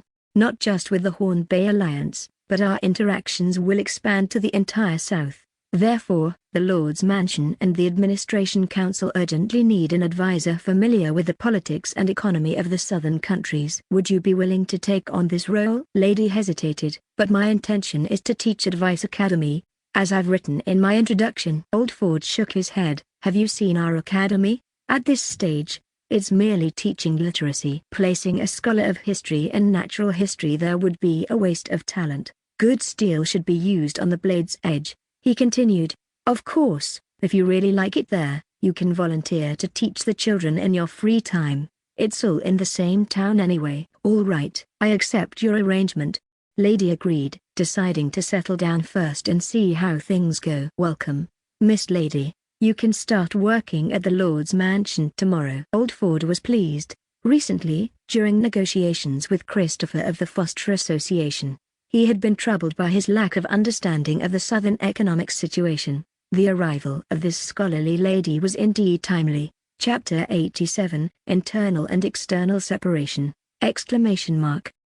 Chapter 87, Internal and External Separation. T.L. Etude. On the morning of September 27, Paul Grayman was in his office, flipping through a report sent from Port Fran. This report detailed the information of merchants who were interested in collaborating with him. After Paul convened a meeting with the merchants in Port Fran, many immediately signed up. In the following days, more people came to the Administration Council to express their willingness to respond to the Lord's call. However, the members of the Administration Council advised that it was not wise to hastily share production techniques and craftsmanship. It was necessary first to assess whether the applicants had the requisite qualifications by examining their credibility, financial strength, and other factors. Otherwise, a failure in business could negatively impact the Lord's reputation. Paul agreed with this suggestion and ordered a thorough investigation of the applying merchants by the Port Fran Administration Council. After several rounds of careful selection, it was confirmed that in the near future, 3 salt fields, 5 canneries, 6 paper mills, and 8 porcelain factories would be established in and around Port Fran. The cannery invested in by the Lord's Manor was also starting construction near Lakehart Town. It was believed that soon, a large number of canned goods could be sold to the kingdom's army fighting in the south. Interestingly, the authorized merchants, crying and pleading, insisted on giving a certain percentage of shares to the lord. Seeing their persistence, Paul graciously accepted. In addition to collecting taxes and technology usage fees, he would now also gain a share of the profits. It seemed that these merchants were still a bit wary of him. At that moment, he suddenly remembered something and called out, "Bernard." His chief secretary immediately entered the room and approached his desk, asking, "What do you require, Lord Grayman?" Paul instructed, "Gather the steward Ford and the heads of the administration council at the Lord's Manor. I have some announcements to make." "As you command," the chief secretary replied, turning to leave. As he was opening the door, Paul called out to him again, "Wait, first bring me Butler Philip." Butler Philip soon arrived at Paul's office. Since Bernard became the chief secretary, the old butler's workload had lightened considerably. He now primarily handled domestic matters within the manor. Paul stood up, facing the butler and gesturing towards a chair in front of his desk, saying, "Philip, please take a seat." Butler Philip was momentarily stunned, as it was unheard of for a master to make such a gesture to a servant. After a brief pause, the old butler became flustered, a dreadful thought crossing his mind. Is the Count planning to dismiss me? He quickly reviewed his recent work and could not recall any mistakes. Was it then because he was considered too old and useless, and being sent home to retire? Caught up in his thoughts, the butler became dazed. Seeing the butler's expression, Paul walked around the desk, placed his hands on his shoulders, and gently pressed him down into the chair. Paul had great respect for the old butler, who had taken care of him since his mother's early death and his father's preoccupation with the affairs of the manor. He had practically raised him. However, as soon as the butler felt the chair, he sprang up. Realizing what was happening, Philip spoke in a terrified tone. How could a servant sit in front of his master? "Please, Lord Count, do not punish me for this." Paul pressed him down into the chair again, saying, "Sit down. This is both a request and an order." Philip finally sat down in the chair. Paul returned to his seat, clasped his hands together, and leaned on the table, looking at the old butler. "Philip, you have always been dedicated and hard-working in the Lord's Manor. Both my father and I have been under your care. Lord Count, please don't send me away." Suddenly, tears streamed down Philip's face, startling Paul. He wondered how the butler had come to such a conclusion. But in the butler's eyes, Paul's opening remarks seemed like a prelude to dismissal. Philip's parents had been longtime servants of the Grayman family, and he had been working in the manor since he was old enough to understand. He had become his father's personal servant. After the previous butler retired, Paul's father had handed the position to him, a role he had held for over 20 years. Having spent nearly 50 years of his life in the Lord's Manor, Philip was deeply attached to it. The thought of suddenly leaving to retire was unsettling. Paul hastily gestured with his hands to explain to the old butler, "Philip, I have no intention of sending you away. Think about it. You manage the daily affairs of the manor. If you were to leave, this place would surely fall into disarray." Relieved that he wasn't being dismissed, Philip awkwardly apologized. "I'm very sorry, Lord Count, for my unfounded worries. But why was the Count so solemn all of a sudden?" Seeing the butler calm down, Paul breathed a sigh of relief and then said, "I called you here for another matter. Although it's not about dismissing you, I was worried you might take it hard, so I decided to talk to you first." "As long as I'm not being dismissed," Philip said earnestly to Paul. "Lord Count, you are the master, and I am the servant. I will follow your commands, then I'll speak." Actually, it's about the manor's finances. I'm thinking of separating them into internal and external funds. The internal funds will still be managed by you, while the external funds will be handled by the Administration Council." Hearing Paul's words, the old butler sounded almost pained, as if he had done something wrong, asking in a strained voice, "Lord Count, did I make a mistake in the accounts?" Paul reassured him, "Of course not. Every time I've checked the accounts, I've never found any errors or omissions. You've managed the finances excellently." Hearing the Count's words, Butler Philip felt somewhat relieved. In Paul's view, the manor's income mainly comprised two aspects. First, the taxes from the territory, including agricultural and commercial taxes, along with various other unique and diverse levies. Second, the profits from the Grayman family's various enterprises, including produce from farms and profits from factories and shops. Both sources of income were unified in the manor's treasury. Similarly, The expenses also fell into two categories. First, the private living expenses of the Lord, including Paul's personal needs, maintenance of the manor castle, and salaries for the servants. Second, public affairs expenses within the territory, including salaries for officials, military expenditures, and infrastructure projects like bridges, roads, and canals. The funds required for these expenses also came from the manor's treasury. On a daily basis, personal expenses of the Lord were directly managed by butler Philip, who handled procurement and paid the servants from the treasury. Public affairs expenses were budgeted by the responsible officials and then submitted to butler Philip. For large amounts, the butler would report to Paul for approval. Upon Paul's agreement, funds were taken from the treasury and given to the relevant officials. For smaller amounts, Philip took charge and dispersed funds directly, later presenting detailed accounts to Paul for review at the end of each month. However, with the increasing variety and amount of income and expenses, Paul felt it was time to adjust the financial management of the manor. Chapter 88, Public and Private Treasuries! Chapter 88, Public and Private Treasuries. T.L. Etude. Paul patiently explained to the old steward why he wanted to separate the finances of the Lord's estate into internal and external accounts. Although Philip felt somewhat disappointed at first, he soon came to understand the rationale. Recently, the income of the Lord's estate had been increasing in both volume and complexity, and so had the expenditures. Philip, feeling his age and diminishing strength, worried that a miscalculation on his part could jeopardize the Count's important affairs. Relinquishing his reservations, Philip stood up and bowed deeply to Paul, saying, "Count, I fully comply with your arrangements." Paul was deeply moved by the old steward's understanding and, once again, came around the table to firmly grasp Philip's hands, sincerely saying, "Philip, I will still rely heavily on your care in my personal life." Tears glistened in the old steward's eyes as he replied, "Rest assured, Count." In the afternoon, the senior officials of the administration council gathered at the Lord's estate, where Paul announced his decision. "Given the reasons mentioned, I've decided to split the estate's treasury into two parts, a private treasury for my personal expenses and a public treasury for the public affairs of Alder."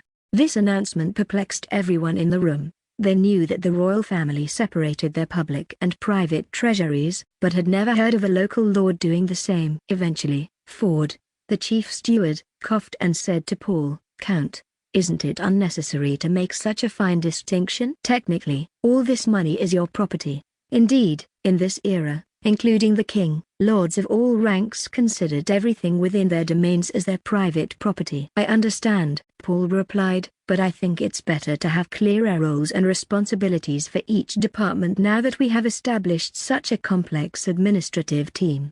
Paul wasn't about to play the noble at this moment. He was determined to keep a firm grip on where the money went. "Now that we have a department of finance, let's allow it to fully exercise its function, not just to calculate budgets." Old Philip is getting on in years, and our estate's financial situation is becoming increasingly complicated. How can you bear to see such a heavy burden on his shoulders alone? After hearing this, Ford asked curiously, "Do you mean?" Paul nodded and said, "Yes, from now on, Philip will continue to manage the private treasury, while the public treasury will be managed by the Department of Finance in the Administration Council."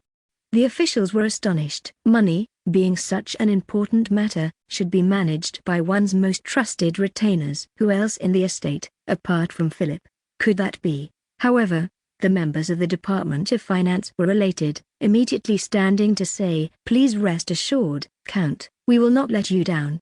Previously, they were only responsible for crunching numbers, but Paul's change potentially meant they now had some real authority. Ford, understanding Paul's decision, knew the current state of the estate and recognized the need for professionals to handle the finances. Paul continued, "Let's discuss how the estate's income will be allocated.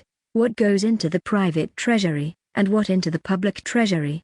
Old Ford said, "It's all up to the Count's decision." Paul hesitantly said, "My initial plan is that all tax revenues of Alder will go into the public treasury. Furthermore, from now on, the profits generated from various factories, workshops, stores, etc., established with public funds will also be entirely credited to the public treasury. And as for the Grayman family's estates, the profits from the paper mill, porcelain factory, and the already planned cannery, as well as the fees for technological cooperation with private operators, and the income from investments made with the private treasury, all these revenues will go into the private treasury. What do you think? Ford, the chief steward, responded. Count, I think it would be sufficient to allocate only the tax revenues to the public treasury. The rest of the income should remain in your private treasury. Paul breathed a sigh of relief. He had been concerned that allocating too much to his personal treasury might cause dissatisfaction among others, but now he saw there was no need for such worry. This private treasury is for my personal expenses. If the public treasury runs low, I don't want to have to cover it with funds from my private one. Conversely, I will try not to satisfy my personal desires using the public treasury. Ford quickly said, That's out of the question, Count. Even the money in the public treasury is yours and at your disposal. The other officials also echoed Ford's sentiment. Paul gestured dismissively. All right, since it's to be at my discretion, let's settle it this way. Seeing Paul's insistence, Ford did not object further. In his heart, he was actually pleased, as the Lord had delegated nearly half of the financial authority to the administration council he led. This would make their work easier, and with the establishment of various industries, the income flowing into the public treasury was likely to increase. Paul. A voice called out. The only person present bold enough to address the Lord by his first name was Count Malron Ganard. Every time Paul convened a meeting of the administration council, Malron was included, and his opinions were sought, especially on matters concerning building. This made Malron very content. Lately, Malron had become more cheerful, seemingly having moved past previous troubles. He actively participated in discussions, expressing his opinions, though he never opposed the consensus. What is it, Malron? Malron spoke up briskly. Let's handle buildings' income the same way. The income from the Ganard family's lands and shops will go to me personally, while the taxes from the land will go into this public treasury, to be managed by the administration council. Building's finances were kept separate to avoid the impression that Alder was annexing building. Although, with Malron's compliance to Paul's directives, it was almost a moot point. Though slightly surprised, Paul found Malron's suggestion perfectly aligned with his intentions. Of course, he had to maintain appearances. Malron, are you sure about this? Before Paul could finish, Malron laughed heartily.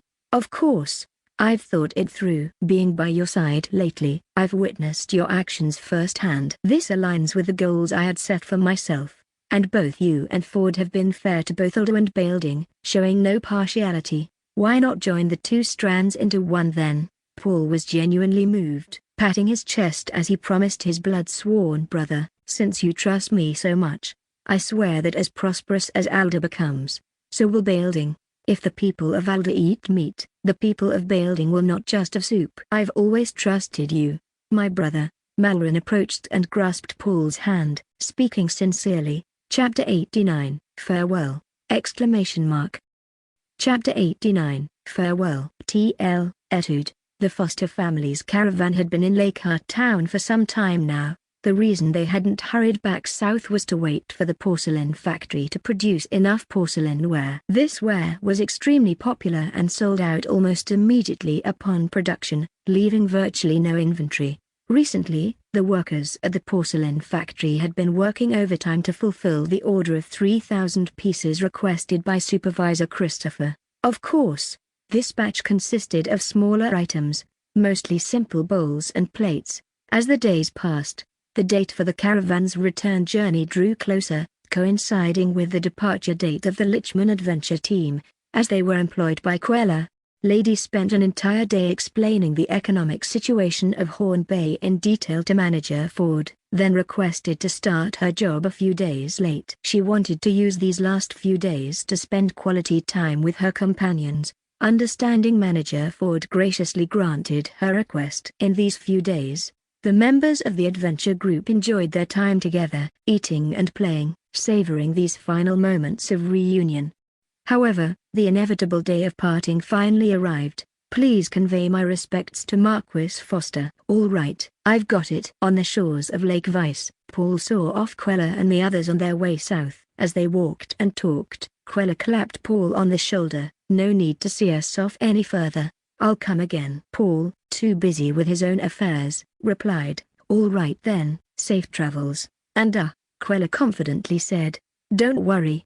I'll keep sending people your way. Whatever kind you need. Paul sheepishly scratched the back of his head. Ha ha. Thanks, that would be great. Hey, no need for formalities between us. Supervisor Christopher also joined in, smiling at Paul. Count Grayman, we hope for your continued support in the production quotas of porcelain and the new type of paper for the Foster family. This time, it was Paul who assured them, declaring the Foster family a key business partner, much to the delight of Supervisor Christopher and Quella. On the Legion adventure team's side, everyone was saying their heartfelt goodbyes to Lady. They had arrived together, but now they had to part ways, leaving everyone deeply saddened. After hugging each member, team leader Miyu once again entrusted her to take good care of herself. She held Miyu's hand and said, about my mother. Miyu gave her a reassuring look. Leave it to me. I'll explain everything to her. Lady nodded. Okay, tell her that in 2 to 3 months, or at most half a year, I'll come back to take her here. Miyu replied. Hey, it's too dangerous for you to go back. We should bring your mother here instead. What's all this and that about? Don't you trust us? No, it's not that. It's just too much trouble for you guys, Miyu firmly stated. It's no trouble at all. Listen, lady, the group will try to take assignments in this area in the future. We'll come to see you whenever we pass by. Then she was embraced tightly by the scholar girl. Paul, noticing this scene at the Legion adventure team, felt it was appropriate to say a few words of farewell, considering his long acquaintance with them. He waved and called out, farewell to the members of the adventure group. Take care. I hope to see you all again when Quella visits next time. Before he could finish, he saw their leader Miyu rushing over with the scholar girl. Lady, Miyu, looking intently into Paul's eyes with a serious expression, said, Lord Grayman. What? What is it? Paul sweated nervously under her gaze. Could it be she had taken a fancy to him and was about to confess on the spot? Were girls from the south so forward? Miyu then bowed deeply to him and, standing up, continued seriously. I entrust Our Lady to your care. Huh? Paul's mind froze. What exactly was happening? Why did she suddenly make such an enigmatic statement? Sister, such words are quite ambiguous in the north. How am I supposed to explain this in front of all these people? Lady, standing behind Miyu, blushed, fully aware of the implications of such a statement in the north. Being a scholar herself, she hastily tugged at the group leader's sleeve and whispered in her ear, Miyu, you can't say such things carelessly in the north. As Paul stood there, bewildered, it was Bernard, who had been by his side, who first grasped the situation. Count, Miss Lady has been appointed as an administrative officer for the Lord's Mansion, he explained. Manager Ford and I personally interviewed her some time ago. Without waiting for Paul's inquiry, he continued, Manager Ford believes that our future interactions with the South will increase, so it's prudent to have an advisor familiar with Southern politics and economics. I remember mentioning this in one of the reports to you. Ha ha ha. Makes sense, makes sense. You and Manager Ford have been very thorough and did well. Paul hadn't been closely involved in hiring matters lately and had skimmed over the reports, missing this detail. He laughed heartily to cover his embarrassment. Thinking about it, Miss Lady was not only beautiful but a genuine scholar. Even more impressive was her exceptional archery skills. Paul had witnessed them firsthand the day they encountered a black-striped tiger. When he later discussed this with archers like Schroeder and Bryce, they were all incredulous, not to mention she was a woman. But to hit the target accurately from such a distance with the first arrow, and then rapidly fire a second arrow under pressure, hitting the tiger in the eye, wasn't that beyond human limits? Considering her calm demeanor at the time, it didn't seem like mere luck. Having such a person at his side, Paul felt heaven had been kind to him. With these thoughts, Paul gave Miyu a reassuring look. Don't worry, Captain Miyu. Miss Lady will be well cared for here. Such scholars are rare in our territory. She's truly a high-end talent among high-end talents. He then remembered another scholar consultant, Ms. Diaz, and wondered about her progress with flag signals. He had been busy with the shipyard and supporting trade and industry, and hadn't inquired about the flag signal research. After this little episode, everyone once again said their farewells. Amidst Paul's waving and goodbyes, the Foster Caravan and Lichman adventure team embarked on their journey back to the south. Chapter 90, A Joke! Chapter 90, A Joke! TL, Etude. After bidding farewell to Queller and his party, Paul returned to his office, summoning not only his chief secretary Bernard but also his new advisor. Lady. Welcome, Miss Lady. May I ask you a personal question? Paul inquired. Please ask, Lord Grayman. Why did you switch careers? I mean, why did you abandon your profession as an adventurer to become an advisor here? Lady answered. Lord Grayman, as a naturalist, I joined the adventure group to travel and broaden my horizons. Now, I feel it's time to settle and thoroughly organize what I've learned from my recent travels. So, I needed a quiet place to focus on this task. She had anticipated this question and prepared her answer, hence there was no hint of panic in her response. Paul smirked, thinking Elder wouldn't be quiet anymore with a few more years of industrial and commercial development. However, he certainly wouldn't say this out loud and risk driving her away. He reminded her, don't neglect your primary duties while organizing your knowledge. The scholar nodded. Of course, Lord Grayman. In fact, I had planned to teach Advice Academy, but the steward arranged an advisory position for me. But as a scholar, please don't doubt my sense of responsibility. Paul didn't really doubt Lady. Anyone brave enough to risk their life to save others likely wouldn't lack moral integrity. He then asked another question. Where are you staying now? The Administration Council has arranged accommodations for me in a dormitory next to the Lord's Manor. I'm quite satisfied with the environment there. That's good to hear. By the way, Miss Lady, Ms. Diaz, whom you saved, is also an advisor here. Now your colleagues. Maybe you could interact more when you have time. Really? Lady was surprised but pleased to find another scholar here. Perhaps she could gain new insights from her. Lord Grayman, if there's nothing else, I must take my leave. Steward Ford is waiting for my report. But Paul stopped her. Don't rush, Miss Lady. Do you need something else, Lord Grayman? Paul clasped his hands on the desk and asked seriously, Miss Lady, you must have visited many countries with the Lichman adventure team over the years.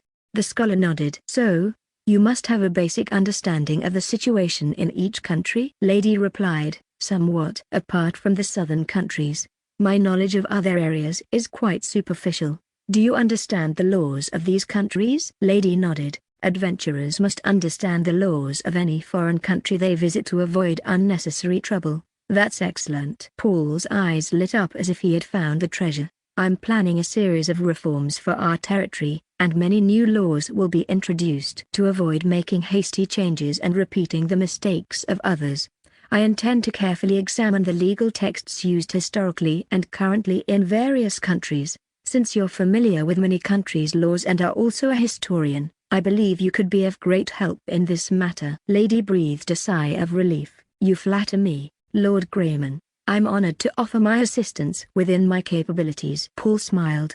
Then it's settled. I'll have a room arranged for you in the castle for consultations whenever needed. Lady nodded. I'll follow your instructions, my lord. As Paul was about to let her go, he suddenly felt playful. He put on a serious face and said, actually, I already have some ideas in mind. I'll tell you now, and you can help me draft a proposal to be discussed with the Administration Council tomorrow. A task already? Without hesitation, Lady responded. Please go ahead, Lord. She focused, ready to listen to Paul's ideas. Paul stood up abruptly and said, in this era, people have lost many precious traditions. It's a decline in morals and values. With a pained expression, he continued, so, I plan to enforce the restoration of some ancient, valuable traditions through legal means. Indeed. Lady, agreeing with Paul's view, asked, Lord Grayman, which traditions do you wish to restore? Paul slammed his hand on the table and exclaimed, I've decided. Let's start with that. That? What could he be referring to? Not just Lady, but even Bernard stretched his neck, eagerly awaiting the next words from their lord. Paul, looking upwards at a 45-degree angle, declared with a righteous tone, I've decided to reinstate the Lord's ancient rite of First Night. Miss Lady, Hurry and draft me a decree for this." The office fell into instant silence. Bernard's face went blank, while Lady's expression turned to one of severe disapproval. "Ha!"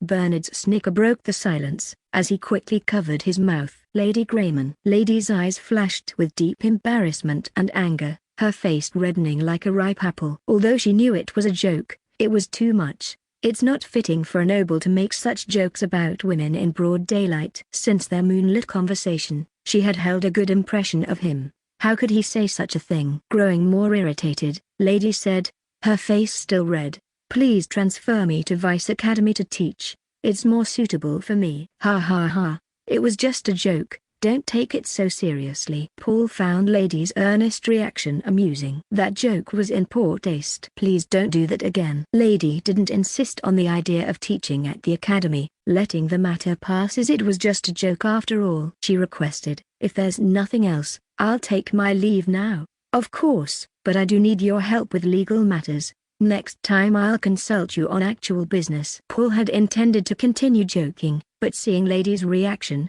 he decided not to push further, not wanting to lose a valuable talent. After Lady left, Bernard, still in the office, said, "Lord Grayman, today I've seen a side of you quite different from usual." Paul shrugged. "What, am I usually that stiff? Anyway, let's talk about something else. I see you with your notebook. Is there something you need?" Bernard, flipping through his notebook, replied, "Yes, there is. Count Kent of Emden arrived at Lakehart Town last evening and requests a meeting with you." Paul, surprised, said, "Count Kent of Emden? I don't have much to do with him." In fact, there had been some interactions. During the pirate invasion, Steward Ford had written to Kent for assistance, but the latter demanded Alder's fealty in return, which led nowhere. Later, Intelligence Chief Hansel caught spies trying to steal paper-making secrets, who turned out to be Kent's men. Paul had no good impression of him. He instructed Bernard, "Arrange a meeting time for me. Let's see what this envoy has to say." Chapter 91, Extortion 1! Chapter 91, Extortion 1. T.L. Etude. Emerson Wilde waited in the castle's dining room for the arrival of Count Kent. Half a year ago, he was appointed as a royal commissioner and stationed in Emden. The Kent family had familial ties with the Wilde family, and their interactions had never ceased. Emerson had worked diligently behind the scenes to secure his posting to Emden. This assignment was like a vacation on his relative's territory. Unlike the lords of the Northwest, the Kent family was known for its wealth, so Emerson naturally didn't endure any hardships here. Moreover, thanks to the relationship between the two families, he didn't receive the cold treatment other royal commissioners often faced from their hosts. A voice announced at the door, "The Count has arrived." Emerson stood up to greet Count Kent's arrival. The lord of the castle walked into the dining room at a leisurely pace, followed by a young man who bore a resemblance to the Count. That was the Count's son, Emerson's cousin, Jace Kent. He greeted the father and son, "Good day, Uncle Kent." "Good day, Cousin Jace." "Sit down, young Emerson."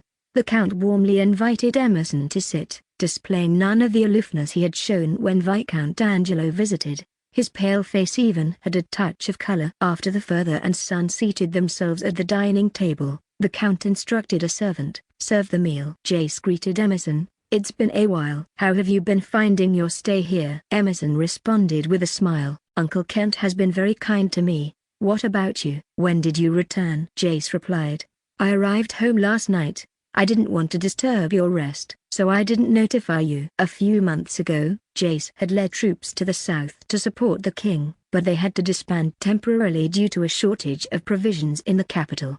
The three discussed recent events. Count Kent remarked, "With the grain completely burned this time, I wonder when His Majesty will call upon the lords for service again." All three were aware of the kingdom's grain shortage, so there was no need for caution in their discussion. Jace shook his head. "Before I left, there were all sorts of rumors. Our king is truly facing an unprecedented crisis. It's not just a matter of food. It seems the rebels in the south are exceptionally strong and difficult to handle." His tone lacked any concern for the king. Hearing this, Count Kent said meaningfully to Emerson, "Looking at the current situation, both the Wilde and Kent families need to make early preparations. Emerson understood what the Count meant by early preparations, not to put all their hopes in the royal family and to leave a way out for themselves.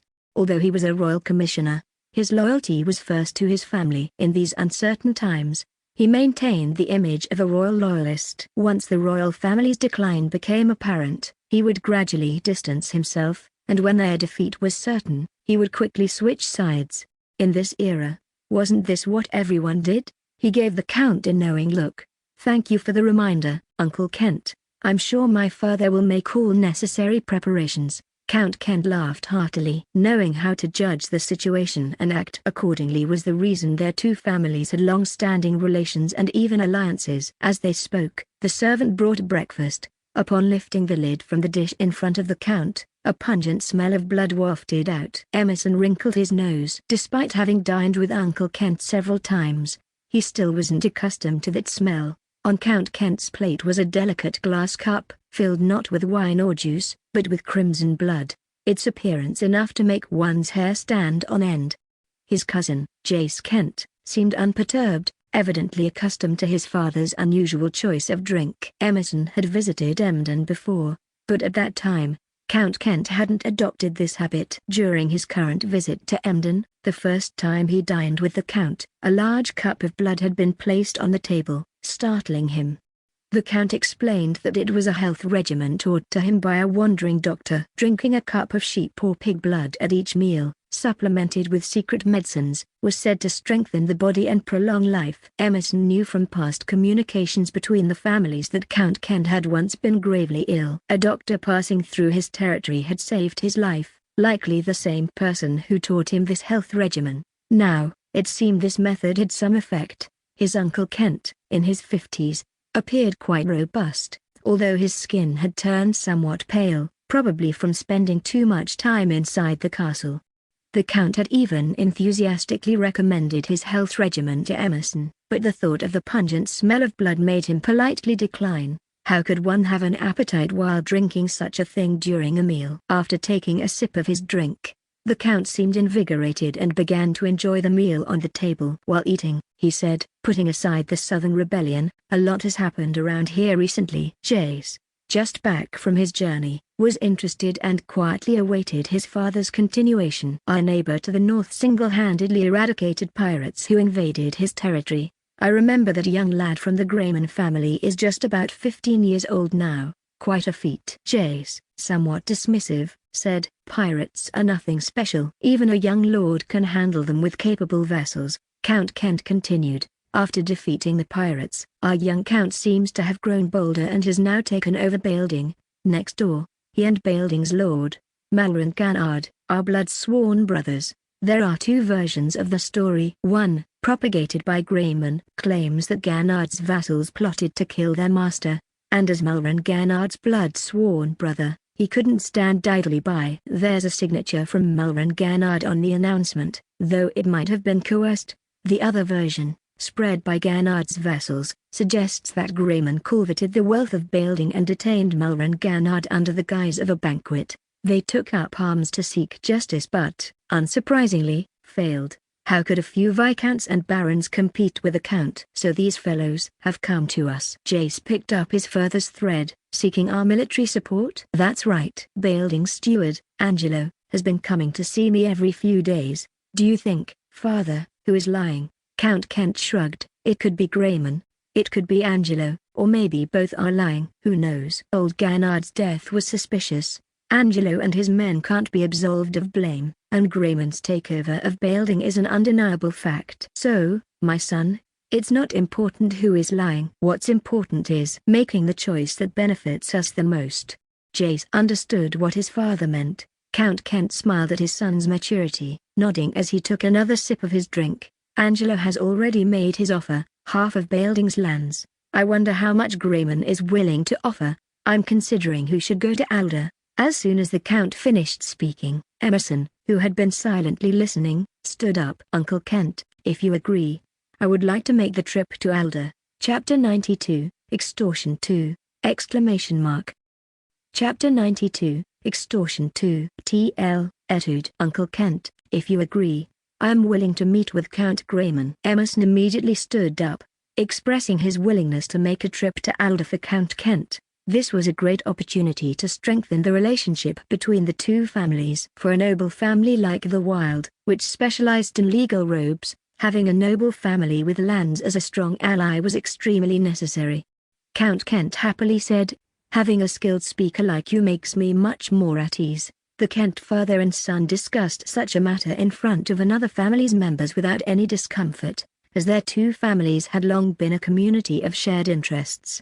If Emerson could be involved, then after the Kent family received the expected benefits, the Wild family would surely have their share. "Uncle Kent, once I arrive in Alder, where should I start?" Emerson had already roughly understood the situation from the conversation of the Kent father and son, but he still planned to ask Count Kent for advice. Count Kent stroked his smooth chin, pondered for a while, and after a long time, he said, "Start with the statements of those few vassals of Bailding. If the other party has sufficient evidence. In our region, Duke Ferdinand, I, of the Northwest is the king's greatest vassal. HMPH, Grayman took over the neighboring territory by force without even consulting the Duke. He's really not putting the Duke in his eyes. Even if the truth is as he says, it should be up to Duke Ferdinand to decide, not for him to act trashly. When you get there, focus on this point and see how this young count responds." Emerson indicated he had noted this, then asked, "Then, Uncle Kent, what do you hope to gain from the Grayman family?" The Count did not answer this question, but instead took out a piece of paper and handed it to Emerson. Emerson glanced at the paper, carefully put it away, and said, "I will not let you down." The Count drained the drink in his glass, wiped the blood from the corner of his mouth with a napkin, and said with a smile, "This young Grayman is impetuous and acts without considering the consequences. Sooner or later he will bring great trouble to his family. So, I feel it necessary to properly teach him a lesson on behalf of his deceased father." Uncle Kent's efforts in educating the younger generation are truly admirable. Ha ha ha. Laughter echoed in the dining room from the three people. Up to this point, the three present had never considered what they would do if Paul Grayman refused their request, as in their view, this was not an issue at all. The Kent family was the most powerful family in the region, second only to Duke Ferdinand of the Northwest, with over 50 knights directly under the family, and 10 baronial lands as vassals, each with a varying number of knights. With just one command, they could gather a force of around 100 knights, in the northwestern Bay Area. Who would dare to underestimate such a force? And Alder needed no further mention. Even if Paul Grayman had expelled the pirates and annexed Bailding, could he establish a force to rival the Kent family in such a short time? Therefore, Grayman might hesitate, he might negotiate, but he definitely wouldn't have the courage to outright refuse. Soon, Emerson set off for Lakehart Town. To Emerson's surprise, he encountered a snag as soon as he arrived in Lakehart Town. Upon arriving in the town, his first impression was of its remarkably clean streets. He had visited many places in the Northwest, not just staying in Count Kent's territory, and found every town he visited to be rather dirty. "This seems like a nice place to live," he thought, as he approached the castle gates of Lakehart Town. Emerson identified himself to the guard as a noble from the capital and an envoy of the Kent family, stating he had urgent business with Count Grayman. After the guard went to notify someone, a well-dressed man soon came out. Emerson was puzzled. Strange, isn't Count Grayman supposed to be only 15 or 16 years old? This man looks to be in his 20s. The well-dressed man approached Emerson and, with a courteous gesture, said, "I am Bernard Francis, the secretary of Count Grayman. Please follow me to the reception room." Emerson felt insulted. He was representing the Kent family, the second most powerful family in the northwestern Bay Area, and he himself was also a noble. He had made this clear to the guard. The fact that he was not greeted personally was one thing, but to be casually assigned to a mere clerk was a blatant disrespect to him and the Kent family. During his nearly half a year in the Northwest, Emerson had visited other territories and families. Upon learning of his relation to the Kent family and his status as a noble of the capital, everyone had treated him with flattery and utmost hospitality. Unknowingly, this had fostered in him an extremely arrogant attitude. "Please lead the way," said Emerson, adjusting his mindset and setting aside his displeasure to follow Bernard to the castle's reception room. Bernard respectfully asked, "May I know the purpose of your visit, Sir Emerson shook his head. I can only speak directly to Lord Grayman. Please arrange a meeting with him as soon as possible. To his surprise, the man claiming to be Bernard said, Lord Grayman is currently busy with other matters. I am his chief secretary, and you can tell me anything. I will convey your message to Lord Grayman without fail. I'm sorry, but I must speak directly to Lord Grayman. Emerson emphasized again, his tone now carrying a hint of displeasure. Bernard felt troubled, not understanding how he had offended the envoy. Emerson's tone clearly carried an intimidating undertone. Recalling Paul's schedule, Bernard reluctantly said, Sir, if you insist on speaking only to Lord Grayman, then you will have to wait until tomorrow afternoon. The Count's schedule is fully booked until then. Paul had instructed him on prioritizing various matters like envoys from peer lords seeking a meeting, unless it was for declaring war or discussing business cooperation, were to be scheduled later. Since Emerson was unwilling to disclose his purpose, Bernard had no choice but to postpone the meeting. Emerson became infuriated upon hearing this. Before coming, he had thoroughly inquired about the Grayman family. They were banished to the Northwestern Bay for siding with the wrong party in court politics and were even prohibited from granting fiefs. They had no legitimate knights, let alone barons or viscounts. For such a family, weaker than some slightly more powerful viscounts, to disregard an envoy from the Kent family was audacious. Very well, I shall wait for my meeting with Lord Grayman tomorrow afternoon. Emerson, far from angry, smiled. He decided to play along with this young, naive count. 1. Author changed Duke Flor, has been changed into Ferdinand. Chapter 93, Extortion 3, exclamation mark. Chapter 93, Extortion 3. T.L. Etude. Emerson, filled with resentment, waited until the next afternoon. After Paul bid farewell to Queller and his party and playfully teased his female advisor, Bernard sent someone to inform Emerson that he could meet with Count Grayman at 2 p.m. in the castle's reception room. At 2 p.m., Paul arrived at the reception room, but did not find the envoy there. Well, I'll wait a bit then. Paul opened a book and began reading in the reception room. After finishing a chapter, he looked up at the grandfather clock in the room. 15 minutes had already passed. Shaking his head and feeling slightly displeased, Paul thought about how, since assuming the lordship, he had never encountered anyone daring enough to stand him up. He continued to wait, and by 2:30 p.m., Paul couldn't hold back any longer. Bernard, he shouted. His chief secretary immediately rushed in from his office. What's the matter, Lord Grayman? Has Sir Emerson left already? Bernard realized something was amiss. Paul, dissatisfied, said, I should be asking you. You didn't get the time wrong, did you? The chief secretary promptly replied, Impossible, Lord Grayman. I even sent someone to remind him again at 1:30 p.m. Paul grew puzzled.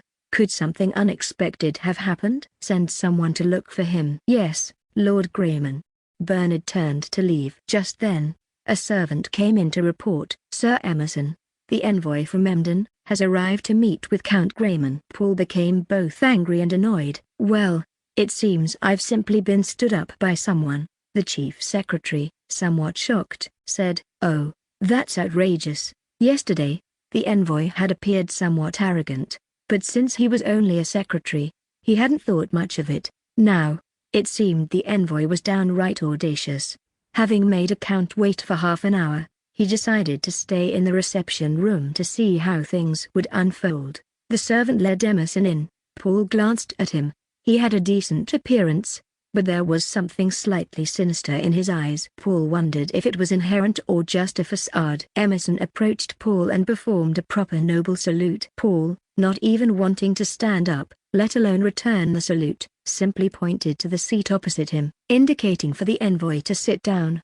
Emerson, noticing Paul's demeanor, slightly smirked and sat down. Then Paul asked, What brings you, Sir Envoy, all the way to Lakehart Town? Emerson, unhurried, replied, I dare not presume to instruct. I am here on the orders of Count Kent, specifically to inquire about Alder's unauthorized detention of Count Ganard. What? Detention? Paul scoffed coldly. Emerson nodded solemnly. Yes, Viscount Angelo, the chief steward of Bailding, has clearly informed the surrounding lords of the situation. Paul, disdainfully, said, HMPH. I've also sent out a notice. Haven't you seen it? Or do you just believe the words of those few traitors?" The other party shook his head. "Lord Grayman, please don't distort the facts." Paul turned to Bernard and instructed, "Please ask Malron to come over." He didn't want to waste time talking to Emerson and decided to bring in the main party involved to see what he would say. The reception room fell silent. Paul, uninterested in dealing with the envoy who stood him up and accused him of twisting the truth, picked up his book to continue reading. Emerson, meanwhile, remained silent and closed his eyes to rest, appearing calm and collected. After a while, Malron arrived in the reception room. Already briefed by Bernard about what had happened, he immediately said, "Mr. Envoy, everything Angelo and others have said is nonsense. Those traitors murdered my father, their lord, and later plotted against me. Fortunately, I overheard their conversation, wrote a secret letter to my blood brother Paul Grayman, and escaped to Lakehart Town before they realized their plot was exposed. Then Paul sent troops to defeat those traitors. In short, please don't be misled by the words of traitors." Emerson waited for Malron to finish, then smiled and said, "Count Gennard, I know you're in a difficult position and have to say things against your will, but rest assured, Count Kent will surely seek justice for you." Both Paul and Malron were speechless at his response, wondering what he was trying to do. Malron countered, "I'm very well right now and completely free." Emerson, shaking his head, said, "If you're not under house arrest, and if Lord Grayman isn't trying to annex Bailding, how do you explain your current stay in Lakehart Town instead of returning to Buch-Yuya? And how do you explain the orders within Bailding being issued from Lakehart Town?" Malron explained, "Because my subordinates are traitors, I currently lack loyal and capable assistants to help me govern Bailding, so I had to seek help from Lakehart Town. Plus, just a few days ago, I returned to Buch-Yuya to gather the local merchants for a meeting, and stayed there for several days." "You can go to Bailding and ask." Emerson, ignoring this, insisted, "Lord Gennard, I understand your predicament. Believe me, the surrounding lords will not ignore such a violation of natural order." He then turned to Paul and said, "Even if Bailding's vassals harbored rebellious intentions, it should be up to Duke Ferdinand of the Northwest to decide." "Lord Grayman, you took over Bailding by force without consulting him, showing little regard for the Duke." Paul retorted, "Both the Gennard and Grayman families swear allegiance directly to the royal family. We can handle our affairs without consulting Duke Ferdinand." Emerson suddenly stood up, scoffed, and said, "The late king granted Duke Ferdinand the power to subdue rebels. All lords in the Northwest Bay are under his jurisdiction. Your actions without his consent are an affront to the Duke." Malron tried to argue back, but Paul stopped him. Paul had realized that the envoy from the Kent family was determined to accuse him of detaining Malron and invoked Duke Ferdinand to pressure him, clearly looking for trouble. Reasoning with him was futile. He wondered why he had offended the Kent family, except for capturing a few spies, which was a justifiable act. He had kept quiet about it, not going to Emden to confront them, yet they seemed to be pushing their luck. Wait, spies? Those spies seemed to have come to steal paper-making technology. Realizing the Kent family's likely motive for sending the envoy, Paul adjusted his attitude and smiled at Emerson, gesturing for him to sit. He softly said, "Mr. Envoy, please sit down." "Many things can be discussed slowly." "Many things," he repeated, looking into Emerson's eyes. Emerson, observing Paul's smile, relaxed his expression. He sat down, returned the smile, and said, "Of course, Lord Grayman, many things can indeed be discussed slowly." The young count finally seemed to be on the right track. Chapter 94, The Lion's Big Demand! Chapter 94, The Lion's Big Demand. T.L. Etude. The atmosphere in the reception room finally relaxed. Paul, with a smile, asked, "What can I do for Count Kent?" It was time for a frank discussion. Emerson, slightly surprised by Paul's directness, felt he couldn't beat around the bush any longer since Paul had opened the conversation so candidly. Emerson pulled out a scroll and handed it to Paul. Paul took it and unrolled it, with Malron leaning over to look as well. Upon reading it, both were visibly shaken and angered. The scroll listed the Kent family's demands. 1. 1/5 of the current income from paper and porcelain production in Alder's territory to be given to the Kent family, and another 1/5 to Duke Ferdinand. 2. Bailding to be jointly managed by Emden and Alder. Malron, infuriated, was about to stand up and argue with Emerson but was held back by Paul. Paul said with difficulty, "Sir Emerson, we find these conditions a bit hard to accept." Emerson's expression stiffened again. "Lord Grayman, these conditions have been carefully considered by Count Kent. If you fail to recognize reality, I'm afraid the Count might take some measures you wouldn't like to see." A blatant threat. Paul, suppressing his urge to explode in anger, maintained a strained smile and said, "Allow us some time to discuss and decide." "Someone, please escort Mr. Envoy back to the inn for rest." "HMPH. It's better for Lord Grayman to make a decision soon." "I don't mind, but Count Kent isn't very patient." Emerson left with what Paul considered an annoyingly smug smile. After dropping such a statement and following the servant out, Malron turned to Paul, anxiously asking, "What do we do now?" In the Northwest Bay Area, Count Kent was extremely influential, almost like a mini Oz. Whenever he set his sights on something, he wouldn't rest until he got a piece of it. Moreover, as a direct vassal of Duke Ferdinand of the Northwest, he had a strong relationship with his lord and never forgot to share his gains with the Duke. Ferdinand also liked having this loyal dog, well-fed and robust, ready to bite others when he was displeased. On one hand, Bailding was now threatened by the Kent family, and on the other, much of the Gannard family's wealth was invested in Paul's factories, both publicly and privately. Malron found it difficult to accept these conditions. Paul patted Malron's shoulder, comforting him. "There's a saying I've heard, where there's a will, there's a way. Let's gather everyone to discuss this. Surely we'll find a solution." Soon, the high-ranking officials of the Administration Council and the military were convened at the Lord's mansion. After Paul explained the Kent family's envoy's demands, the attendees first reacted with shock, then with varying responses. The administrative officials were all frowning, worried due to the Kent family's strong-arm tactics. After all, they were a powerful family known for easily mustering hundreds of knights. The military personnel, on the other hand, were indignant, clamoring to assemble the army and march on Emden right away. "Lord Grayman, this is outright extortion and blackmail, a direct insult to you and us. Let's declare war on the Kent family." "We now have 3 musket platoons and 10 cannons. A single volley could scatter those farmhands turned soldiers. As for the knights, you saw it yourself last time under Buchia Castle. Under the firepower of the cannons, they were just a mass of flesh." The loud-voiced Bryce stood up to represent the military's opinion, with other officers nodding in agreement, their confidence bolstered by the recent battle under Buchia Castle. Chief Steward Ford immediately objected. "How can you speak so lightly of war? Do you think everything can be solved with military force? These warriors, getting carried away after just a couple of victories." "Even if we defeat the Kent family, what then?" "Behind them stands Duke Ferdinand of the Northwest, the kingdom's largest noble in the Northwest, with territory and population many times ours. Can our military prowess really compensate for such a huge numerical disparity?" "Once the Kent family drags Duke Ferdinand into this, which is very likely given their image as the Duke's loyal dogs, they don't even have to attack us directly. Just having the Duke forbid his vassals from trading with us and blocking our trade routes to the south would shrink our income back to what it was at the beginning of spring. Then where would we get the money to pay our soldiers or buy materials to manufacture weapons?"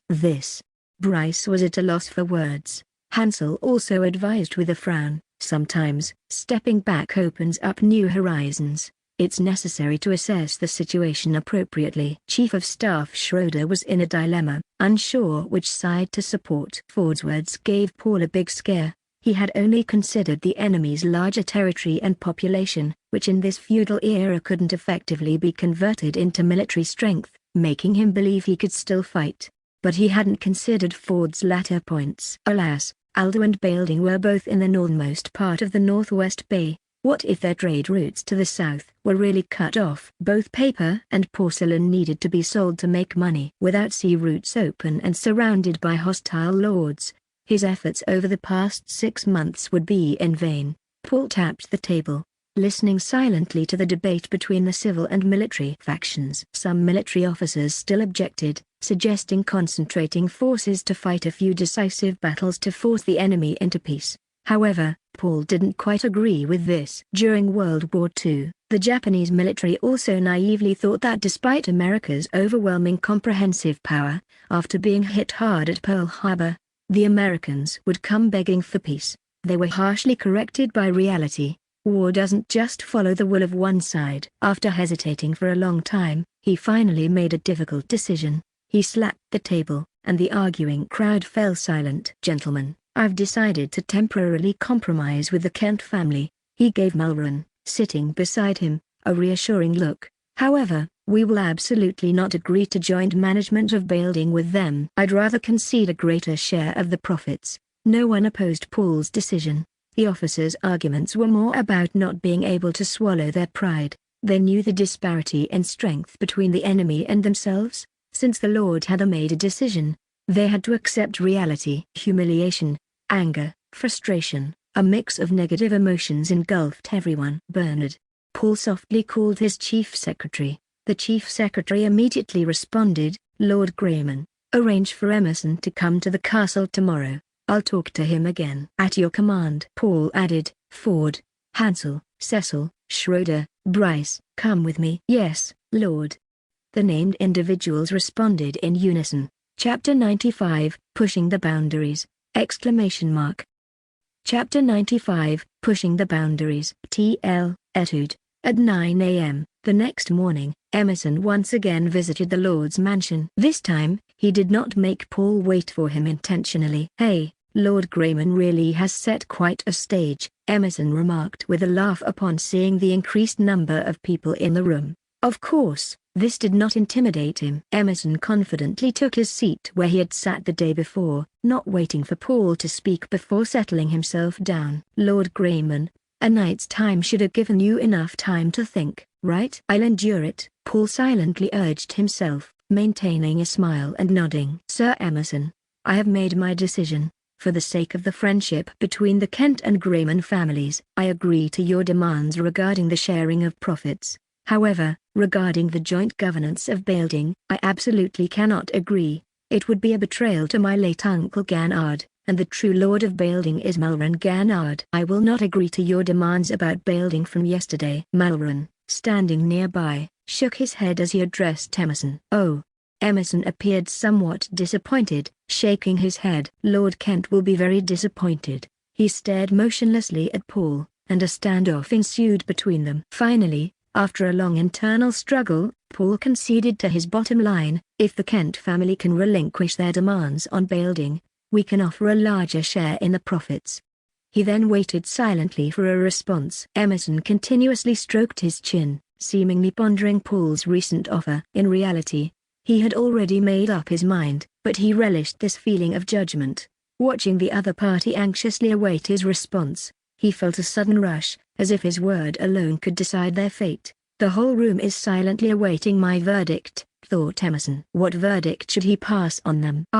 Grayman, if only you had come to greet me immediately upon my arrival the day before yesterday, I would have spared you now. Unfortunately, you made the mistake of disrespecting me then, and must be punished." After intentionally waiting a bit longer, Emerson put on a serious face and finally spoke. "Paul Grayman, since you failed to make a decision satisfactory to the Kent family in time, I, on behalf of the Earl, demand the following. First, the profits shared with Earl Kent and Duke Ferdinand should be increased to 1/3 each. Second, hand over the technology of papermaking and porcelain manufacturing to the Kent family. Third, immediately cede half of Building's territory to the Kent family. Fourth, Emerson's originally serious face broke into a sinister smile. Swear allegiance to the esteemed Earl Miles Kent and his lawful heirs. After stating these 4 demands of his own accord, Emerson felt an uncontrollable excitement within. HMPH, kneel and beg for mercy.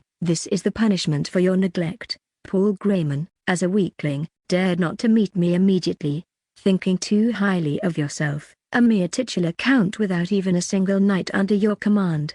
But if you please me enough, perhaps I might spare you." Just perhaps. Though inwardly excited, Emerson maintained an unperturbed demeanor with a slight smile on his face, leisurely taking a sip of water. At this moment, Paul was stunned, utterly astonished by the other's greed. The others in the reception room also wore incredulous expressions, unable to react. Paul suddenly felt a tug at his sleeve and turned to see it was the steward, Ford, signaling him. Ford's right hand was stretched out straight, slicing downwards, a clear signal. "Lord, let's go to war." The demands were too excessive, crossing the limits that Elder could bear. Agreeing would mean the Grayman family would have no standing in the Northwest. Some things, especially on a spiritual level, cannot be surrendered. Clearly, it was time to fight. Seeing even Ford, the greatest advocate for peace, urging for war, Paul quickly made a decision. He straightened up and asked Emerson with a smile, "Sir Emerson, do you have full authority to represent Earl Kent?" Emerson,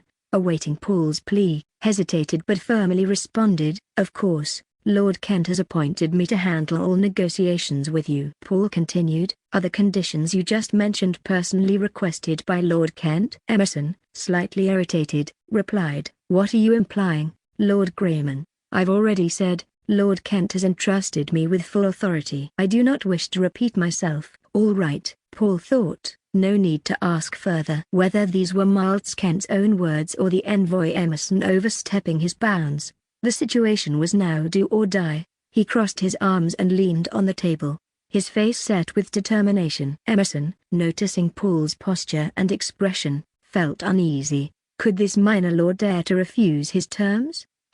Impossible. His confident smile returned. Representing Earl Kent, he had secured many benefits beyond expectations. Surely, his elder would reward him handsomely. However, Paul's next words took him by surprise. "Sir Emerson, given the Kent family's outrageous demands, I see it as a great insult to the Grayman family. From now on, anyone related to the Kent family is no longer welcome in Aldo and Bailding. Once found, they will be expelled immediately. Now." Paul paused, his eyes fixed on Emerson's detestable face, and said word by word, "Get out." Emerson's smile froze. "What? I must be hearing things. This minor lord, without a single knight, dares to tell me to leave?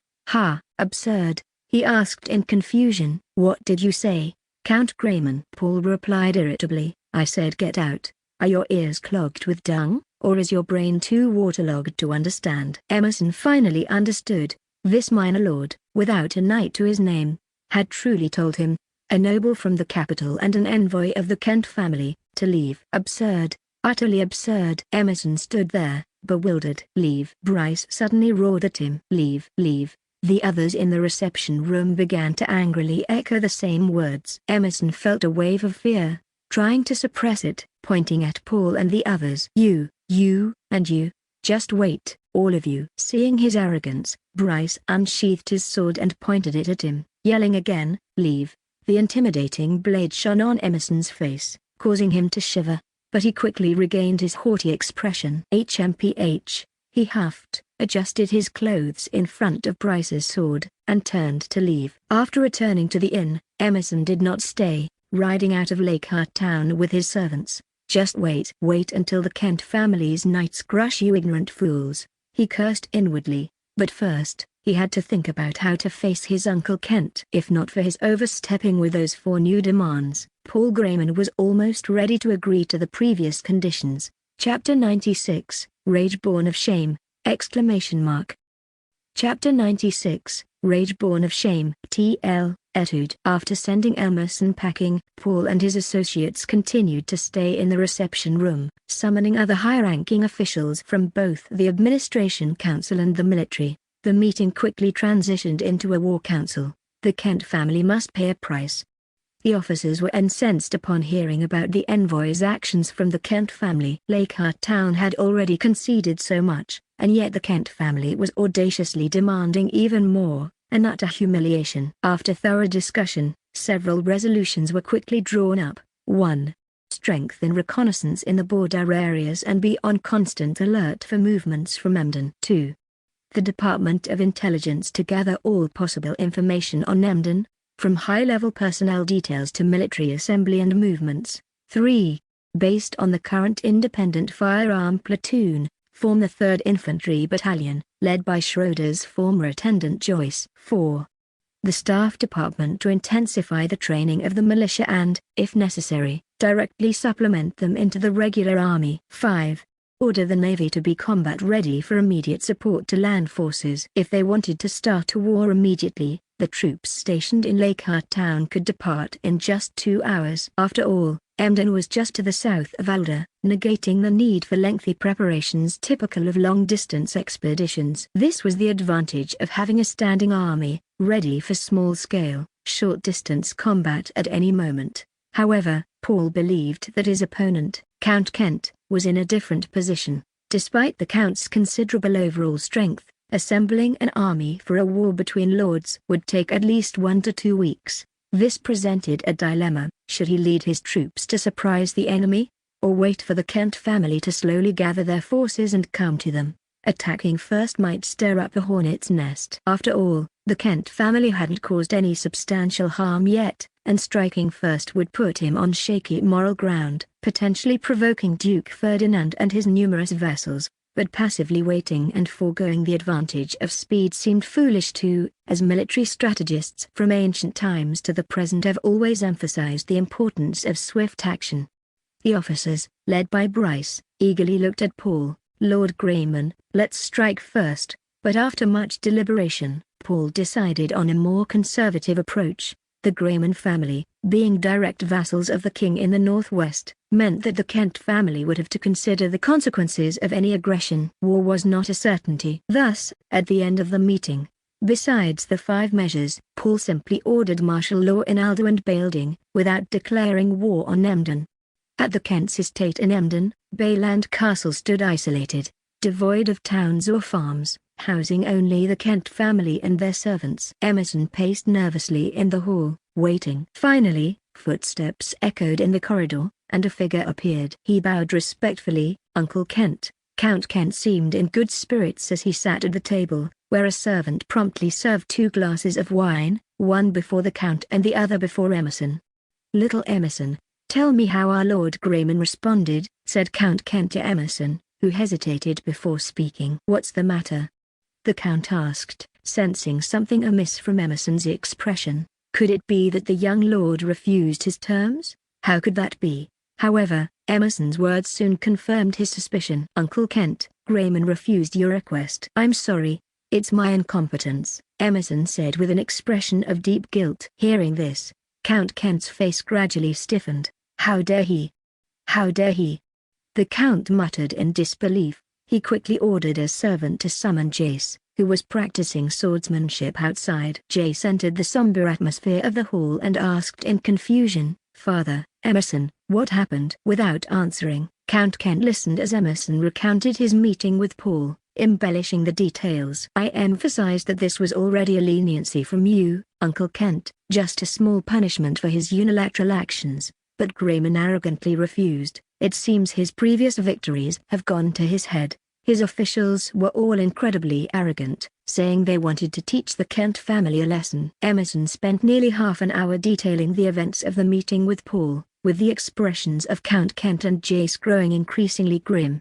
After Emerson finished, Jace looked to his father, asking, "Shall we punish the Grayman family?" "Of course," Count Kent replied, almost growling, his tone firm and unwavering as he addressed Jace. "The Kent family has established its footing in the northwest through the fear of other families. We can bide our time, lie low for as long as it takes, but we will never forget an enemy. Without Duke Ferdinand's support, who in the Northwest Bay would dare refuse the Kent family or disrespect us? If we let the Grayman family go unpunished, others will follow suit, and we will become a second-rate family in the Northwest. In short, Grayman must be punished." Jace nodded in understanding. "I understand, Father." Count Kent's face twisted into a cold sneer, revealing his sharp, long canines. "HMPH, the Grayman family isn't worth our patience. Their current strength cannot withstand even a single blow from us." "Jace." "Father, your command?" Jace responded immediately, ready for orders. "Summon half of the knights from our lands and notify our vassals. I need at least 2,000 soldiers. All must be assembled at Bayland Castle within 3 weeks." "Yes, I'll see to it at once." Count Kent then turned to Emerson. "I hear you've studied military strategy in the capital. You'll assist Jace." Emerson stood up resolutely. "Uncle Kent, I will help you teach Grayman a lesson." Count Kent drained his glass of wine, then casually let the glass fall and shatter on the floor. "Grayman, this will be your fate," he declared. Chapter 97, Flag Signal Drill! Chapter 97, Flag Signal Drill. TL, Etude. Count Grayman, I have preliminarily drafted a set of flag signal plans for your review, said Miss Dyers, the female consultant, to Paul the day after a meeting was held to decide on military preparations. Paul was delighted. "Oh, this is just what I needed." Eileen was a bit puzzled. "Why do you say that, Count Grayman?" "Well, to be frank, we have a bit of a minor friction with our southern neighbors and might need some special means of communication." Eileen understood and felt a surge of disdain. Men are such barbaric creatures, always resorting to force to solve problems. Can't they just sit down and talk it out? Recalling the rebellion in the south of the kingdom that nearly ruined her life, she lamented the unfairness of the Creator. How wonderful it would be if women ruled the world. There would surely be no wars then. She wasn't too worried about Paul. Unless there was a deep-seated feud between two families, local lords' wars usually weren't lethal. Even if one side was captured, the victors would treat their prisoners well, releasing them after a ransom was paid by their families. The real victims were the conscripted soldiers and plundered civilians. Few lords cared about their lives. They were mere expendables in the eyes of the nobility. Paul flipped through the thick album Miss Dyers handed him, filled with drawings of various figures holding flags in different poses, each annotated with its meaning. Some complex messages required a combination of poses to convey. "Have the staff officers seen this?" he asked. "Yes, Count Grayman. This was finalized after thorough communication with them." Eileen recalled her initial days on the job, feeling irked. The officers even made her sign a confidentiality agreement and memorize it thoroughly before starting work. The agreement essentially forbade her from disclosing any military-related work or anything she saw in the army. The most absurd part was the regular security exams she had to take. "I, Eileen Rodney, the second princess of the Kingdom of Ordo, am a woman of my word. How can they not trust me?" she thought. Complaining to Paul about the army's secrecy, he consoled her. "Rules are rules. Not just you, but even the staff officers are subjected to regular scrutiny." That made Eileen feel somewhat better. The elder army was quite different from what she knew of military life. Her elder sister, a military commander, often shared army stories, and Eileen had visited the barracks. The Lord's army differed greatly from the kingdom's army, not only in its strict secrecy but also in the lesser gap between officers and soldiers and their frequent interactions. In the kingdom's army, officers and soldiers lived like two separate species, officers from noble families and soldiers from commoners or serfs. The barracks mirrored society, with its stratification reflected within. Eileen guessed this might be because the members of this army came from the lower classes. Aside from the chief of staff, Schroeder, who could be considered a quasi-noble, everyone else originated from civilians or serfs. After thoroughly reviewing the album, Paul found it covered most of the battlefield commands he envisioned. "Miss Dyers, shall we schedule a drill to test this out?" During the development of this system, the staff department allocated a platoon and an artillery unit to learn it. "They are already very proficient with the flag signals." Paul was satisfied. "I'll inform the staff department to arrange the drill immediately." On the southern shore of Lake Weiss, a vast expanse was temporarily designated as a drill area, off-limits to unauthorized personnel. The troops stationed in Lakehart town gathered here to witness a demonstration of flag signal operations. Paul and the officers stood on a high ground, with two trained signalmen positioned in front of them. Miss Dyers, the female consultant, was also present with them. To their southwest, a platoon of musketeers and an artillery unit were deployed at a great distance, visible only through telescopes. To their southeast and due south, several large circles were distinctly marked with lime powder as targets for the artillery. Numerous straw dummies were erected within these circles for the musketeers to shoot or spear after the artillery bombardment. Once everything was ready, the drill began. Paul started with the command: "Order the artillery to fire at the enemy due south." A signalman immediately relayed the command to the artillery unit to the southwest using flag signals. There were also 4 signalmen at the artillery position, 2 for artillery communication and 2 for infantry communication. One, with a telescope trained on Paul's position, anxiously announced, "Command incoming." For the artillery. Through his telescope, He watched a signalman beside Count Grayman start waving a flag. He observed every movement intently and, after the first set of signals, accurately deciphered the message. Reply with confirmation. He instructed his comrade. His comrade nodded and sent a confirmation signal back to the officers on the high ground. The signalman with the telescope quickly relayed the command to the artillery. Target due south of command post. Continuous fire. Let's get to it, boys. The artillery chief commanded. The gunners turned their cannons towards the target area to their southeast, loaded and ready. After slight angle adjustments, they began firing. After 5 consecutive shots, a signalman observing for the infantry platoon shouted, "Infantry platoon, advance towards the target due south of the command post." Drums rolled, and to their rhythm and the platoon leader's orders, the musketeers in horizontal formations advanced southeastward. As they advanced, artillery shells whistled over their heads, not stopping unless a new command was issued or there was a risk of friendly fire. From the high ground to the north, Paul and the others watched with satisfaction as the infantry platoon neared the target, fired a volley, and then charged. "Excellent!" Paul exclaimed sincerely, a Chinese phrase coming to mind, like an extension of one's own limbs. He bowed to Miss Dawes, expressing gratitude. "Thank you for your contribution. This is exactly what I wanted." Eileen, pleased, responded modestly. "It's my job, Count. Let's test some other commands," Paul said excitedly, rubbing his hands together and addressing the group. Chapter 98, Militia Training! Chapter 98, Militia Training. TL, Etude. "Idiots. I said turn left. I told you to turn left," Makarov roared as he pulled someone out of the ranks. This was in a place called Cass Village, located on the southern border of Alda. The village, with about 200 households and nearly 1,000 inhabitants, was considered a very large one in Alda. During the period of pirate invasions, the villagers organized a militia force of over 50 people for self-defense. After the pirates were driven away, an official from the Lord's office established a farmers' association in the village and recruited dozens more into the militia, bringing the total number of troops to nearly 100. As for why Makarov, a member of the regular army, was here, the story began a few days earlier. A few days ago, the military suddenly intensified its training. Many speculated that Alda might be preparing for war with a nearby region. Many were excited, as, for these regular soldiers, war meant military achievements and rewards. The soldiers, energized, focused on their training. The victories over pirates and the Bailding rebels made them realize the special advantages of their unit, which they had previously thought were useless exercises.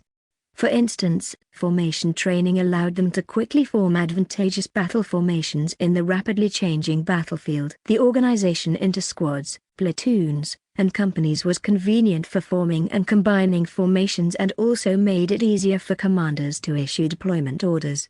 Long-distance marching drills, for example, enabled them to seize advantageous terrain or appear unexpectedly before the enemy. More sweat in peace, less blood in war. Now, everyone in the army firmly believed in this, as everyone trained with great enthusiasm. The staff department suddenly selected a group of experienced veterans and dispatched them to various villages and towns to guide the training of the local militias. According to the militia training outline previously drafted by the staff department, aside from the busy farming season, local militias were required to undergo at least 1 day of concentrated training each month. The training included emergency assembly, long-distance marching, formation drills, and bayonet fighting. Such training, compared to the regular army, was almost negligible, as the militia's nutrition couldn't keep up with high-intensity training. Previously, militia training mainly relied on soldiers who had retired due to injuries. However, due to the insufficient number of these veterans, many areas lacked professional guidance, leading to the ineffectiveness of militia training in most regions. The threat of war from the Kent family once again brought the staff department's attention to the militia. Additionally, since the busy farming season was over, standardizing and strengthening the militia's training was put on the agenda. Makarov was one of these selected veterans. Due to his previous military achievements, Makarov had been promoted to the rank of second-class soldier. Upon his arrival in Cass Village, he brought the number of militia up to a company and organized them into platoons and squads according to the army's structure. He immediately began training them and even asked the village craftsmen to make equipment like horizontal and parallel bars. There were many difficulties at first. The men couldn't even stand in a proper formation. Every time he organized them and then reassembled them, many couldn't find their proper places, and the formation became a mess. Drawing on his experience from basic training, Makarov resorted to the whip. With the help of physical punishment, the militia finally started to remember their places, and their assembly formation began to look decent.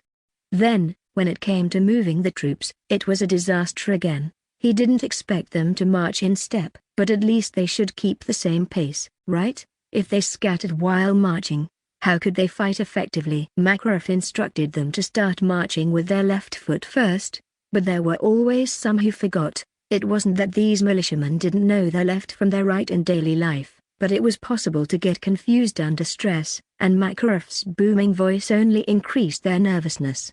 This problem became even more pronounced during left and right turns. For instance, the young man he just singled out was named Josh, a recent addition to the militia. Almost every time Makarov commanded them to march in step or turn left or right, Josh got the direction wrong 7 out of 10 times, making him a prime target of Makarov's special attention. Josh, now in front of everyone and dwarfed by the burly instructor, looked like a small chick held by a bear. All the militiamen held their breath, not daring to make a sound. They looked at Josh with sympathy, silently praying for the unfortunate man. Makarov, touching his forehead in resignation, realized that despite scolding and punishing Josh, he kept making mistakes. Determined, he loudly said to Josh, "This is your doing, Josh." Josh's face quickly turned to one of terror, fearing what the instructor might do next. Makarov turned to face the entire group and announced, "Militiaman Josh, for repeatedly failing to learn, must be punished. As for the method of punishment, as I've told you before, if anyone makes such a basic mistake again, I will make them do this in front of everyone." Strangely, the faces in the ranks changed from sympathy to anticipation. Even Schadenfreude. Josh's face, however, was filled with despair. He pleaded, "Please have mercy, Makarov. How will I live in this village after this?" Makarov, stern-faced, suddenly raised his voice and called out, "Militiaman Josh." "Yes, sir." For once, Josh responded correctly. Makarov commanded in an undeniable tone, "Carry out the punishment I mentioned before. Now." Immediately, at once. "Yes, sir." Josh's face twitched as he loudly responded to Makarov's command. With no escape, under everyone's watchful eyes, Josh stood at attention, his right hand gripping a wooden rifle on the ground, and his left hand grabbing his crotch. Then, with a face full of sorrow and anger, Josh loudly proclaimed, "This is my left hand." He moved his left hand as he spoke. "This is my right hand." He moved his right hand. "Left hand is for." He hesitated. "Keep going." Makarov's roar echoed in his ears, spittle spraying his face. Josh, with a mix of sadness and anger, continued, "The left hand is for jerking off. The right hand is for holding a gun." "This is my left hand. This is my right hand." "Left hand for jerking off. Right hand for holding a gun." He repeated this 3 times. After a brief silence, the militiaman opposite Josh suddenly burst into roaring laughter. "Ha ha ha!" Makarov stepped forward and shouted, "Anyone who dares make a sound will do 100 times in front of the whole village." Everyone immediately tried to stifle their laughter, knowing the embarrassment if it were them. Josh, on the brink of tears, would never confuse left and right again in his life, but his reputation was ruined. Militiaman Josh returned to training. The instructor finally allowed him to rejoin. After this training, the name Left Hand Josh spread throughout the village. Chapter 99, Dr. Barnett! Chapter 99, Dr. Barnett. T.L. Etude. At this time, Bayland Castle had become a massive military encampment, with the vassals of the Kent family continuously converging here. The first arriving nobles and knights spent their days hunting or holding martial tournaments, transforming the usually quiet Bayland Castle into a hubbub of activity. That day, Count Kent held a banquet in the castle's great hall for the already arrived vassals of the family. The attendees, while heartily drinking the lord's wine, cursed the Lord of Alder, unanimously expressing their desire to deal with this insolent and unruly young man on behalf of their lord. Count Kent, naturally, did not disclose to his vassals the real reason for declaring war, which was the refusal of certain demands, but rather, he used another pretext. The Lord of Alder, Paul Grayman, had placed Lord Mulran Gannard of Bailding under house arrest and sent troops to forcibly occupy the entirety of Bailding. The steward of Bailding, Viscount Angelo, fled to Emerson for help. Against such tyrannical and bullying behavior by the Grayman family, the Kent family naturally could not stand idly by. Angelo was also invited to the banquet. Since their last meeting, when a price was quoted, Count Kent had not summoned him again, and Angelo's requests for a visit had fallen on deaf ears, making him increasingly despondent and hopeless by the day.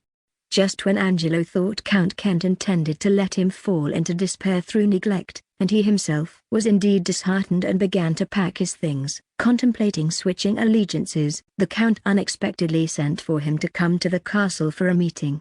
In this meeting, Angelo was joyously informed that the Kent family had decided to dispatch troops to punish Elder and teach Paul Grayman a lesson for his bullying. Suddenly, Angelo felt as if the dark clouds had cleared. The Count's face didn't seem as sour as before, and the castle no longer appeared as gloomy as it used to be. The subsequent actions of the Kent family further convinced him of the Count's intention to use military force. Knights and militia began to gather at Bayland Castle. If the Count was still just placating him, he would never have assembled such a grand display of force. Now, Angelo even felt that Miles Kent, the Count, was closer to him than his own father. Before the banquet started, Angelo was informed to be fully prepared. He mentally agreed and had been drafting his speech for several days. Once the banquet began, in his eloquent speech, Paul Grayman was depicted as an utterly despicable villain, inciting those whose brains were addled by chivalric ideals, and there were such people, to righteous indignation, clamoring for battle. Miles Kent, the Count, sat at the head, sipping his drink and watching Angelo's performance. The effect was good. Humphrey, Grayman, let's see what you do now. Just as he began to think about how to distribute the spoils of war, his butler quietly approached and whispered in his ear, "My lord, Dr. Barnett has arrived." Count Kent was startled, almost dropping the glass in his hand. He quickly asked, "Have you let him in?" The butler nodded repeatedly. "I remember your instructions and have asked him to wait in the small reception room at the back." Count Kent nodded, gesturing to his son, Jace, who quickly came to his side. The Count said, "You take over the banquet for me. I have urgent matters and must leave for a moment." Without waiting for Jace's response, he stood up and hurried away. Jace watched his father's departing figure with a puzzled look. Usually, when his father mentioned urgent matters, he would consult with him, but what was different today? Count Kent almost jogged to the door of the small reception room. Instead of entering immediately, he first stood outside to straighten his clothes. He then instructed the butler, "Go find 10 guards and personally lead them to secure this area. No one is allowed to approach." "Yes, my lord." The butler promptly left to find the guards. Feeling that everything was in order, the Count gently pushed open the door. A man cloaked in a black cape stood inside, gazing at a wall painting. He was facing away from the door, and despite the sound of the door opening, he showed no intention of turning around.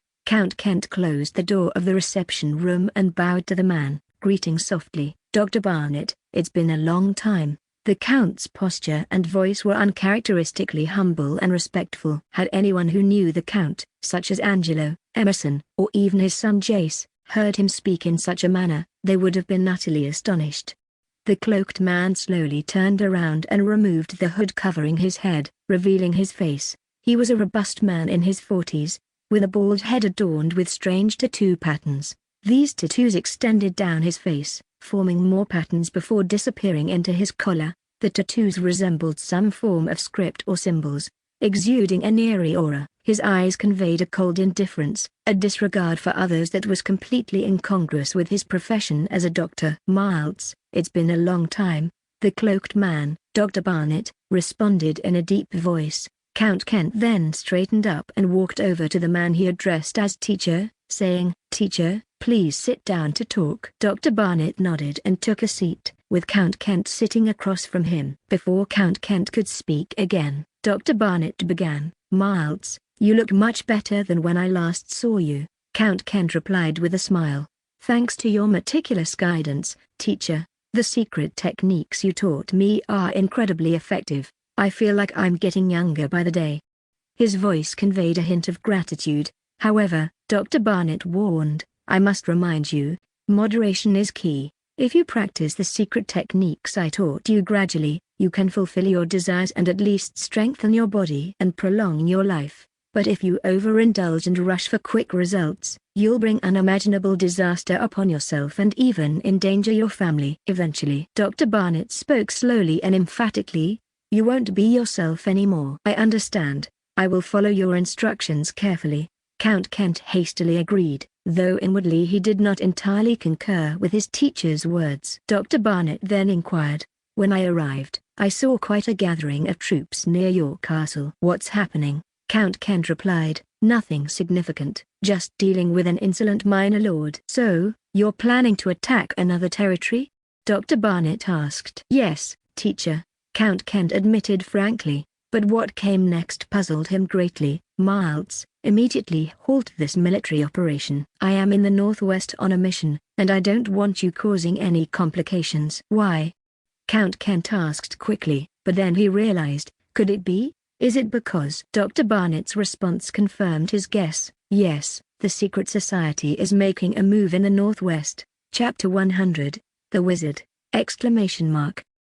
Chapter 100, The Wizard. T.L. Etude. 3 years ago, Miles Kent was bitten by a strange bat while hunting. When he returned home, the wound began to fester and ooze pus. He endured it for a few days before developing a high fever and falling into a coma. The doctors called to examine him simply shook their heads. According to them, the Kent family might as well prepare for his demise. Just when the family thought the Count was on the brink of death, a mysterious individual appeared. This was a traveling doctor who called himself Barnett, claiming to have a cure for Count Miles Kent. By then, the Kents were desperate. Despite Barnett's odd appearance, more akin to a barbarian mercenary than a doctor, they allowed him to try his treatment, reasoning it couldn't worsen the situation.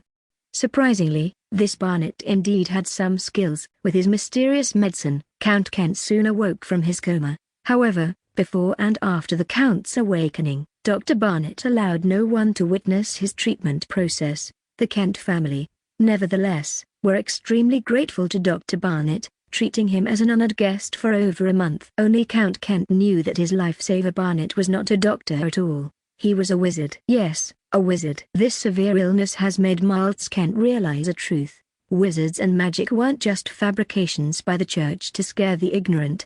They genuinely existed in this world. While his body was still in a coma, his consciousness was trapped in a relentless nightmare. He found himself in a vast labyrinth. He searched for an exit, but the maze seemed to move on its own. Whenever he reached a dead end and tried to return to a familiar path, he would find the route completely altered. There were no terrifying scenes or frightening monsters, but something even more dreadful: monotony.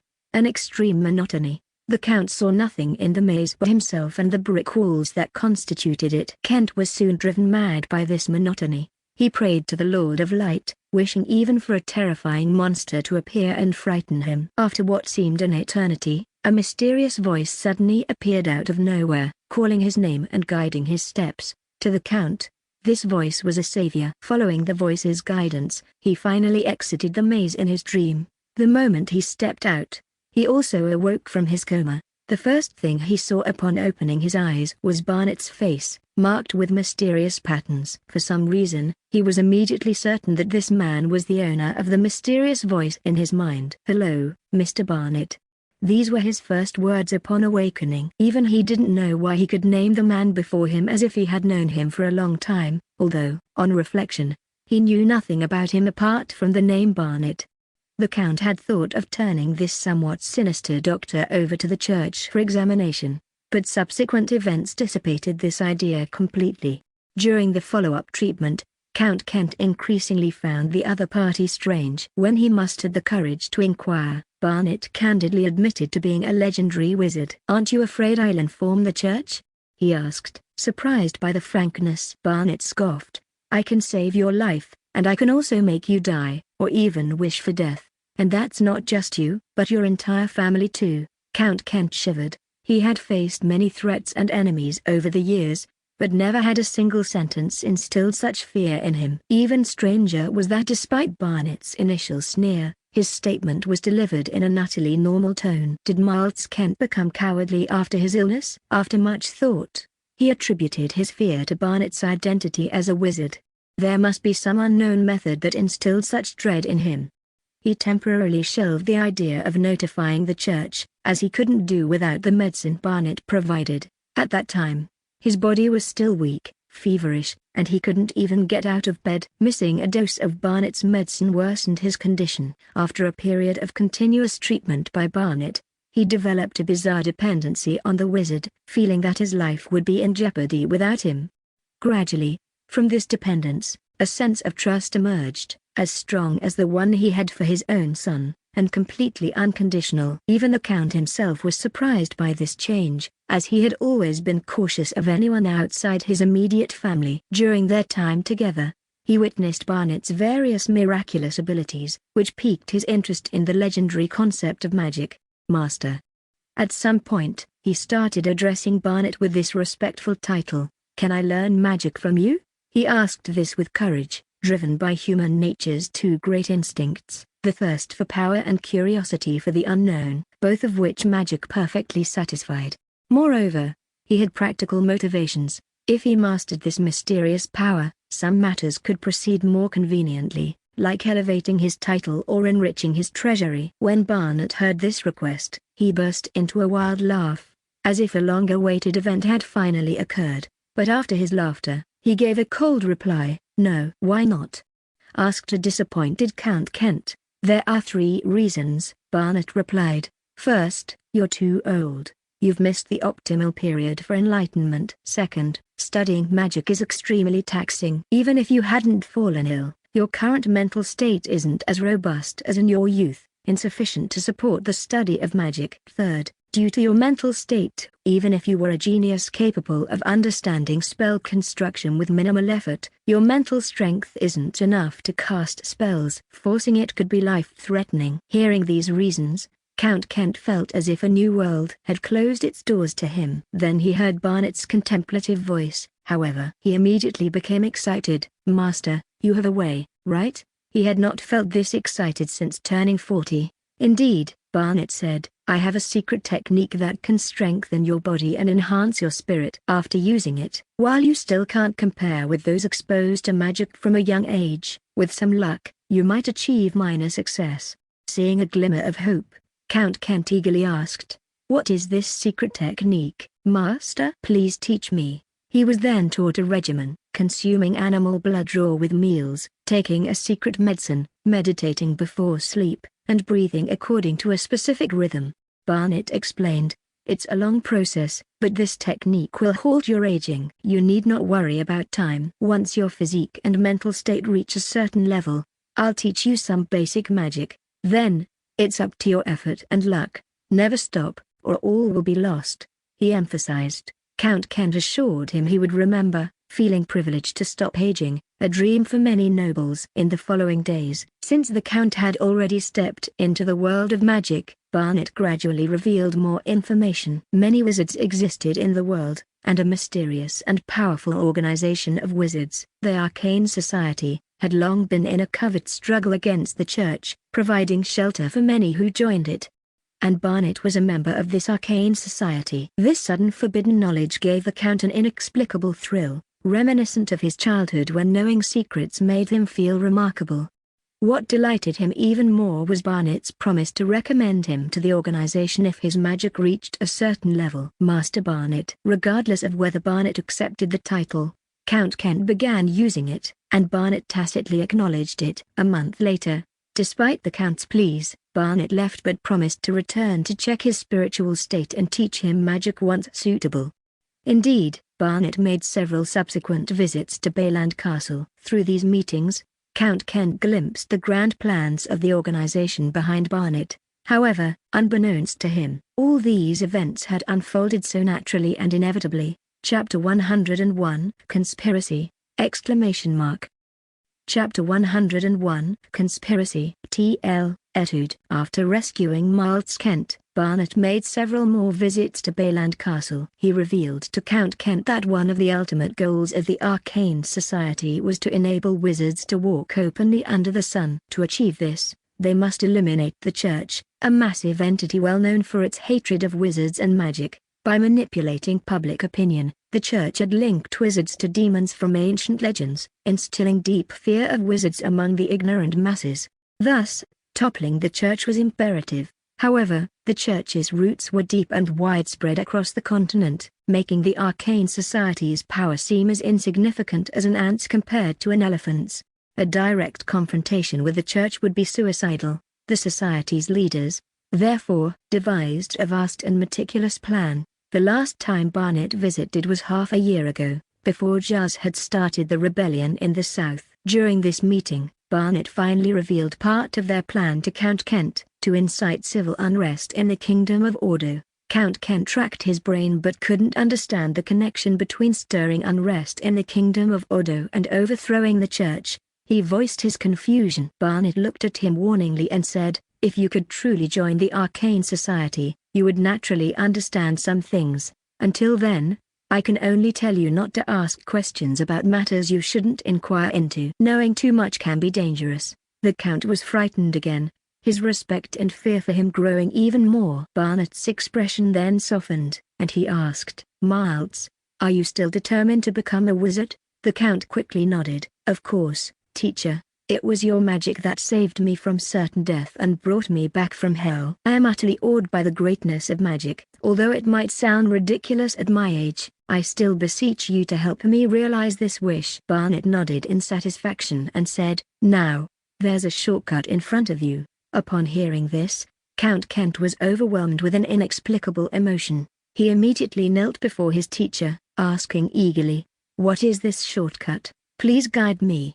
The Count resembled a dog waiting for its master to throw a bone, his eyes complex with not just eagerness but also anxiety and madness. Barnet slightly curled his lips, extending his hand to stroke Miles Kent's head, much like a pet owner would. "If you can achieve great things for the Arcane Society, even if you lack the talent for learning magic, you will surely be accepted by the Society. There are many extraordinary individuals in the Society who can certainly find better methods than my life-sustaining techniques to help you on the path of a wizard.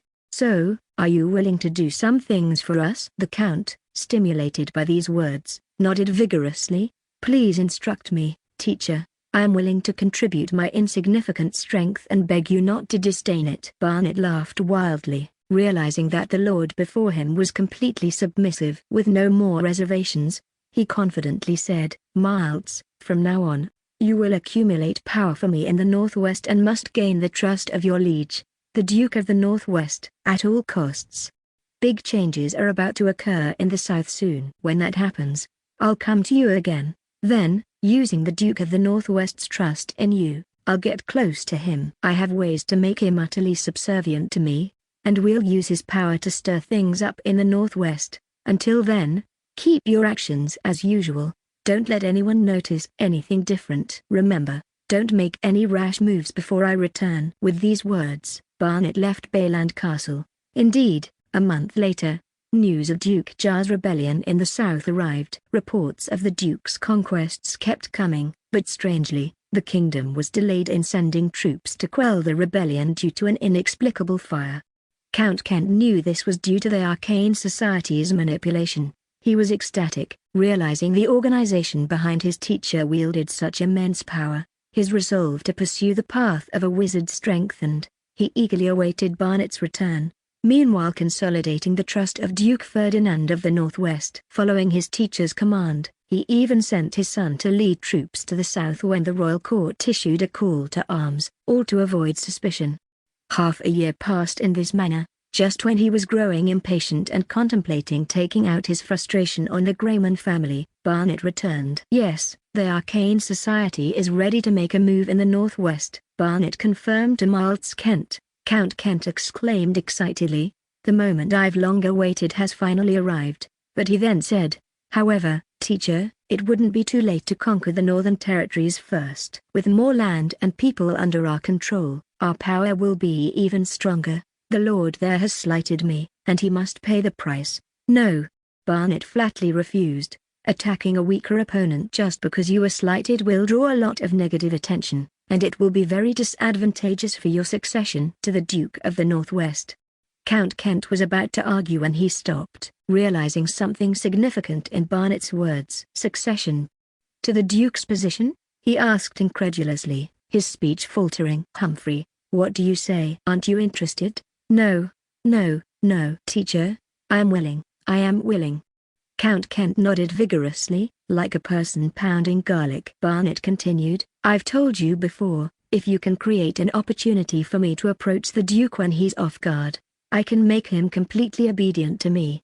However, the method will be intense and must not be witnessed by others, and it has significant side effects. The Duke in that state won't live long. We must use this time to have him pass the title to you, bringing the military power of the Northwest directly under our control. Count Kent readily agreed. No problem, I'll find a way. Barnet nodded in satisfaction. Before that, try not to stir up trouble. I don't want a chorus of opposition when you inherit the title, the Count respectfully said. I will follow your instructions, my teacher. Amazing, absolutely amazing.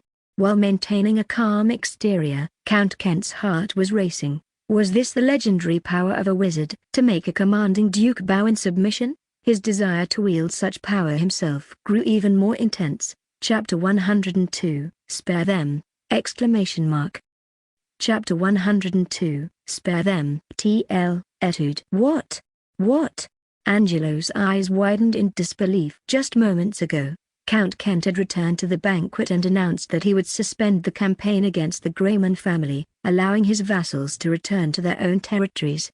Kent had just expended great effort to incite hatred against the Graymans among those present. Now, with the Count's sudden change of heart, Angelo felt like a fool. Why, my lord, you promised me, you can't go back on your word.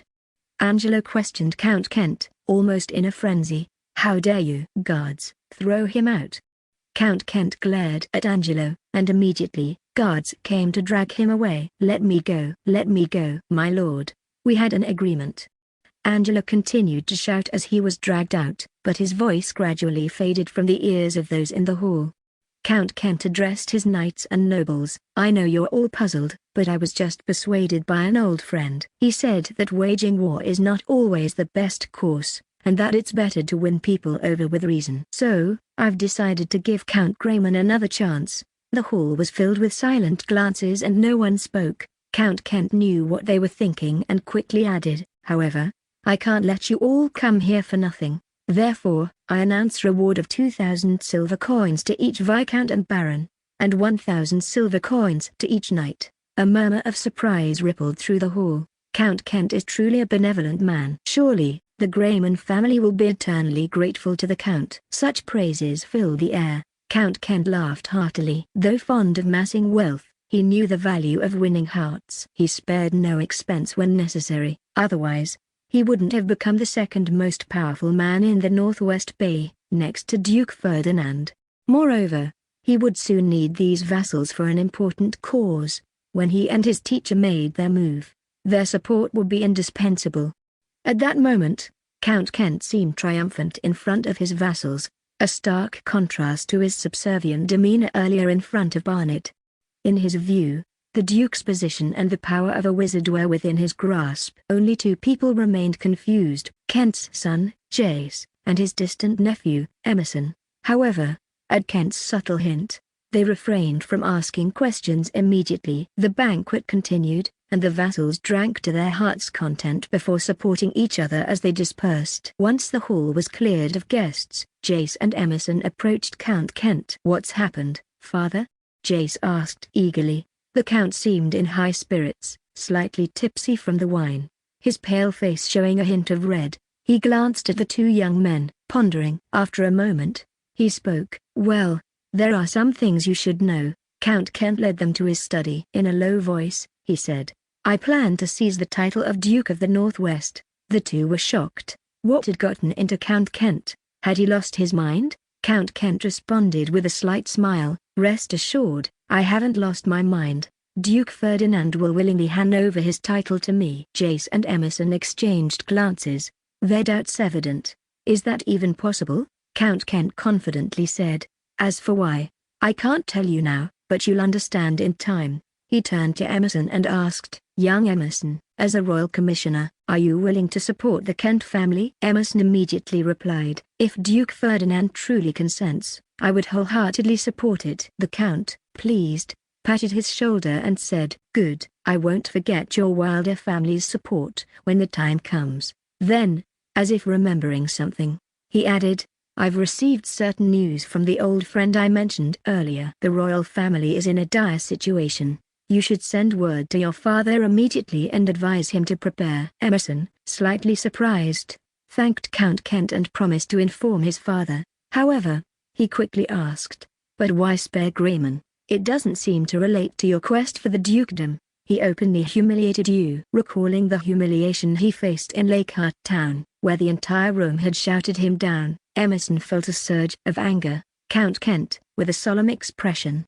advised him, young Emerson, if one can't endure minor setbacks, it affects the realization of long-term goals. I don't want to stir up more trouble before acquiring the dukedom. Although I'm fully confident in my strength, I must eliminate all risks. However, once I have the title, if Grayman continues to be a problem, he won't be as fortunate as this time. He chuckled coldly. There's plenty of time for that. Emerson, seizing the opportunity, flattered. Uncle Kent is truly far-sighted. After chatting a bit more in the study, Jace and Emerson left. Once the door closed, a figure emerged from behind a bookshelf. Barnet, Count Kent immediately inquired. Teacher, what do you think of that? Emerson? Barnet nodded. No issues, according to my investigation, aside from some skepticism about your words.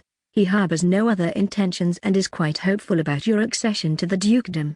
Relieved, Count Kent knew that if Barnet had sensed any malice from Emerson, he would have had to arrange an accident for the young man. He said, of course, they're hopeful. The Wilder family has been allies with the Kents for generations. My becoming a duke would greatly benefit them. The Wilders hold significant influence in the capital. Leveraging them would aid our plans. Barnet cautioned. Still, it's best to remain cautious. After all, the human heart is the most unpredictable. Count Kent nodded. Yes, teacher, I will be cautious. Barnet added, I need to leave for a while but will remain active in the northwest. Before I return, think about how to distract Duke Ferdinand's guards so I can approach him. Count Kent placed his hand over his heart. Rest assured, teacher, I will find a way. Chapter 103, Canned Food, exclamation mark. Chapter 103, Canned Food. TL, Etude. At 8 a.m., Eileen arrived at the Lord's castle. She had been busy working on flag signals for the army, staying in the staff headquarters for ease of discussion with the officers, frequently visiting the military camps. After the initial development of the flag signals, Paul ordered her to move her office inside the castle. A servant led her to her office, a small room with just a desk, a few chairs, and a bookshelf with a kitchenette. Eileen sighed, thinking to herself, what a boss who has no sense of living style. She didn't complain about Paul being stingy, knowing his own office was just as plain. Never mind, I'll decorate it myself over time. She looked around the room, pondering over decoration ideas. Then, she heard a door open and close in the next room. Recalling that the Lord's mansion had another advisor in the adjacent office, Eileen decided to introduce herself, not being the once sought-after princess anymore. She knocked gently on the neighboring door. A pleasant voice invited her in. Sounds like a sweet girl. I hope the Count isn't a lecher, she thought. Opening the door, Eileen was stunned to see Lady, the scholar and adventurer who had saved her months ago from a perilous situation. Both were surprised. Eileen quickly said, oh my, Lady. I didn't expect to find you here as the new advisor. Hello. Lady smiled back. Hello, Miss Dyers. Lord Grayman mentioned you. I'm sorry I haven't visited you sooner. Eileen waved her hand. You wouldn't have found me before. I was at the military staff headquarters. Don't be so formal with me. You saved my life, and now we're colleagues. Perhaps it's divine providence. Lady nodded, her worries disappearing. She had thought Eileen to be proud, but she seemed quite approachable. So, you've given up adventuring? Yes, after years of traveling. It's time to rest. Ha! I'm sure you've gathered much knowledge on your adventures. I look forward to learning from you. Likewise, as fellow scholars, I'm eager for your insights. They chatted amicably, bonding over their shared roles as female scholars. About half an hour later, a servant knocked and announced, "The Count invites both advisors to the dining room." Eileen, puzzled, asked, "The dining room? Is Lord Grayman inviting us for a meal?" "It's still early for lunch," the servant replied. "I'm not sure. I was just tasked to invite you." Eileen pouted.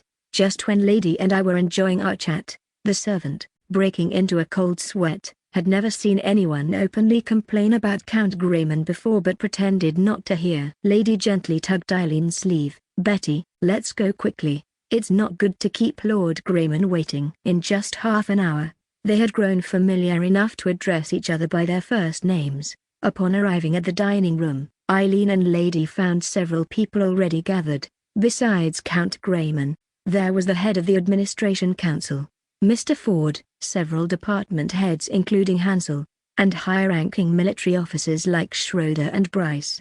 "Oh, the two beauties have arrived. Welcome."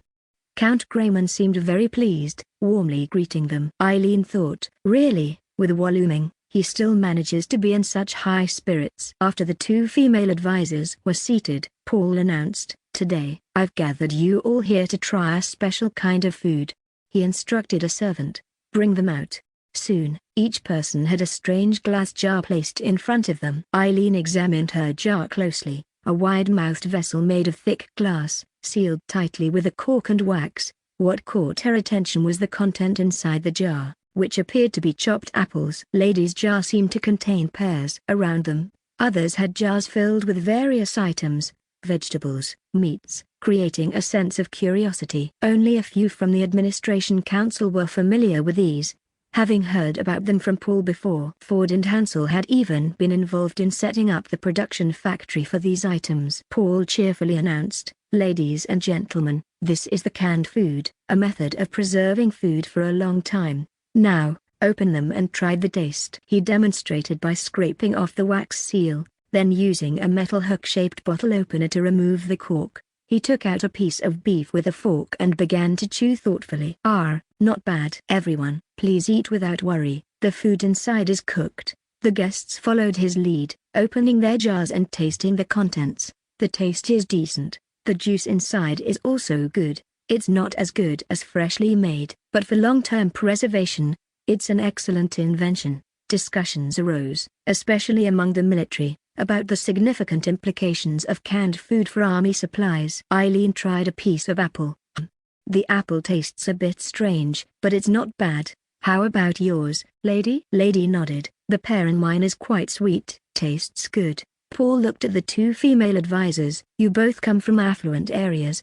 Do you think this product would sell well there?" Lady, a former adventurer, understood the value of canned food for travelers. "If it really preserves for a long time as you say, it will surely find a market, especially among those who often travel long distances." Eileen agreed, knowing well from her journey to the northwest how quickly meat and vegetables spoil. In remote areas, they had to rely on dry, hard bread. Excellent. We're producing these in large quantities and will soon start selling them to the south," Paul announced joyfully. Chapter 104, No More Fighting! Chapter 104, No More Fighting! TL, Etude. As everyone in the restaurant was enthusiastically discussing the promising future of canned food, a guard hurried in. He approached Paul and whispered, "Lord Grayman, an envoy from Emden requests your audience." Upon hearing this, Paul's face, previously lit with a smile, instantly turned grave. In a somewhat heavy tone, he addressed the others. "Gentlemen, a representative from the Kent family has arrived. It's likely they bring the news we least want to hear." The atmosphere in the restaurant immediately grew tense, and everyone's expression turned serious. Bryce cracked his knuckles with a pop and said, "So it's finally come?" "Let us face it bravely, gentlemen." Paul was somewhat puzzled, as recent intelligence suggested that the Kent family had not yet completed mobilizing their forces. "Well, let's not dwell on that for now," he thought. "Meet force with force, meet trickery with wisdom. Who are we afraid of?" To fully demonstrate his contempt for the enemy, Paul ordered the envoy to be brought into the restaurant. He wanted to meet the envoy while nonchalantly enjoying his canned meat. Soon, the envoy was brought in. Upon entering the restaurant, he frowned slightly, Deeply displeased, the people of Alda dared to meet with him while eating. It was utterly discourteous. With a stern face, Paul asked, "What brings the envoy of Lakeheart Town here?" The envoy bowed and said, "I am here on behalf of Count Kent to convey his hope for peace." Paul laughed in disbelief.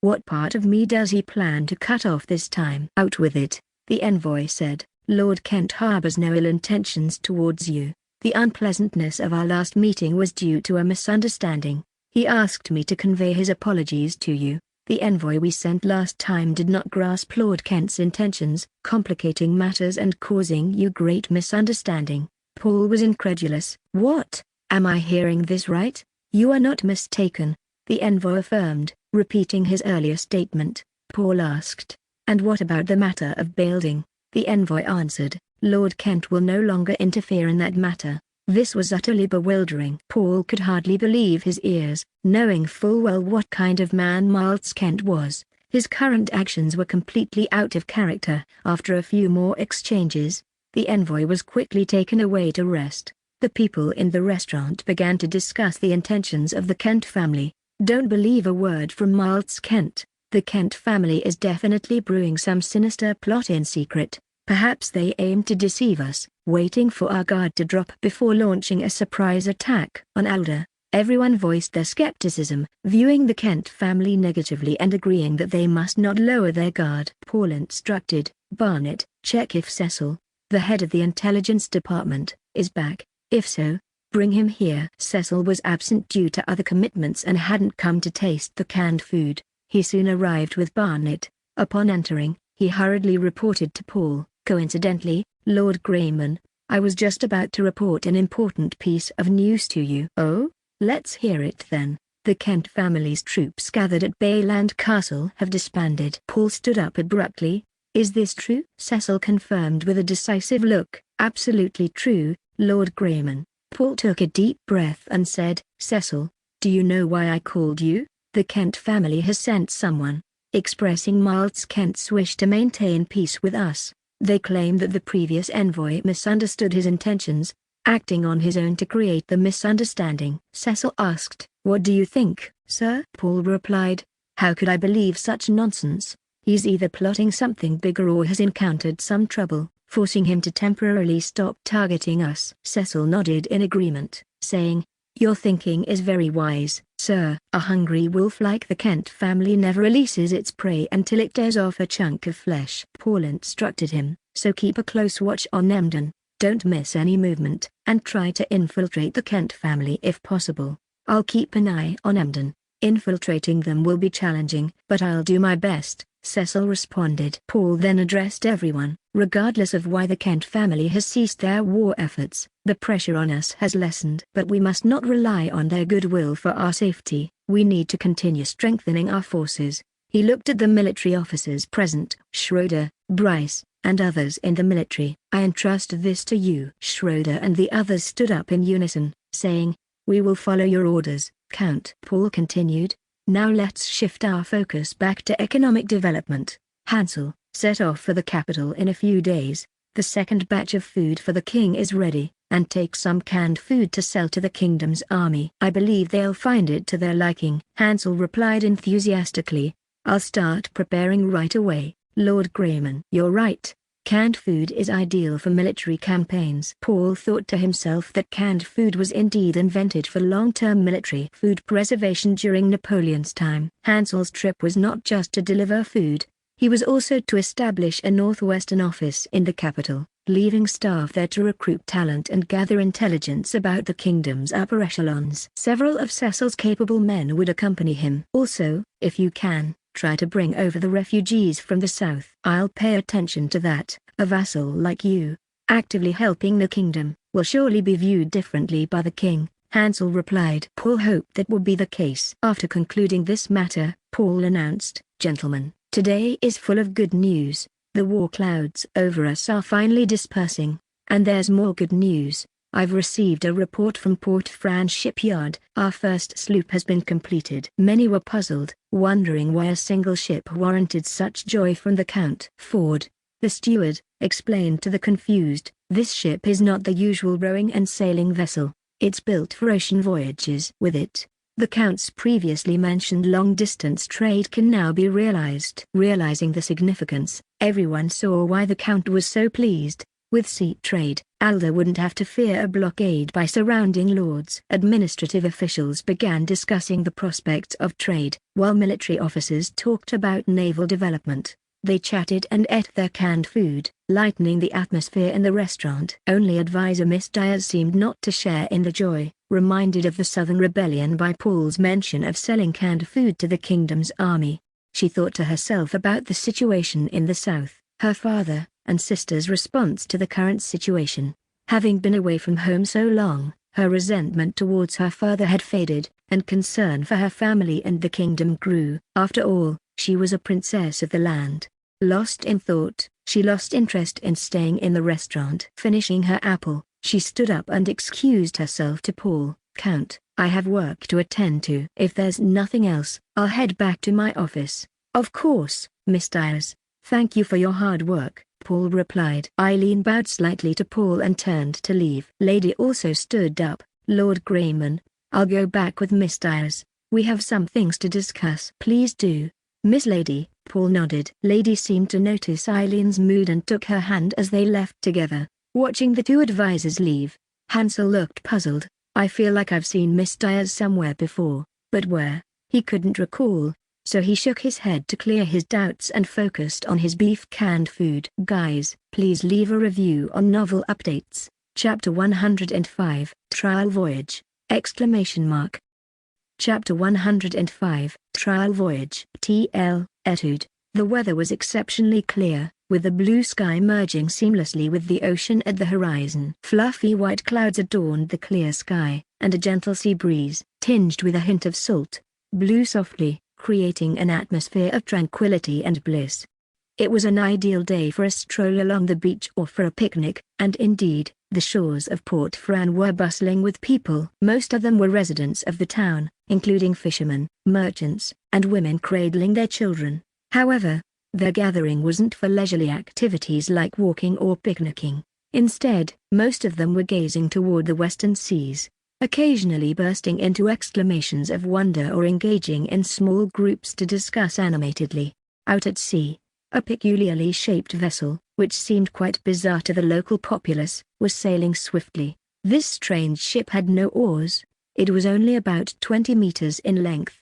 At its bow, a long, slanting bowsprit jutted out like a sharp sword piercing forward. The deck had just one mast, installed with a backward tilt. In front of the mast, together with the bowsprit, they supported 4 triangular sails. At the very top of the mast hung 2 horizontal sails, and behind it stretched a huge mainsail, resembling a shark's dorsal fin cutting through the water. This was the newly completed sloop from the shipyard, its unique design creating a distinct aesthetic. The people on the shore were captivated by its majestic appearance. "Ha ha ha, I'm absolutely in love with this beauty!" exclaimed Quick, the former pirate leader, from the deck of the sloop. He had been entrusted with the crucial task of steering the vessel during this test. Paul, recalling from memory, had designed a steering system composed of pulleys and ropes, which the shipwrights had installed on the sloop. Now, the ship's rudder could be adjusted relatively easily by just one person turning the wheel on the deck. Under Quick's operation, the sloop constantly changed its course, sometimes sailing in a straight line, other times circling over the vast sea. Of course, since it was a sailboat, the coordinated efforts of the sail handlers were indispensable. They had to adjust the sails promptly according to the wind direction to ensure the ship maintained its momentum. There were over a dozen people on the deck of the sloop, including Reuben, the shipyard supervisor, old shipwright Benjamin, and naval commander Austin. Reuben was thrilled. The model that Lord Grayman had envisioned had finally been realized. Benjamin, on the other hand, was moved to tears. His long-held dream had come true that day. Although the ship was still small, it was just the beginning. Count Grayman had promised to build even larger sailing vessels. Since it was a maiden voyage, a rowing and sailing boat followed behind as a precaution, ready to rescue anyone if necessary. The wind was strong that day, enabling the sloop to reach speeds of several knots. Initially, the accompanying boat could easily keep pace, but as the day wore on and the rower's strength waned, combined with Quick's adventurous maneuvers, it gradually fell behind.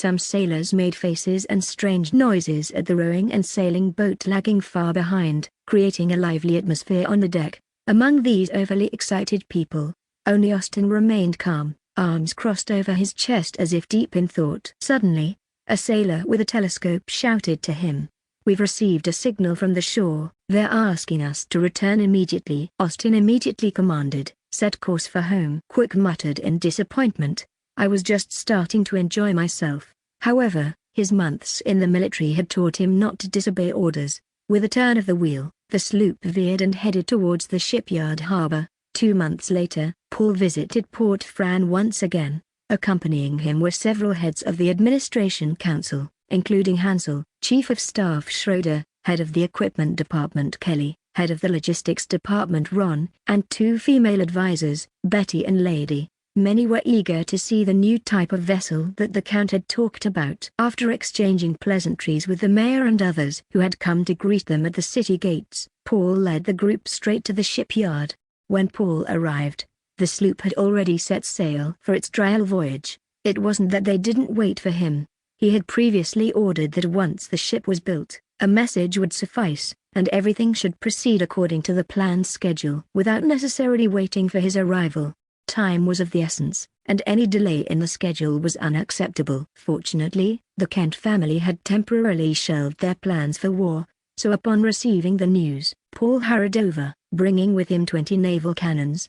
Seeing the silhouette of the sailboat on the distant sea, he felt an immense excitement and couldn't wait to see it up close. He had the people on shore send a signal for the sloop to return, and soon it was making its way back to the shipyard harbor. Lord Grayman. Austin saluted Paul with military precision. Paul smiled and returned the salute. "Thank you for your hard work, Commander." Austin humbly replied, "Not at all. The hardest work was done by Supervisor Reuben and Master Benjamin." "Ha ha, I certainly won't forget these 2 contributors," Paul said as he shook hands with Reuben and Benjamin, expressing his gratitude. "I must also thank you, my lord." Old Benjamin held onto Paul's hand for a long time. Paul joked with him, "Master Benjamin, from now on, you can build as many ships as you like here, as long as you don't find it too exhausting." Benjamin repeatedly assured, "Not exhausting, not exhausting at all. How could it be?" Then Paul patted Reuben on the shoulder. "Let's go, Mr. Supervisor, lead me on a tour of the ship." Reuben proudly said, "Lord Grayman, I can't wait to show you this ship. You will surely fall in love with her." After boarding the sloop, Paul inspected every part of it and was very satisfied. He asked, "Gentlemen, does this beauty have a name yet?" Reuben responded, "Lord, this ship is of great significance. Only you are qualified to name her." Paul laughed at this flattery and said, "Then I won't be modest." Paul pondered deeply, thinking of a name that would elevate the ship's stature. Finally, he resignedly thought, I really have no talent for naming things.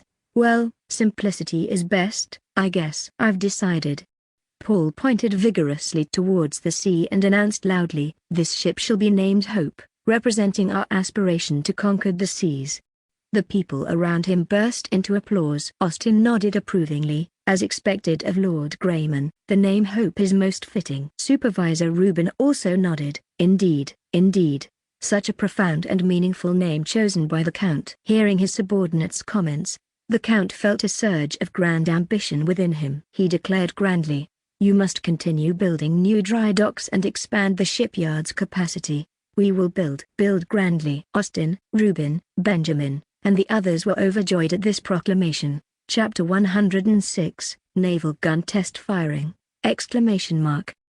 Chapter 106, Naval Gun Test Firing. T.L. Etude. Paul brought with him this time 12 naval cannons, including 2 12-pounders, 6 6-pounders, and 4 swivel guns, together with the 2 6-pounders and 4 swivel guns previously used for training. The Navy now possessed 18 cannons. It said 20 last chapter. Swivel guns are small caliber cannons mounted on a base that allows for 360-degree rotation, firing grapeshot and small cannonballs. They are very light and flexible, used to support boarding actions and cover the blind spots in a ship's broadside firepower. When the Hope was being built, gun ports had already been reserved on both sides of the upper deck for mounting cannons. As it was the first construction of its kind, Only 8 gun ports were opened, 4 on each side. After the trial sail back to port, Austin directed the sailors to receive the new cannons brought by Paul. 4 of the 6-pounders were immediately installed on the ship, along with a box of cannonballs and several barrels of gunpowder. Installing naval guns was not a simple task. The limited space on the ship required the use of ropes and pulleys to construct a feasible cannon recoil mechanism. The Navy had experimented on land for a long time before finding a workable solution. "Let's go.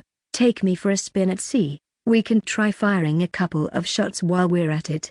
Once the sailors had installed the cannons, Paul eagerly ordered to set sail. The sailors hoisted the sails, and several of them worked together to wind up the anchor with the capstan. Propelled by the wind, the Hope once again slowly sailed out of the harbor. Many of those who came with Paul were on a ship for the first time. They excitedly looked around, as if the Hope was a novel, large toy. "This is exactly the feeling I wanted." Sailing into the vast ocean with the sea breeze, Paul felt as though he was in the great age of maritime exploration on Earth. In one corner of the deck, 2 female advisors whispered among themselves. Eileen, lost in thought, said, "I never knew a boat could move this fast without oars." Lady also commented, "Indeed, it's rare to see such a large ship propelled solely by wind and sails." As an adventurer, she had seen much of the world, but the non-oar-powered ships she had encountered before were generally small vessels sailing along the coast or on rivers, only capable of carrying a few people.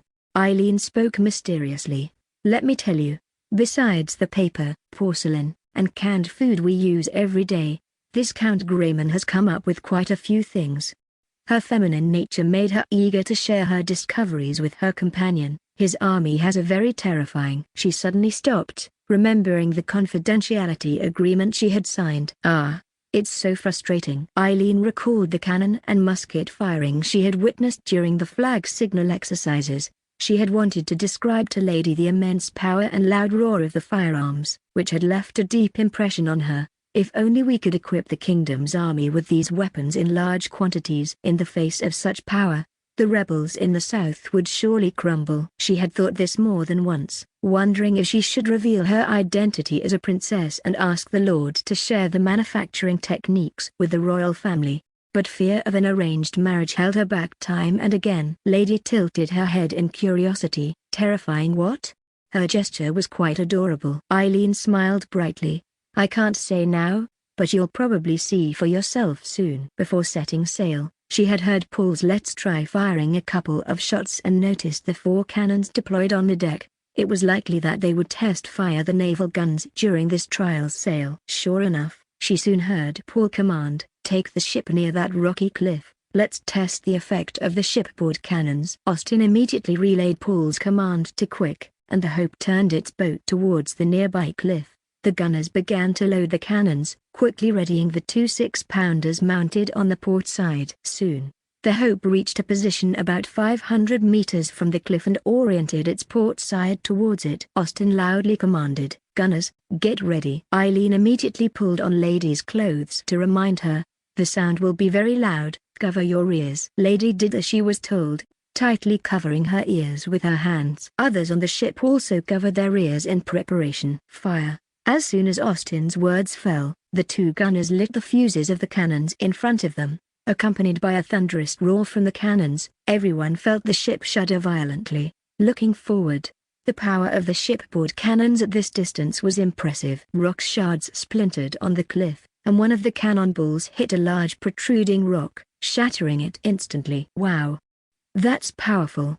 Lady, witnessing the cannon fire for the first time, was a bit stunned. Eileen explained to her, "This is a cannon, capable of long-range fire like a ballista or a catapult." Lady thought to herself that the power and range of the cannons far surpassed those of ballistae and catapults. She recalled the day Paul recaptured Port Fran, when thunderous sounds had emanated from outside the town, and soon after, the Elder army had breached the city.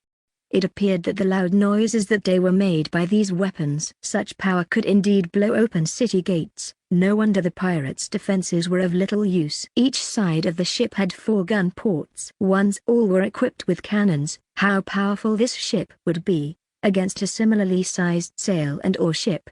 A salvo of cannon fire, if all hit, would leave how many oarsmen? Lady also realized that Elder was facing the threat from the neighboring Kent family, but Count Grayman had never shown any signs of panic. Was this the strength he relied on? After 3 rounds of continuous fire from the port side cannons, the shooting stopped. Austin loudly ordered, "Check the condition of the ship." It was only the simultaneous firing of 2 cannons. If it damaged the ship, it would mean the Hope was a failure. "Everything is normal in the hold." All clear on the foredeck. As reports came in one after another, everyone's tension eased. Austin handed the telescope to Paul, and the Count carefully observed the condition of the cliff. "This power should be enough to deal with those fragile pirate ships," the naval commander confirmed. Paul, reminded of something, turned to look at Hansel, the head of the Department of Agriculture, who appeared to be in quite a bad state. Hansel, looking visibly shaken, was tightly gripping a railing. Seeing Paul looking at him, he said with a mournful face, "I apologize. This is my first time going to sea on a ship." Mr. Manager, we haven't really gone to sea yet, just taking a few turns near the port. Why don't you wait a few more days and travel south on the Hope once everything is ready?" Hansel quickly waved his hands. No.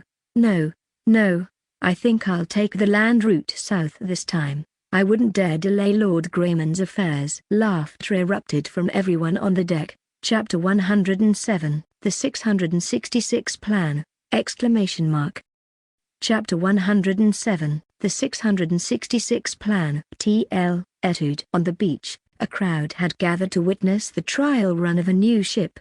Among them Barnet Todd and several of his merchant friends. He asked his friends, "Did you all see that? That ship seems to be without a single oar." "You're not mistaken, it indeed has no oars. It's entirely driven by wind," confirmed the salt merchant Jedwin. "I wonder if Lord Grayman's summoning of us has anything to do with this ship." "What do you mean?" "Remember, Lord Grayman previously mentioned establishing an overseas trading company, but at that time, there were no ships suitable for ocean voyages, so the idea was shelved. Now such a ship has been built. The performance of the ship is still unknown, though." The merchants buzzed with speculation on the beach. In the afternoon, the city hall called another meeting with the merchants from Port Fran and the surrounding areas. As expected, Count Grayman brought up the matter of overseas trade again. "After the construction of the second ship, I'll conduct an ocean trial voyage," announced Paul to the merchants. "The destination is tentatively set for Balmaport within the kingdom's territory. If possible, we will sail southward to Horn Bay." Balmaport is located at the mouth of the kingdom's largest river, the Sena, from which one can sail upstream all the way to the capital, Crystal Shine Fortress. Soon, someone asked, "Lord Grayman, will you sell these ships to us, the civilian merchants?" "Of course, I'd be delighted the more you buy, but only after fulfilling the military's needs. We must have a strong navy to ensure the safety of the trade routes." "You wouldn't want to encounter pirates at sea, would you?" "You can now place orders at the shipyard, first come, first served." Hansel, the head of the administration council, will soon journey to the capital. You can either go with him or send representatives to explore the southern market.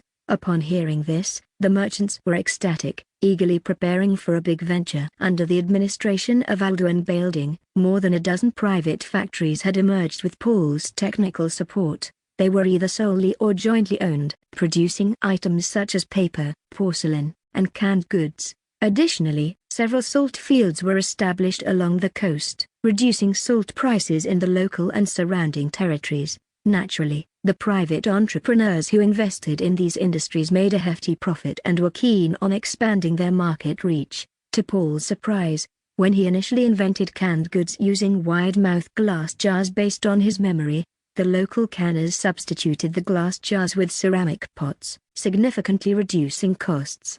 This was considered a great innovation. Indeed, the profit-driven nature of businessmen is formidable. To prevent his own cannery from being outcompeted, he ordered the use of ceramic pots for canning as well. While Paul was enticing the merchants with grand prospects, a military meeting was also underway at the heavily guarded naval base. The attendees included Chief of Staff Schroeder, Navy Commander Austin, Head of the Equipment Department Kelly, Head of Logistics Ron, and Bryce, the newly arrived commander of the Army's 1st Battalion in Port Fran. Chief of Staff, This is our proposed development outline. Austin respectfully handed a stack of papers to Schroeder. After receiving them, Schroeder carefully reviewed the document. He frowned as he read the outline, then passed it around for others to review. The first to receive it, Bryce glanced over the document and said with a trembling voice, "Isn't the Navy's ambition too grand? Expanding to 600 personnel within the next 2 years. 60 cannons, both large and small? Equipping at least 6 sail warships?" Bryce slammed his fist on the table, indignantly saying, "Austin, you're not joking with me, are you? The entire army currently has only 8 cannons that can truly be called such." Austin pointed out to him, "You need to look closely. Many of these 60 cannons are small weapons like the revolving cannon." Bryce shook his head. "That's still too many," Austin explained. "This is a result of careful deliberation and is quite conservative. 600 men, 60 cannons, 6 warships, known as the 666 plan." He explained to everyone, "Count Grayman has ordered the Navy to open and secure the Southern Sea route as soon as possible. With just a few rowing and sailing ships equipped with swords and a few firearms and manned by hundreds of new recruits, how can we eliminate the various pirates along the way? The Navy must ensure that 4 ships are patrolling at the same time, 1 is in training, and 1 is undergoing maintenance." Bryce asked, "Training makes sense, but why does a new ship need maintenance?" "Of course it's necessary," Austin patiently explained to the landlubbers. "Building a qualified warship takes a long time. However, to equip them as soon as possible, our first batch of warships will inevitably be hastily constructed. For instance, the Hope, built in just over a month, used many wood parts that were not fully air-dried. This can lead to rapid decay of the ship's body, hence the need for frequent maintenance. Of course, even for qualified ships, regular maintenance is necessary." "What about this Marine Corps? Don't we already have the Army? It's necessary to have personnel skilled in land combat. Pirates won't foolishly float on the sea for us to bombard them. If things go south, they might flee to land. Moreover, their hideouts are either on islands or coastal strongholds. We must go ashore to eradicate them, and waiting to coordinate with the Army could lead to missed opportunities." As Austin laid out his reasons, he left the others unable to refute, and then he added, "I'm sure you all understand Elder's urgent need for overseas trade now. Once trade begins, the Administration Council will collect more taxes, which can then be allocated to our military budget. Not just for the Navy, but also for the Army." This last statement painted a very appealing prospect. After pondering for a while, Schroeder said to Austin, "I fundamentally agree with the plan, but it ultimately requires Lord Grayman's approval. The allocation of resources is already heavily skewed towards the Navy. The Army, with over 1,000 men, is equipped with only 8 cannons, while the Navy, with just a few hundred men, has 10. Many Army officers are unhappy with this." Austin glanced at the still discontented Bryce, thinking to himself, "There's one right here." Even in the face of the threat from Emden, this imbalance hasn't changed. Many soldiers in the newly expanded 3rd Battalion are equipped only with wooden sticks. Thankfully, God has blessed us, and the Kent family has no intention of waging war for now. Schroeder stared at Austin, emphasizing each word. "Therefore, the Navy must produce convincing results." Austin stood up, saluted everyone present, and firmly stated, "Please rest assured, Lord Grayman, Chief of Staff, and everyone here, we are already working with the Intelligence Department to investigate and compile information on various pirate groups. We will soon take action. I assure you, within a year, only our military will wield power in the waters of the Northwest Bay." Schroeder stood up, patted his shoulder, and said, "Very well. To support the Navy's operations, the Equipment Department will construct a new armory in Port Fran, providing the Navy with nearby access to guns, gunpowder, and other types of weapons."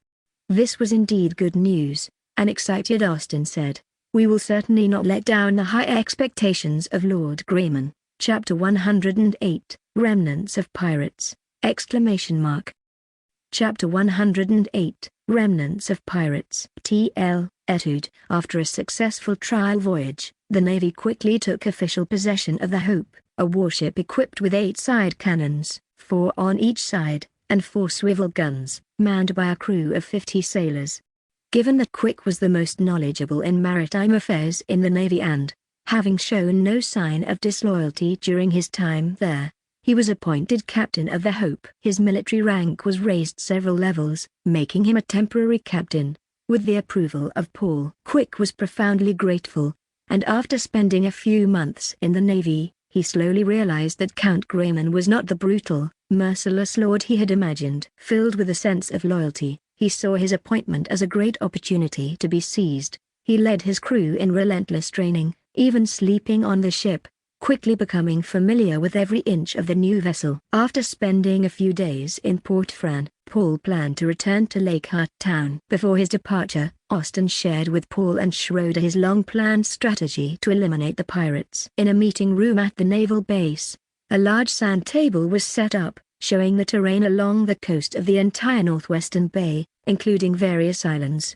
The sand table was not very accurate due to technological limitations of the time, but it was sufficient for the Navy's current needs. "Our plan is this," Austin said, pointing with a stick on the sand table. "With the help of the militia from the coastal towns, our first target is to eliminate Mudfish Gaydon. Since the collapse of the Shark Gang, he has become the most significant pirate force in the northwestern bay." "Hold on a moment," Paul interrupted, stroking his chin. "Mudfish? Why does that nickname sound so familiar?" Quick, standing behind Austin, coughed awkwardly and said, "Count Grayman, when I was a pirate, I tried to cooperate with Gaydon to attack Lakehart Town. But he fled midway, and then I was captured by you." Paul then remembered. "Ah, the one who slipped away so slickly. No wonder he's called Mudfish." "Yes, he is very cunning and knows how to change sides at the right moment," Quick added. Austin continued, "They are very good at attacking our weak points.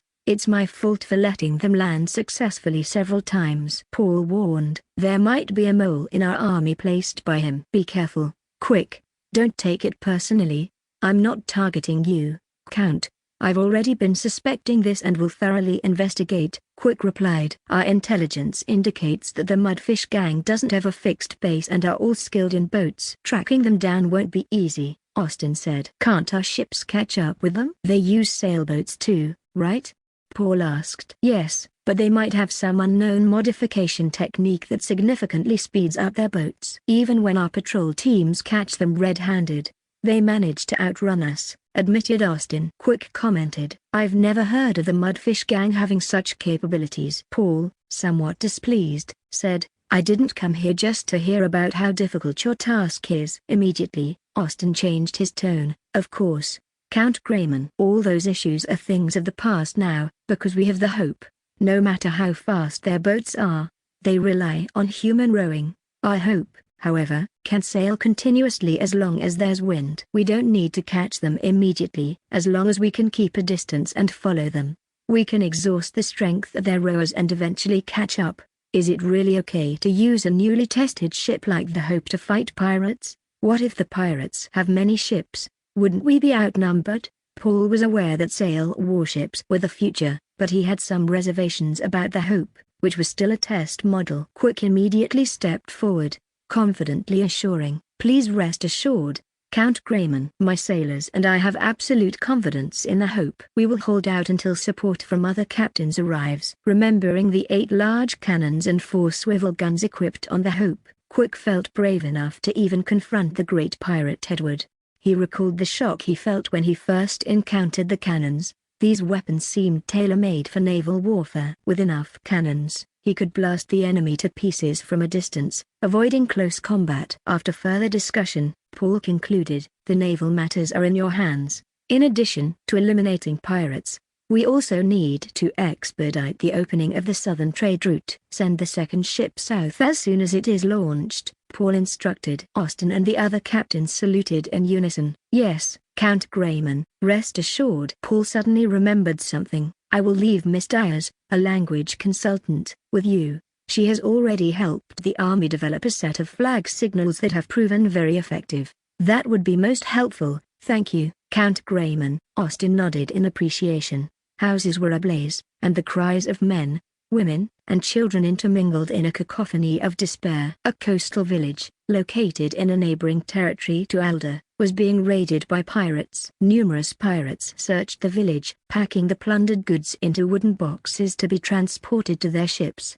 Other pirates gathered the villagers to select slaves. One pirate took a fancy to a teenage boy, pulling him out of the crowd. The boy, overwhelmed and trembling, watched helplessly as a woman clung to his legs. "Please, don't take my son. He's all I have left," she begged, her eyes brimming with tears and terror. "Let go." The pirate who grabbed the boy shouted at her, but the woman, still pleading, clung tighter to her son, refusing to let go. Impatient, the pirate swung his knife-wielding hand, and the woman fell in a pool of blood. "Mum!" The boy, gripped by the pirate, screamed in anguish and despair. "You demons!" He bit the pirate's arm fiercely, a desperate act of resistance given his small stature. The pirate, in pain, cursed and knocked the boy unconscious with the hilt of his knife, then tossed him at the feet of another pirate. These young, mentally undeveloped boys, lacking the ability to resist, were prime choices for slaves. Once on the pirate ship, if they quickly adapted to the harsh environment, they could become reserve members of the pirate crew and eventually full-fledged pirates. If not, they would remain slaves for life. The other villagers, sitting on the ground, watched in fear, too terrified to resist, praying that misfortune wouldn't befall them. The pirates selecting slaves approached the crowd again, looking for the next victim. Chapter 109, The Ambitions of Mudfish! Chapter 109, The Ambitions of Mudfish! T.L. Etude. On a nearby high ground, Mudfish Gaydon stood, watching the fiery blaze engulfing the fishing village with a smug expression. At that moment, a subordinate ran over from the village to report to him, "Boss, we've nearly finished looting." Gaydon nodded and said, "Gather everyone. It's time to retreat. We don't want to attract those nosy blue-striped dogs." "Yes, boss." The subordinate responded and ran back towards the village. The establishment of the navy had been a major headache for pirates, especially those operating near the waters of Alder. They had to be extremely cautious every time they went ashore. After Lord Paul Grayman of Alder had avenged his father's death by killing the notorious pirate Shark, other pirates thought this lord would stop there, adhering to the treaty signed between the Northwest Lords and the pirates, turning a blind eye to their occasional raids. However, Shark's blunder had stirred up a hornet's nest. The young and vigorous lord seemed to have developed a hatred for all pirates. Following the public trial, a message slowly spread throughout the region. Count Grayman was determined to eliminate all pirates in the Northwestern Bay. This was no idle threat. Count Grayman had specifically established a navy to combat them. Initially, due to limited resources, the navy did not actively pursue the pirates, but the pirates still felt the pressure. Their operations along the Alder coast began to face obstacles. Previously, pirates could rest for a couple of days in the places they raided, but not anymore. They had to flee immediately, or the Alder navy would swiftly descend upon them and strike hard. The pirates had considered a direct confrontation, but the navy was equipped with powerful weapons. Often, before the pirates could even engage, they would hear a strange crackling sound and then watch many of their comrades fall. Subsequently, the pirates would scatter in disarray. Finally understanding how Shark had met his end, they had to change their strategy, opting for hit-and-run tactics instead of lingering in the raided areas. But gradually, even this approach became ineffective. The Alder Navy stationed officers in coastal villages to organize, train, and command the local militia. Originally, the self-organized militias in these villages were no match for the pirates, but after training by the Navy, they gradually gained the courage and capability to contend with them.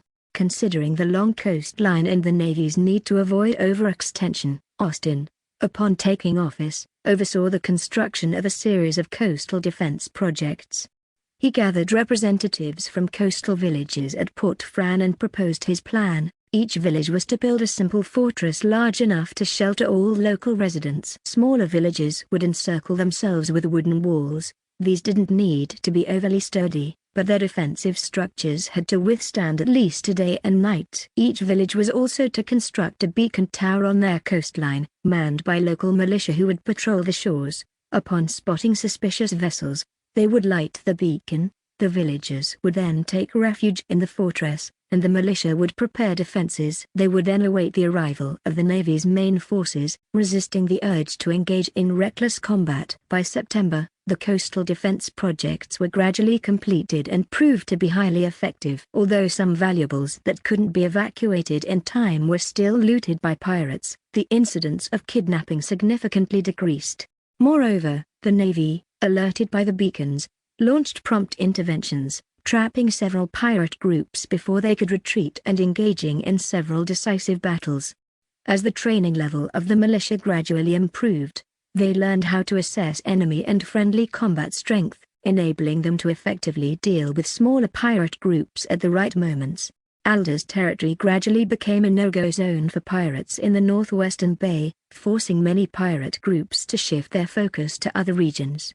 However, fishing and merchant ships were still threatened by pirates. After effectively neutralizing the terrestrial threat, Austin began to focus on maritime security. 6 fully trained galleons started patrolling the seas, providing escort to civilian ships. Although the sailors were mostly inexperienced, the presence of firearms and hand grenades made them a formidable force against pirates, who were mostly capable of close combat only. Lacking long-range weapons such as bows and ship crossbows, these pirates were completely overpowered by firearms. Thus, the Elder Navy became a dreaded force among pirates, with their reputation and operational range expanding. Sometimes, they even crossed borders to discipline pirates raiding neighboring territories. However, one pirate group was somewhat an exception, causing headaches for Austin, Gaydon's mudfish gang. The blue-striped dogs that Gaydon referred to were indeed the Elder Navy, so named because of their distinctive blue and white sailor uniforms, which had become a hallmark of the Elder Navy.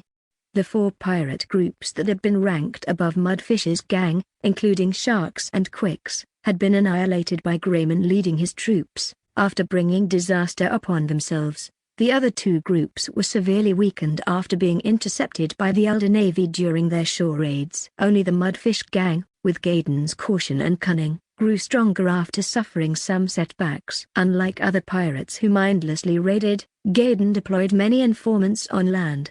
These spies were either small traders moving through various towns or local residents coerced or bribed to provide him with valuable information through special channels, such as the defensive strength of a location, the quality and number of militia, and nearby naval activities.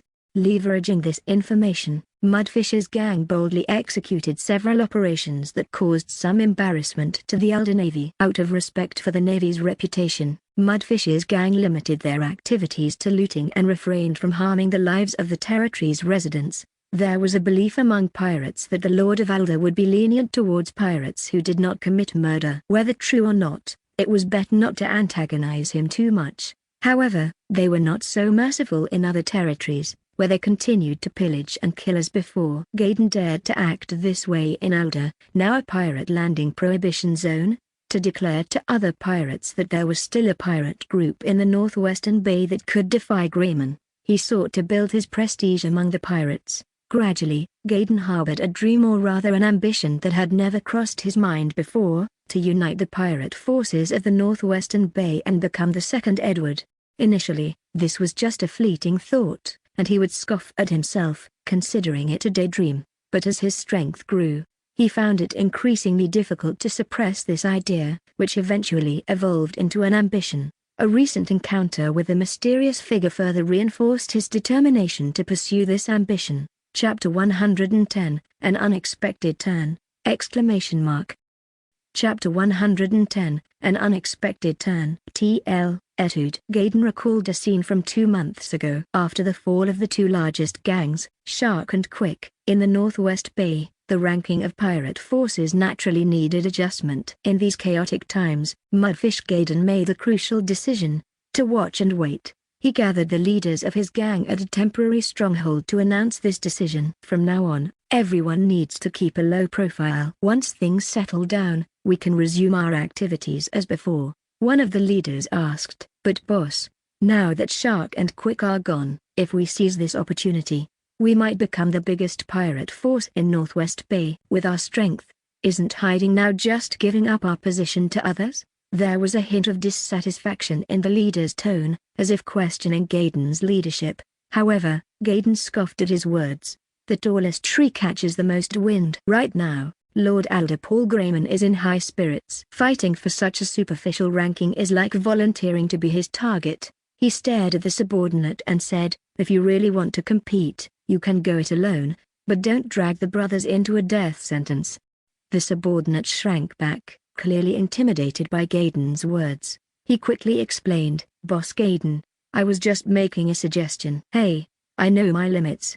And you'll always be my leader." Gaydon snorted, figuring this subordinate wouldn't dare to harbor any ulterior motives. "Dismissed. I need to think carefully about our future strategy." Gaydon waved his hand, signaling his men to leave. The room quieted down as everyone left, except for the one who had questioned his decision. Gaydon narrowed his eyes. "Why are you still here?" This was unusual. The subordinate was typically quiet and obedient, never questioning orders. Yet today, he dared to have an opinion on Gaydon's decision. Without answering, the subordinate twisted his neck with a crackling sound and straightened up in his seat, shedding his previously timid demeanor.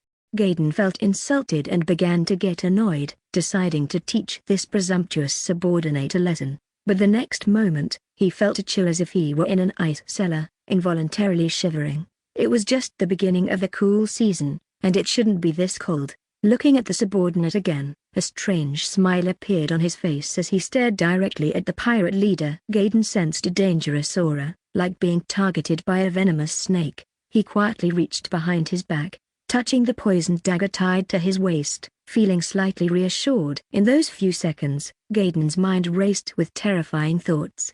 Was this man planning a mutiny? Had his loyal guards outside already been eliminated? Considering the man's confidence, had he made thorough preparations? Despite his usual caution, Gaydon feared he was about to be caught off guard. How had the man prepared without any signs or indications? If he signals, a bunch of traitors will surely storm in and kill me, Gaydon thought. While Gaydon was thinking this, he partially drew his dagger, confident that at such close range, he could accurately throw it at the man. With the potent poison on the blade, just a scratch would be enough for this traitor to slowly die in agony. HMPH, if you want my life, then prepare to exchange it with your own, Gaydon growled. Swordfish, answer my question. I don't want to ask again. Swordfish, the nickname of the man in question, still did not respond. Just as Gaydon, now furious and about to call out to his possibly dead or alive loyal men outside, the man made a move. Clap, clap, clap. Swordfish started clapping his hands. Gaydon interpreted this as a signal to the conspiring rebels.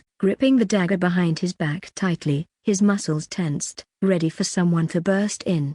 A fight to the death. Then 1 second, 2 seconds, 3 seconds. No one came in. Nothing happened. A flicker of confusion crossed Gaydon's face, but it was quickly caught by Swordfish. Ha ha ha ha ha. Swordfish burst into laughter. Gaydon, who had been focused on him the whole time, finally noticed something unusual. The laughter did not belong to Swordfish. It seemed like he was being mocked. Gaydon felt humiliated and his fear grew. Although the anticipated worst-case scenario hadn't happened, the eerie situation was 100 times worse than facing a group of traitors. Who was this Swordfish in front of him? How had he disguised himself as Swordfish? Where was the real Swordfish now? What confidence did this man have to act so boldly without any visible weapons? Gaydon forced himself to calm down and asked in a deep voice, "Who are you?" "Really?" Swordfish, still seated, looked momentarily stunned, then responded with a smile, "Oh. Have you figured it out?" HMPH. Swordfish would never be so bold in front of me,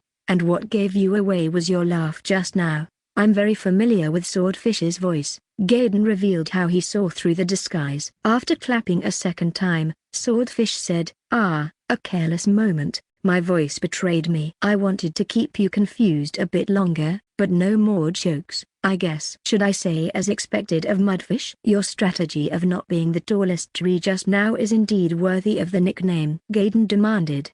Who are you? What's your purpose here? Where's their real Swordfish? Swordfish, locking eyes with Gaydon, a hint of sharpness in his gaze, calmly raised 3 fingers. That's 3 questions. Let's make a deal. For each question I answer, you agree to one? Go to hell with your deal. Before Swordfish could finish, Gaydon hurled the dagger at his face with lightning speed. As soon as the dagger left his hand, Gaydon felt incredulous. When had he become so impulsive to act without fully understanding the situation?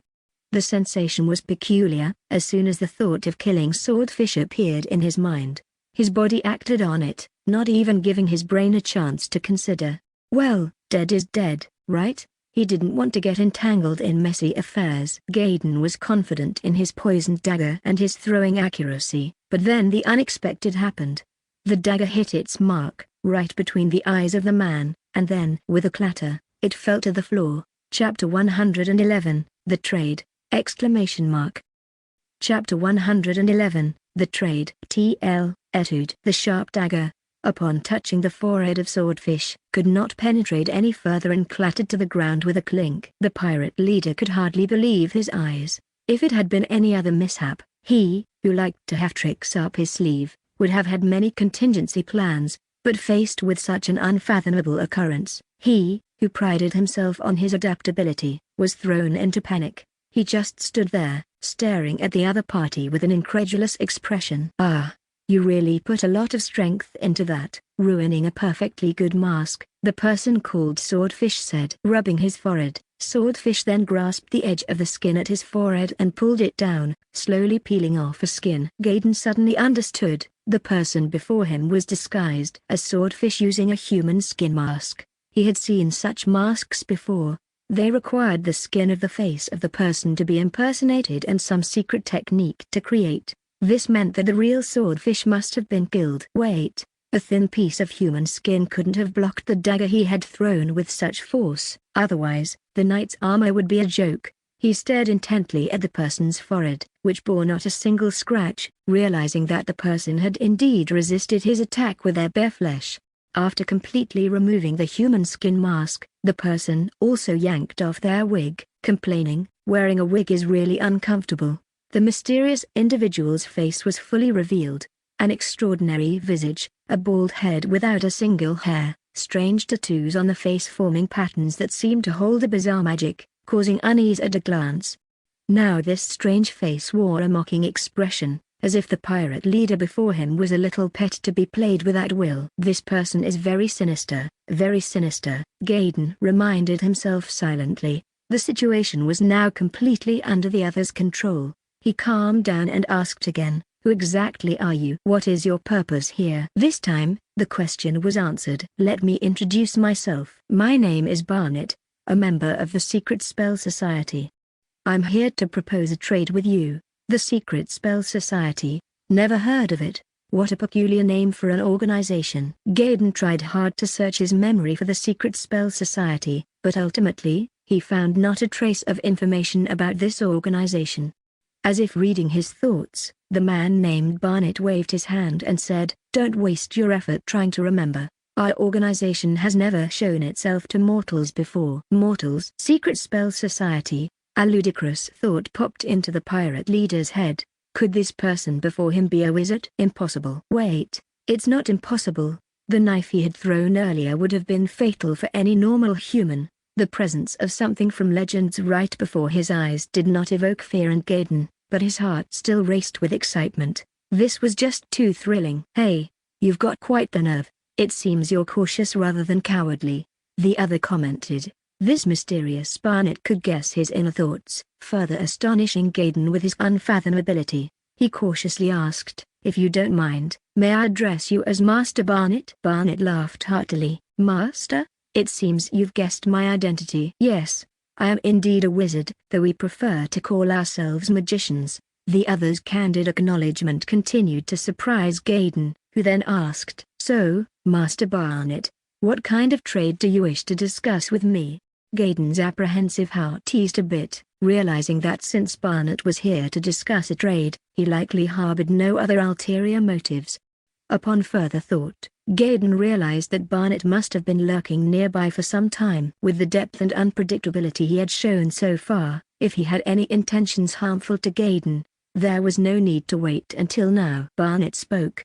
"I want you to do a small favor for us, and we're willing to pay you in advance. How does that sound?" "What kind of small favor?" Gaydon asked. "To divide the kingdom of Ordo." Gaydon was momentarily speechless. "Ah. Forgive my bluntness, But does that really qualify as a small favor? Barnett responded with arrogance. Humphrey, compared to what we ultimately intend to do, this is indeed a minor task. Gaydon scoffed. Master Barnett, you've approached the wrong person. With just over 200 men and a few worn-out ships, even a minor lord could easily defeat me. Barnett waved his hand dismissively.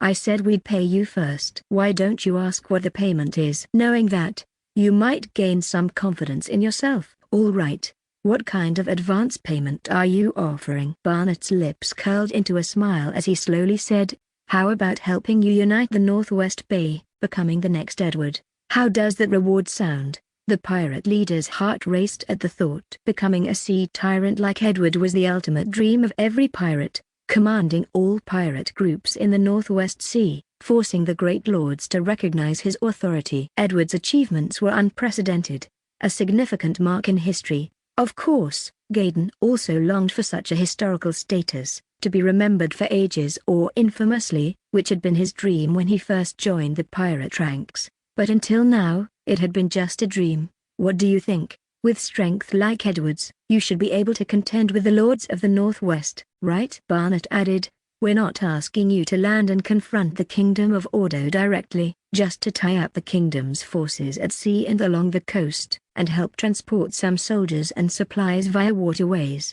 We've already arranged things on land. If he could achieve what Edward had, then the tasks Barnett mentioned wouldn't be difficult. However, Gaydon was skeptical. Could this person or his organization truly help him realize such a dream?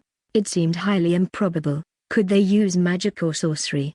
Given that Barnett had admitted to being a wizard, I know you're doubting our ability to provide this payment. With an all-knowing look, Barnett produced a small pill and placed it on the table before Gaydon. How about it? Dare to try one? It will bring some unexpected changes to your body, giving you a preliminary idea of the Secret Spell Society's capabilities. Gaydon picked up the pill, a red object that was hard to identify, and observed it closely. He hesitated, to eat it or not. Seeing Gaydon's indecision, Barnett said, to be honest, consuming these pills excessively does have side effects, but I assure you, once or twice won't cause any problems.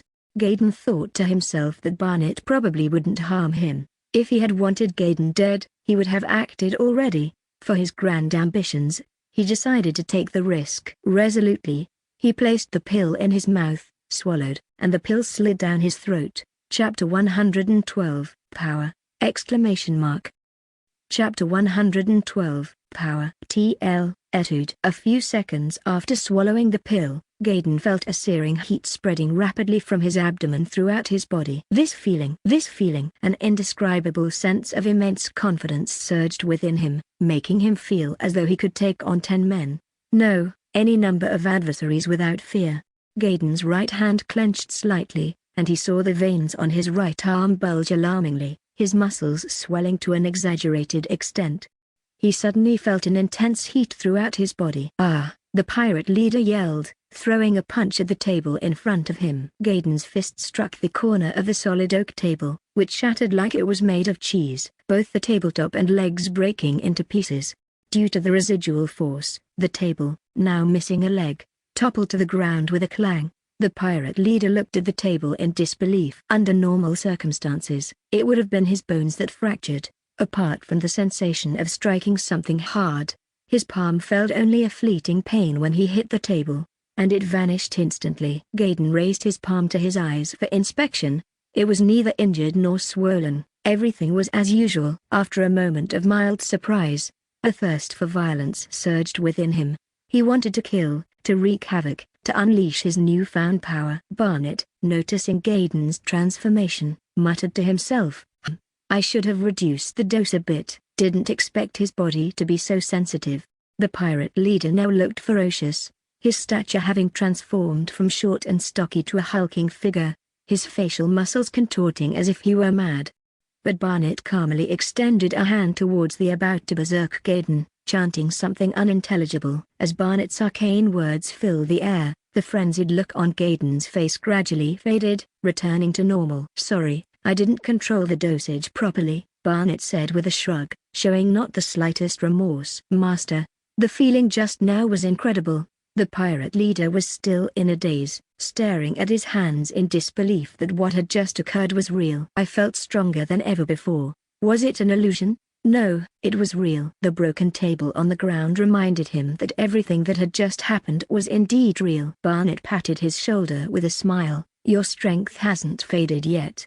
You can try again. That's enough, Master Barnet. I now believe in your ability to pay the promised reward. If all his pirates could take such pills, and if they could control the dosage as this wizard suggested, taking down the ragtag pirate groups in the Northwest Bay would be a breeze. Although he was on the verge of madness just moments ago, the memory remained, and it was this self-proclaimed wizard who had restored his normal consciousness. Confronting such dangerous power with such calm, the wizard must be even stronger than his current self. Feeling the power still generating within him, he asked Barnet, how long can this state last? The duration of the effect varies from person to person, but generally, it lasts 3 to 4 hours without a problem. How many of these pills can you provide us before you unify the various pirate groups? 50 per week. After that, it will depend on your performance, though by then, you probably won't need them anymore. No, Master. I believe I will continue to need them. Becoming the second Edward was just the beginning for Gaydon. From these miraculous pills, he saw even greater possibilities. This wizard had already talked about inciting turmoil and splitting the kingdom of Ordo. Perhaps Gaydon could also carve out a share for himself on land. Barnet's smile disappeared instantly, making Gaydon shiver inwardly. Barnet asked, does this mean you have decided to cooperate with us? Gaydon nodded repeatedly.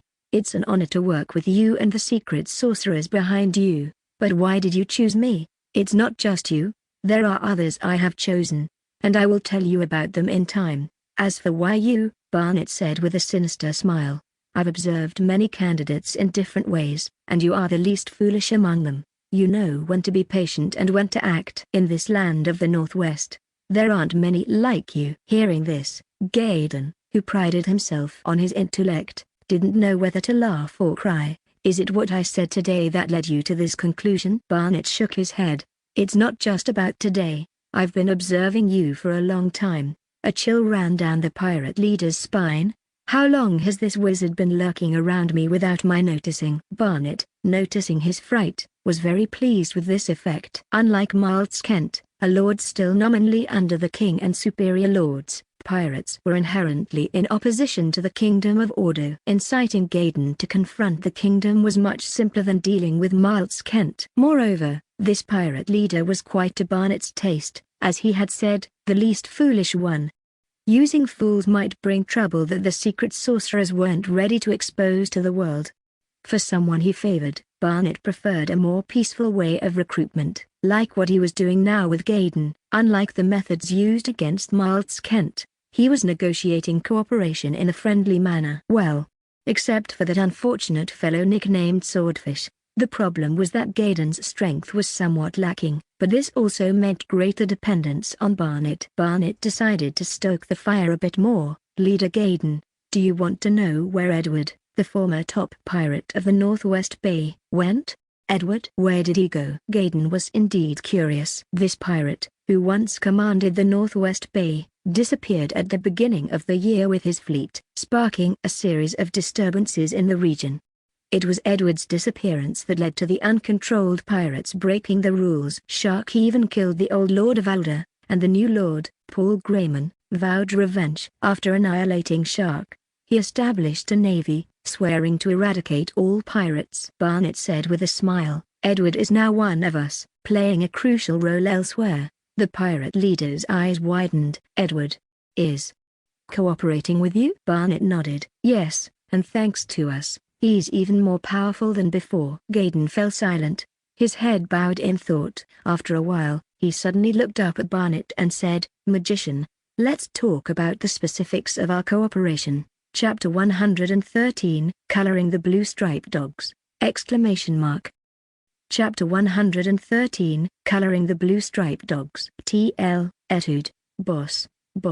The calls of his subordinates roused Gaydon from his reverie. What's up? The ship's almost loaded. It's time to go. All right, let's board. Gaydon led the remaining pirates briskly towards the shore. Under the bright moonlight, 4 larger pirate ships loomed in the distance, their masts faintly adorned with skull flags. Soon, they boarded a small boat, rowing vigorously towards the larger vessels. Due to the heavy load, the pirate ships couldn't approach the shore too closely to avoid grounding. Reaching the big ship, they climbed the rope ladder to the deck. A leader approached and reported, "Boss, everything's ready." Gaydon commanded with gusto, "Set sail." The 4 galley ships started moving. Newly captured slaves, now serving as rowers, began their miserable fate amidst whips and curses. In the cabin at the stern, Gaydon and his leaders discussed their next move. One reported, "Our contacts in Port Fran say the blue-striped dogs have equipped a new type of vessel, capable of swift sailing using only wind power."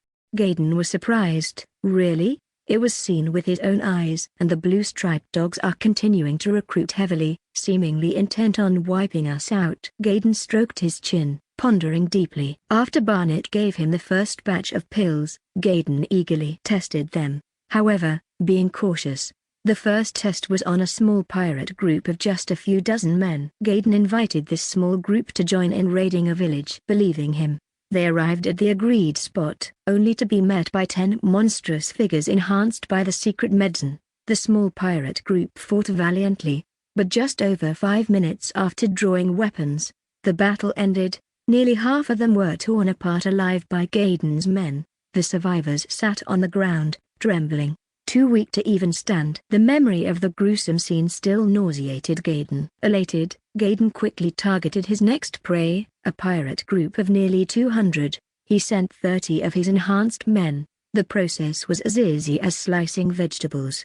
The remaining 100 or so of the enemy, realizing their weakness, knelt and surrendered. Soon, the 3rd and 4th pirate groups were assimilated by the Mudfish Gang. To date, their numbers had grown to over 600. Gaydon then changed his strategy. Although most pirates accepted the rule of the strongest, many were not truly convinced by forceful mergers. He planned to establish his prestige, making other pirates genuinely respect him. The best way to gain such prestige was to confront the Elder Navy, which had consistently thwarted pirates. However, Gaydon still felt unprepared for a direct confrontation with the Elder Navy. However, executing small operations that would embarrass the blue-striped dogs was still quite feasible. Utilizing his undercover agents on land, Gaydon planned several minor attacks. Fortunately, more than half were successful, and the failures resulted in minimal losses. His reputation began to spread across the northwestern bay. The pirates dubbed him the nemesis of the blue-striped dogs, a nickname that threatened to replace his old one,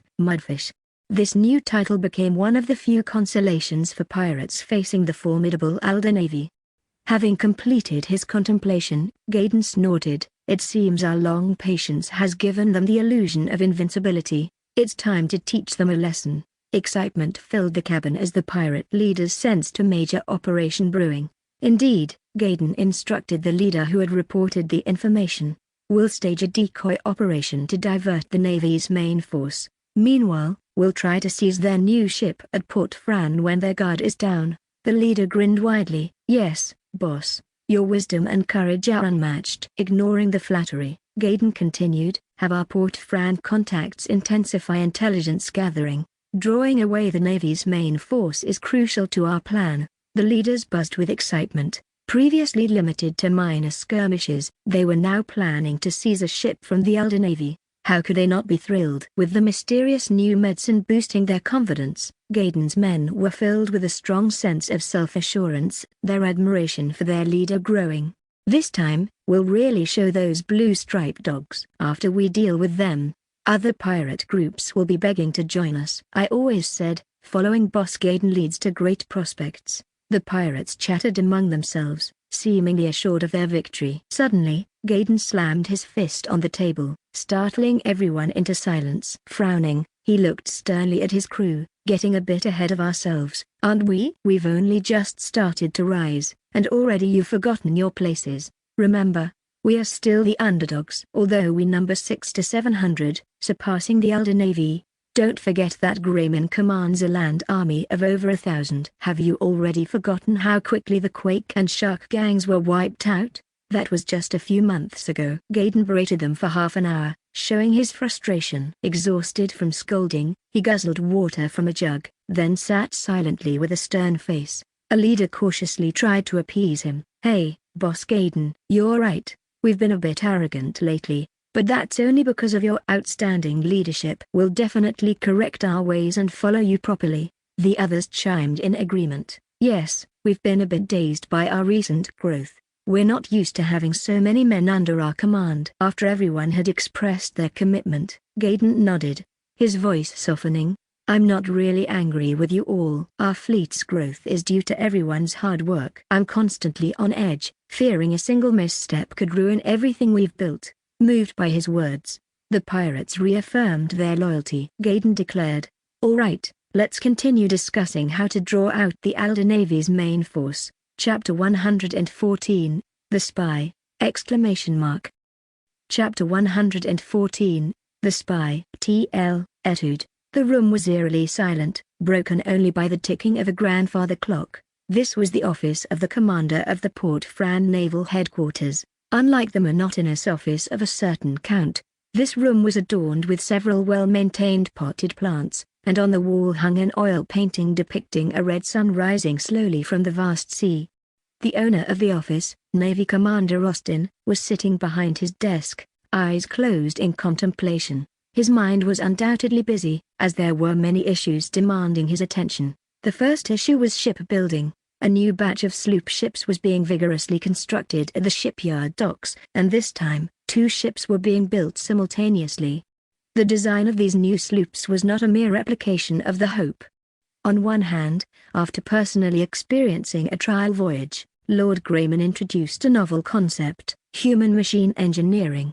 He demanded that without compromising the ship's combat capabilities, the comfort of the sailors aboard should be improved as much as possible. For instance, the arrangement on the deck should be neat and orderly, not chaotically headache-inducing. The operation of the sails should be streamlined, among other enhancements. In essence, the aim was to make the sailors feel more at home. Those sloops, being small, had limited room for such improvements. However, Lord Grayman insisted on incorporating this design philosophy into larger ships to be built later. Everyone understood the logic. A more comfortable environment typically helps maintain a better mood and physical condition. I'm talking about without compromising combat capability, as combat ability is the foundation of everything, emphasized Count Grayman in the end. On the other hand, although the trial voyage of Hope was generally successful, flaws were discovered during frequent training sessions led by Quick and others. These flaws and suggestions for improvements from the naval officers were promptly relayed to the shipyard, allowing Reuben, Benjamin, and others to modify the design and apply these improvements to the new ships. Both of these aspects posed significant challenges for the shipyard craftsmen. Then there was the pirate issue. Not only Grayman but also Austin himself suspected the presence of spies from the Mudfish gang within the Navy or nearby. He had assigned Captain Volk of the Naval Patrol and Cecil's intelligence officer, Turan, stationed at Port Fran, to investigate. The outcome was yet to be determined. If there truly were spies, the Navy's impending proactive strike might have already been leaked. Knock, knock, knock.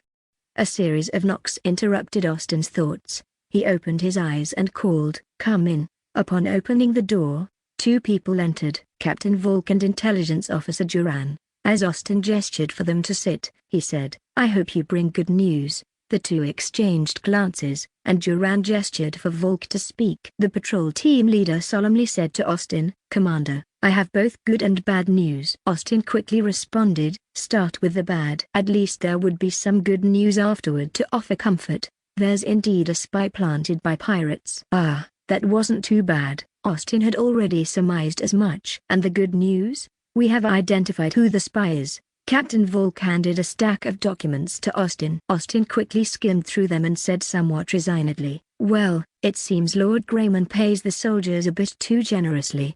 They even have spare money for such activities." The spy planted by the pirates within Port Fran turned out to be the owner of the town's only brothel, a man named Clement. He could easily guess how Clement obtained naval information. "Is the evidence solid?" "Very solid. We followed a contact." "How many people from the Navy have visited his brothel?" "We've confirmed 48 people, including 6 officers. With so many people involved, Austin's face grew increasingly rigid. He was infuriated, certain that many fools had been coaxed into spilling secrets in bed. Expel everyone who visited the brothel from the Navy and prohibit anyone in the military from engaging in such activities in the future. Austin was about to shout this out loud but then reconsidered. He ordered, identify those who specifically leaked information, and handle it as per military regulations. Yes, Commander, replied Captain Volk. Intelligence Officer Duran suggested, should we get the city hall to shut down the brothel?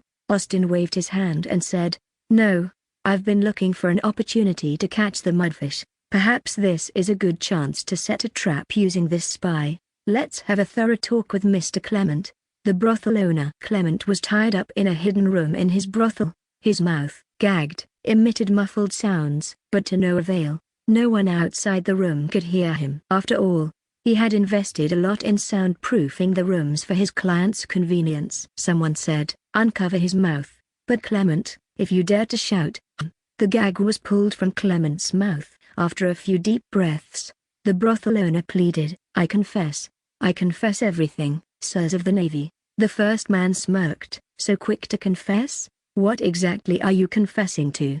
Clement suddenly found himself at a loss for words. Today was the unluckiest day for Clement. His business was running smoothly, and some naval officers had come in a group, giving him the idea to probe for information. The officers, who had booked a private room and called girls to drink and have fun, started a ruckus, damaging things. As the owner, Clement naturally went to check. The officers sent the girls out and asked Clement to judge their dispute, but as soon as he entered, they closed the door, overpowered him, and now he was in his current predicament. Clement stuttered, I confess to tax evasion. Slap.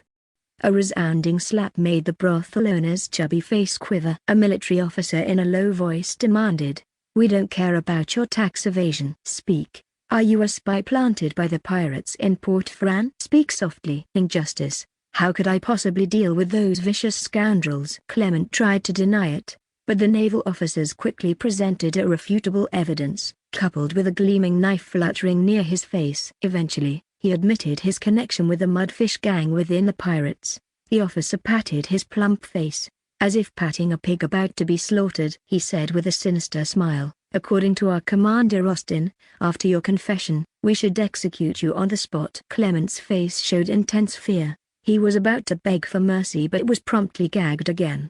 The officer continued, just listen, there's a chance for you to save your life right in front of you. I wonder if you can seize it. Hearing he might live, Clement, still gagged, nodded vigorously. Chapter 115, Rendezvous!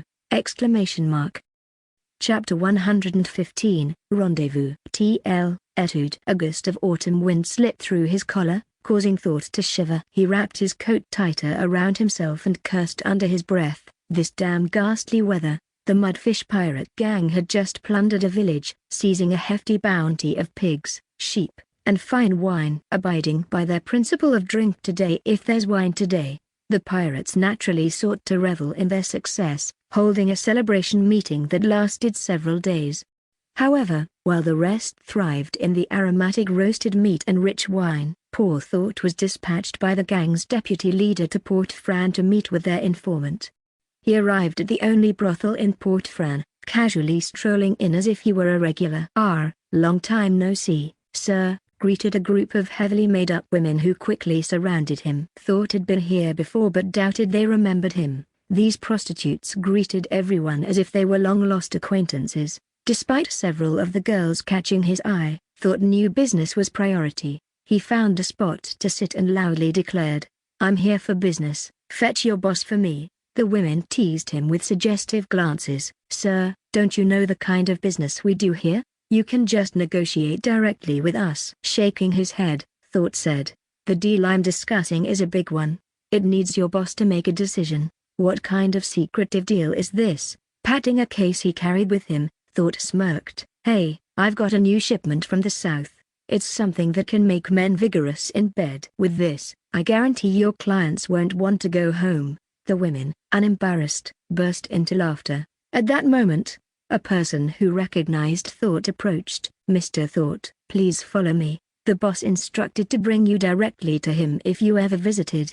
Thought followed her to a luxurious room, only to find the battered and bruised brothel owner, Clement. Surprised, Thought asked, "Boss Clement, what happened to you?" Clement, looking miserable, lamented, "Don't mention it. I recently fell short on my taxes, and the tax officer led a group of soldiers here, and without a word, they beat me up." Ouch. His swollen face pained him as he spoke. Thought couldn't help but revel in schadenfreude.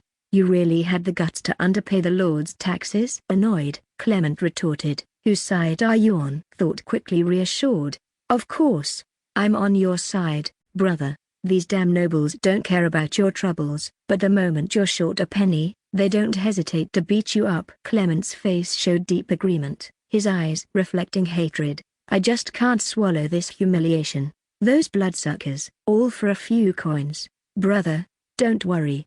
Thought patted Clement's shoulder, saying, "Soon, we'll make your lord, Count Grayman, pay." "Oh?" The fat owner perked up. "You're going to avenge me?" Thought internally scoffed, wishful thinking. "Who do you think you are?" He replied, "Sort of, but not just for you." "Grayman has recently been making life difficult for us seafarers. He's made enemies with us too. So, the higher-ups are planning something big."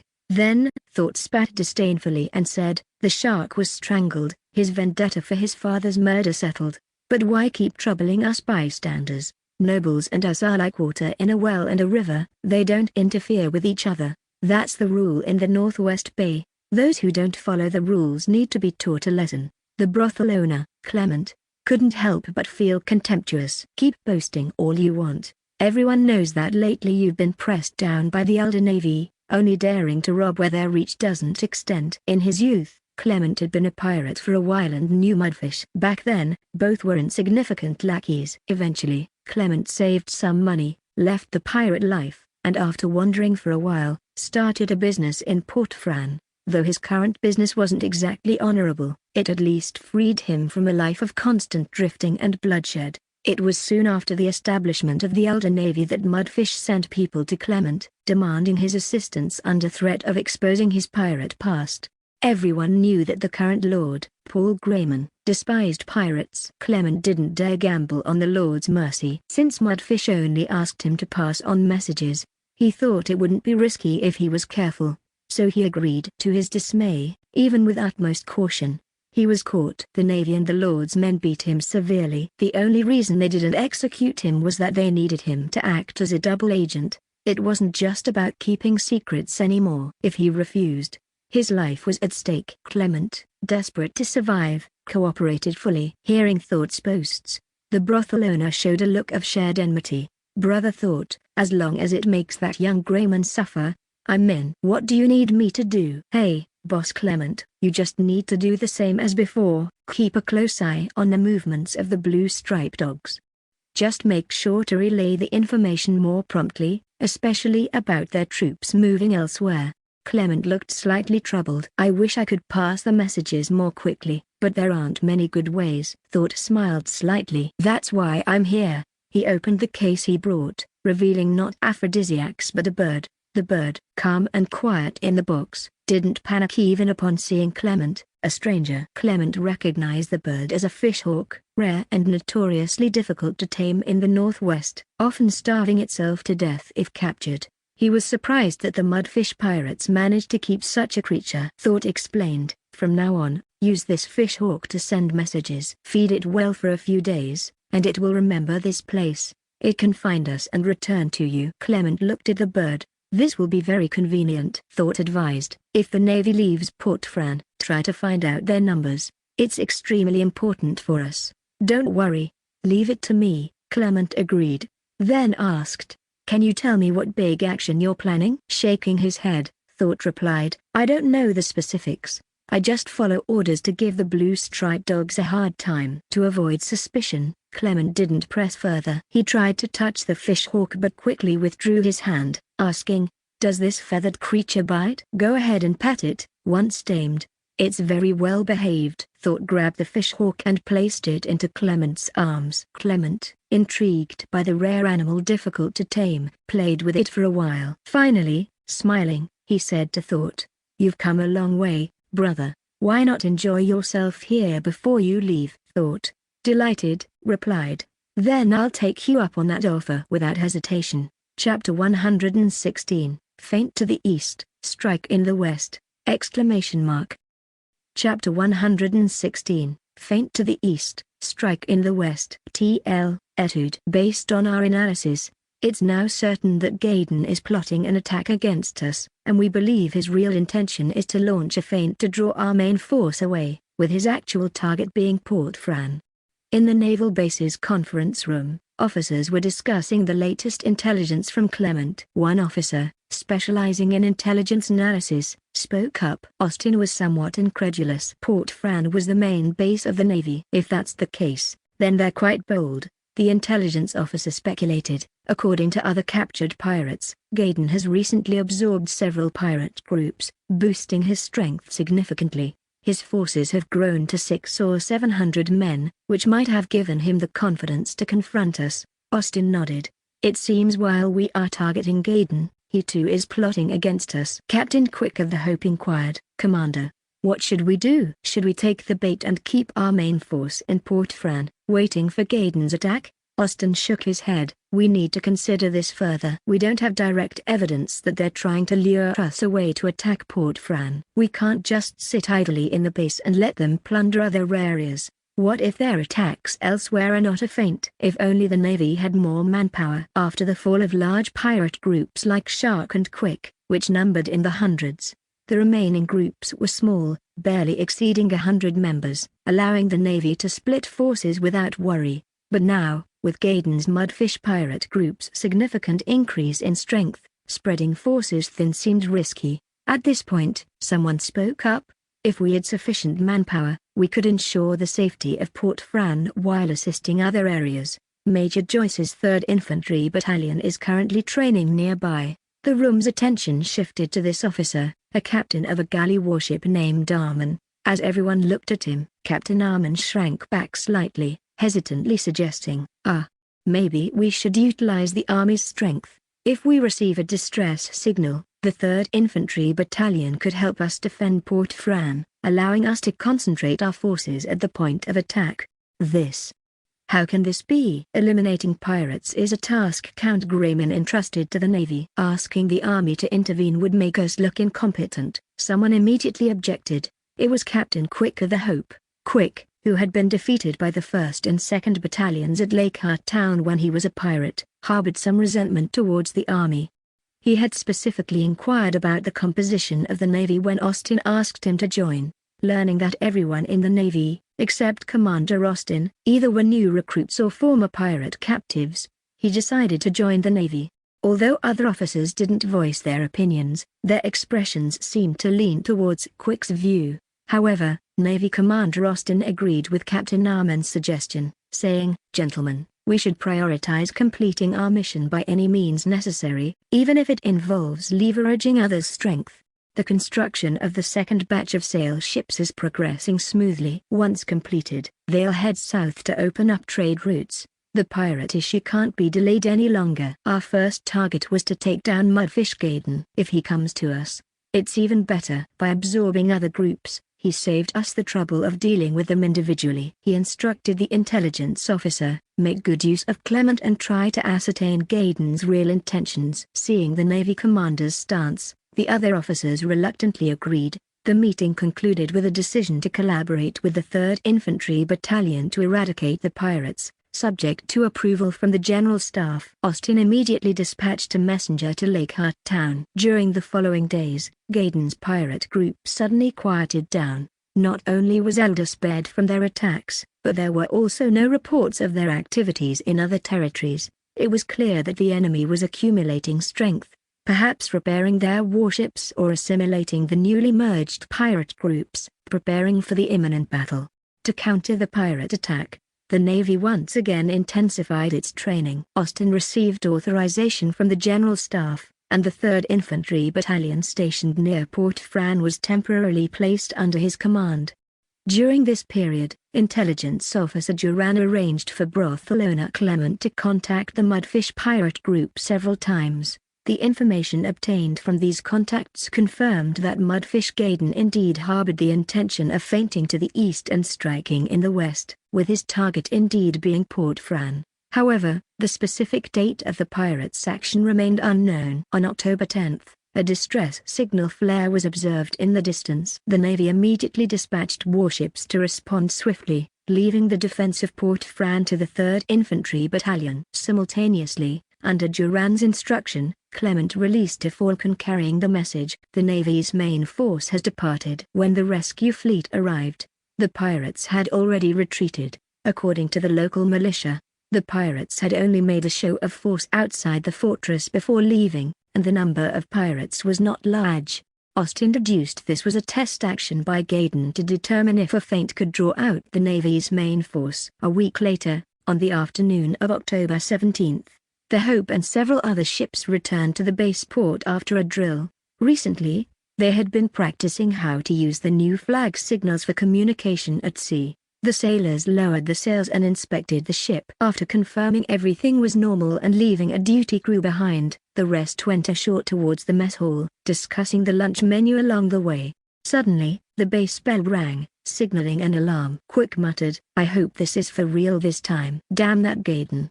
He immediately rushed to the operations meeting room with other officers, while the sailors regrouped, ready to depart at any moment. In the operations meeting, Austin decided to have the Navy stay in Port Fran and send the 3rd Infantry Battalion for the rescue, as the signal's location was most conveniently reached by land. The falcon carrying the message the Navy has left was once again sent flying into the distance. Hours later, near the waters of Port Fran, 10 pirate ships flying the skull and crossbones appeared. Gaydon, having received the message, immediately directed his fleet towards Port Fran. Standing on the deck, he loudly ordered, "Once we land, loot as much as you can. Make it grand and establish our pirate group's reputation." Then he emphasized, "But remember, we only have 5 hours. After 5 hours, everyone must return to the ship. Regardless of whether everyone is back or not, I will order the fleet to retreat." Long live Gaydon. Long live. The pirates responded enthusiastically to their leader, ready for action. Gaydon unsheathed his sword and pointed east. "Order the slaves to speed up." Assault on Port Fran. "But boss, something's wrong." A shout from the lookout broke the atmosphere. Gaydon, trying to suppress his irritation, shouted, "What's wrong?" The lookout, with a face full of fear, pointed eastward. "The Navy hasn't left." They're coming towards us." Chapter 117, A Fight to the Death 1! Chapter 117, A Fight to the Death 1! TL, Etude. Due to the presence of telescopes, the naval patrol ships spotted the pirates earlier than the latter noticed them. The sailors exerted their utmost effort, rowing towards the base. Before even entering the harbor, they communicated the enemy's presence to the guards on duty using newly practiced flag signals. "This is not a drill. This is not a drill. This is not a drill." The signalman repeated this message 3 times at the end. The alarm bell in the base rang once again, and all the officers and soldiers quickly assembled. The pirates are indeed employing a feint strategy. It looks like the 3rd Infantry Battalion's efforts will be in vain. Upon learning of the pirates' approach to Port Fran, the military officers were relieved and grateful for the decision previously made by Commander Austin. It seemed the glory of annihilating the Mudfish pirate group would finally belong to the Navy. Austin ordered all hands to board their ships and prepare for battle against the pirates. He also sent messengers to inform the city hall to gather the militia for coastal defense, to prevent any pirates from stealthily reaching the shore. He chose the Hope as his flagship and led the other 6 sailing ships towards the pirates. This was the first real battle for the sail warships, and every officer and sailor was extremely tense. Captain Quick paced the deck, continually encouraging his crew. "Our ship is the mightiest warship in the Northwest Bay. Just show a tenth of what you've trained for, and we can feed those fools to the fish." Quick was thrilled to finally catch the Mudfish, as the only pirate force in the Northwest Bay capable of assembling so many ships was this one. "Hey, Gaydon, oh Gaydon, don't you dare run away this time. Let your blood be the baptism for my rebirth." Even when he was a pirate, Quick despised this cowardly man, especially since Gaydon had tricked him during their agreed attack on Lake Hart Town. Sailors armed with swords watched the direction of the pirate ships, ready for a potential boarding battle. Those equipped with muskets carefully checked their weapons, keeping their matchlocks lit and blowing on them to ensure they remained ignited. The gun crews, in particular, were about to experience their first real naval artillery battle. Their rigorous training paid off as, under the commands of their gun captains, they methodically prepared to fire. Loosen the cannon. The gunners released the pulley chains wrapped around the cannon barrels and cut the ropes tightly binding the breech. The creaking of the cannon carriage wheels indicated that the cannon was loosened, and a gunner held onto the pulleys on either side of the barrel to prevent it from moving towards the center of the ship before a new command was given. End of Block 2.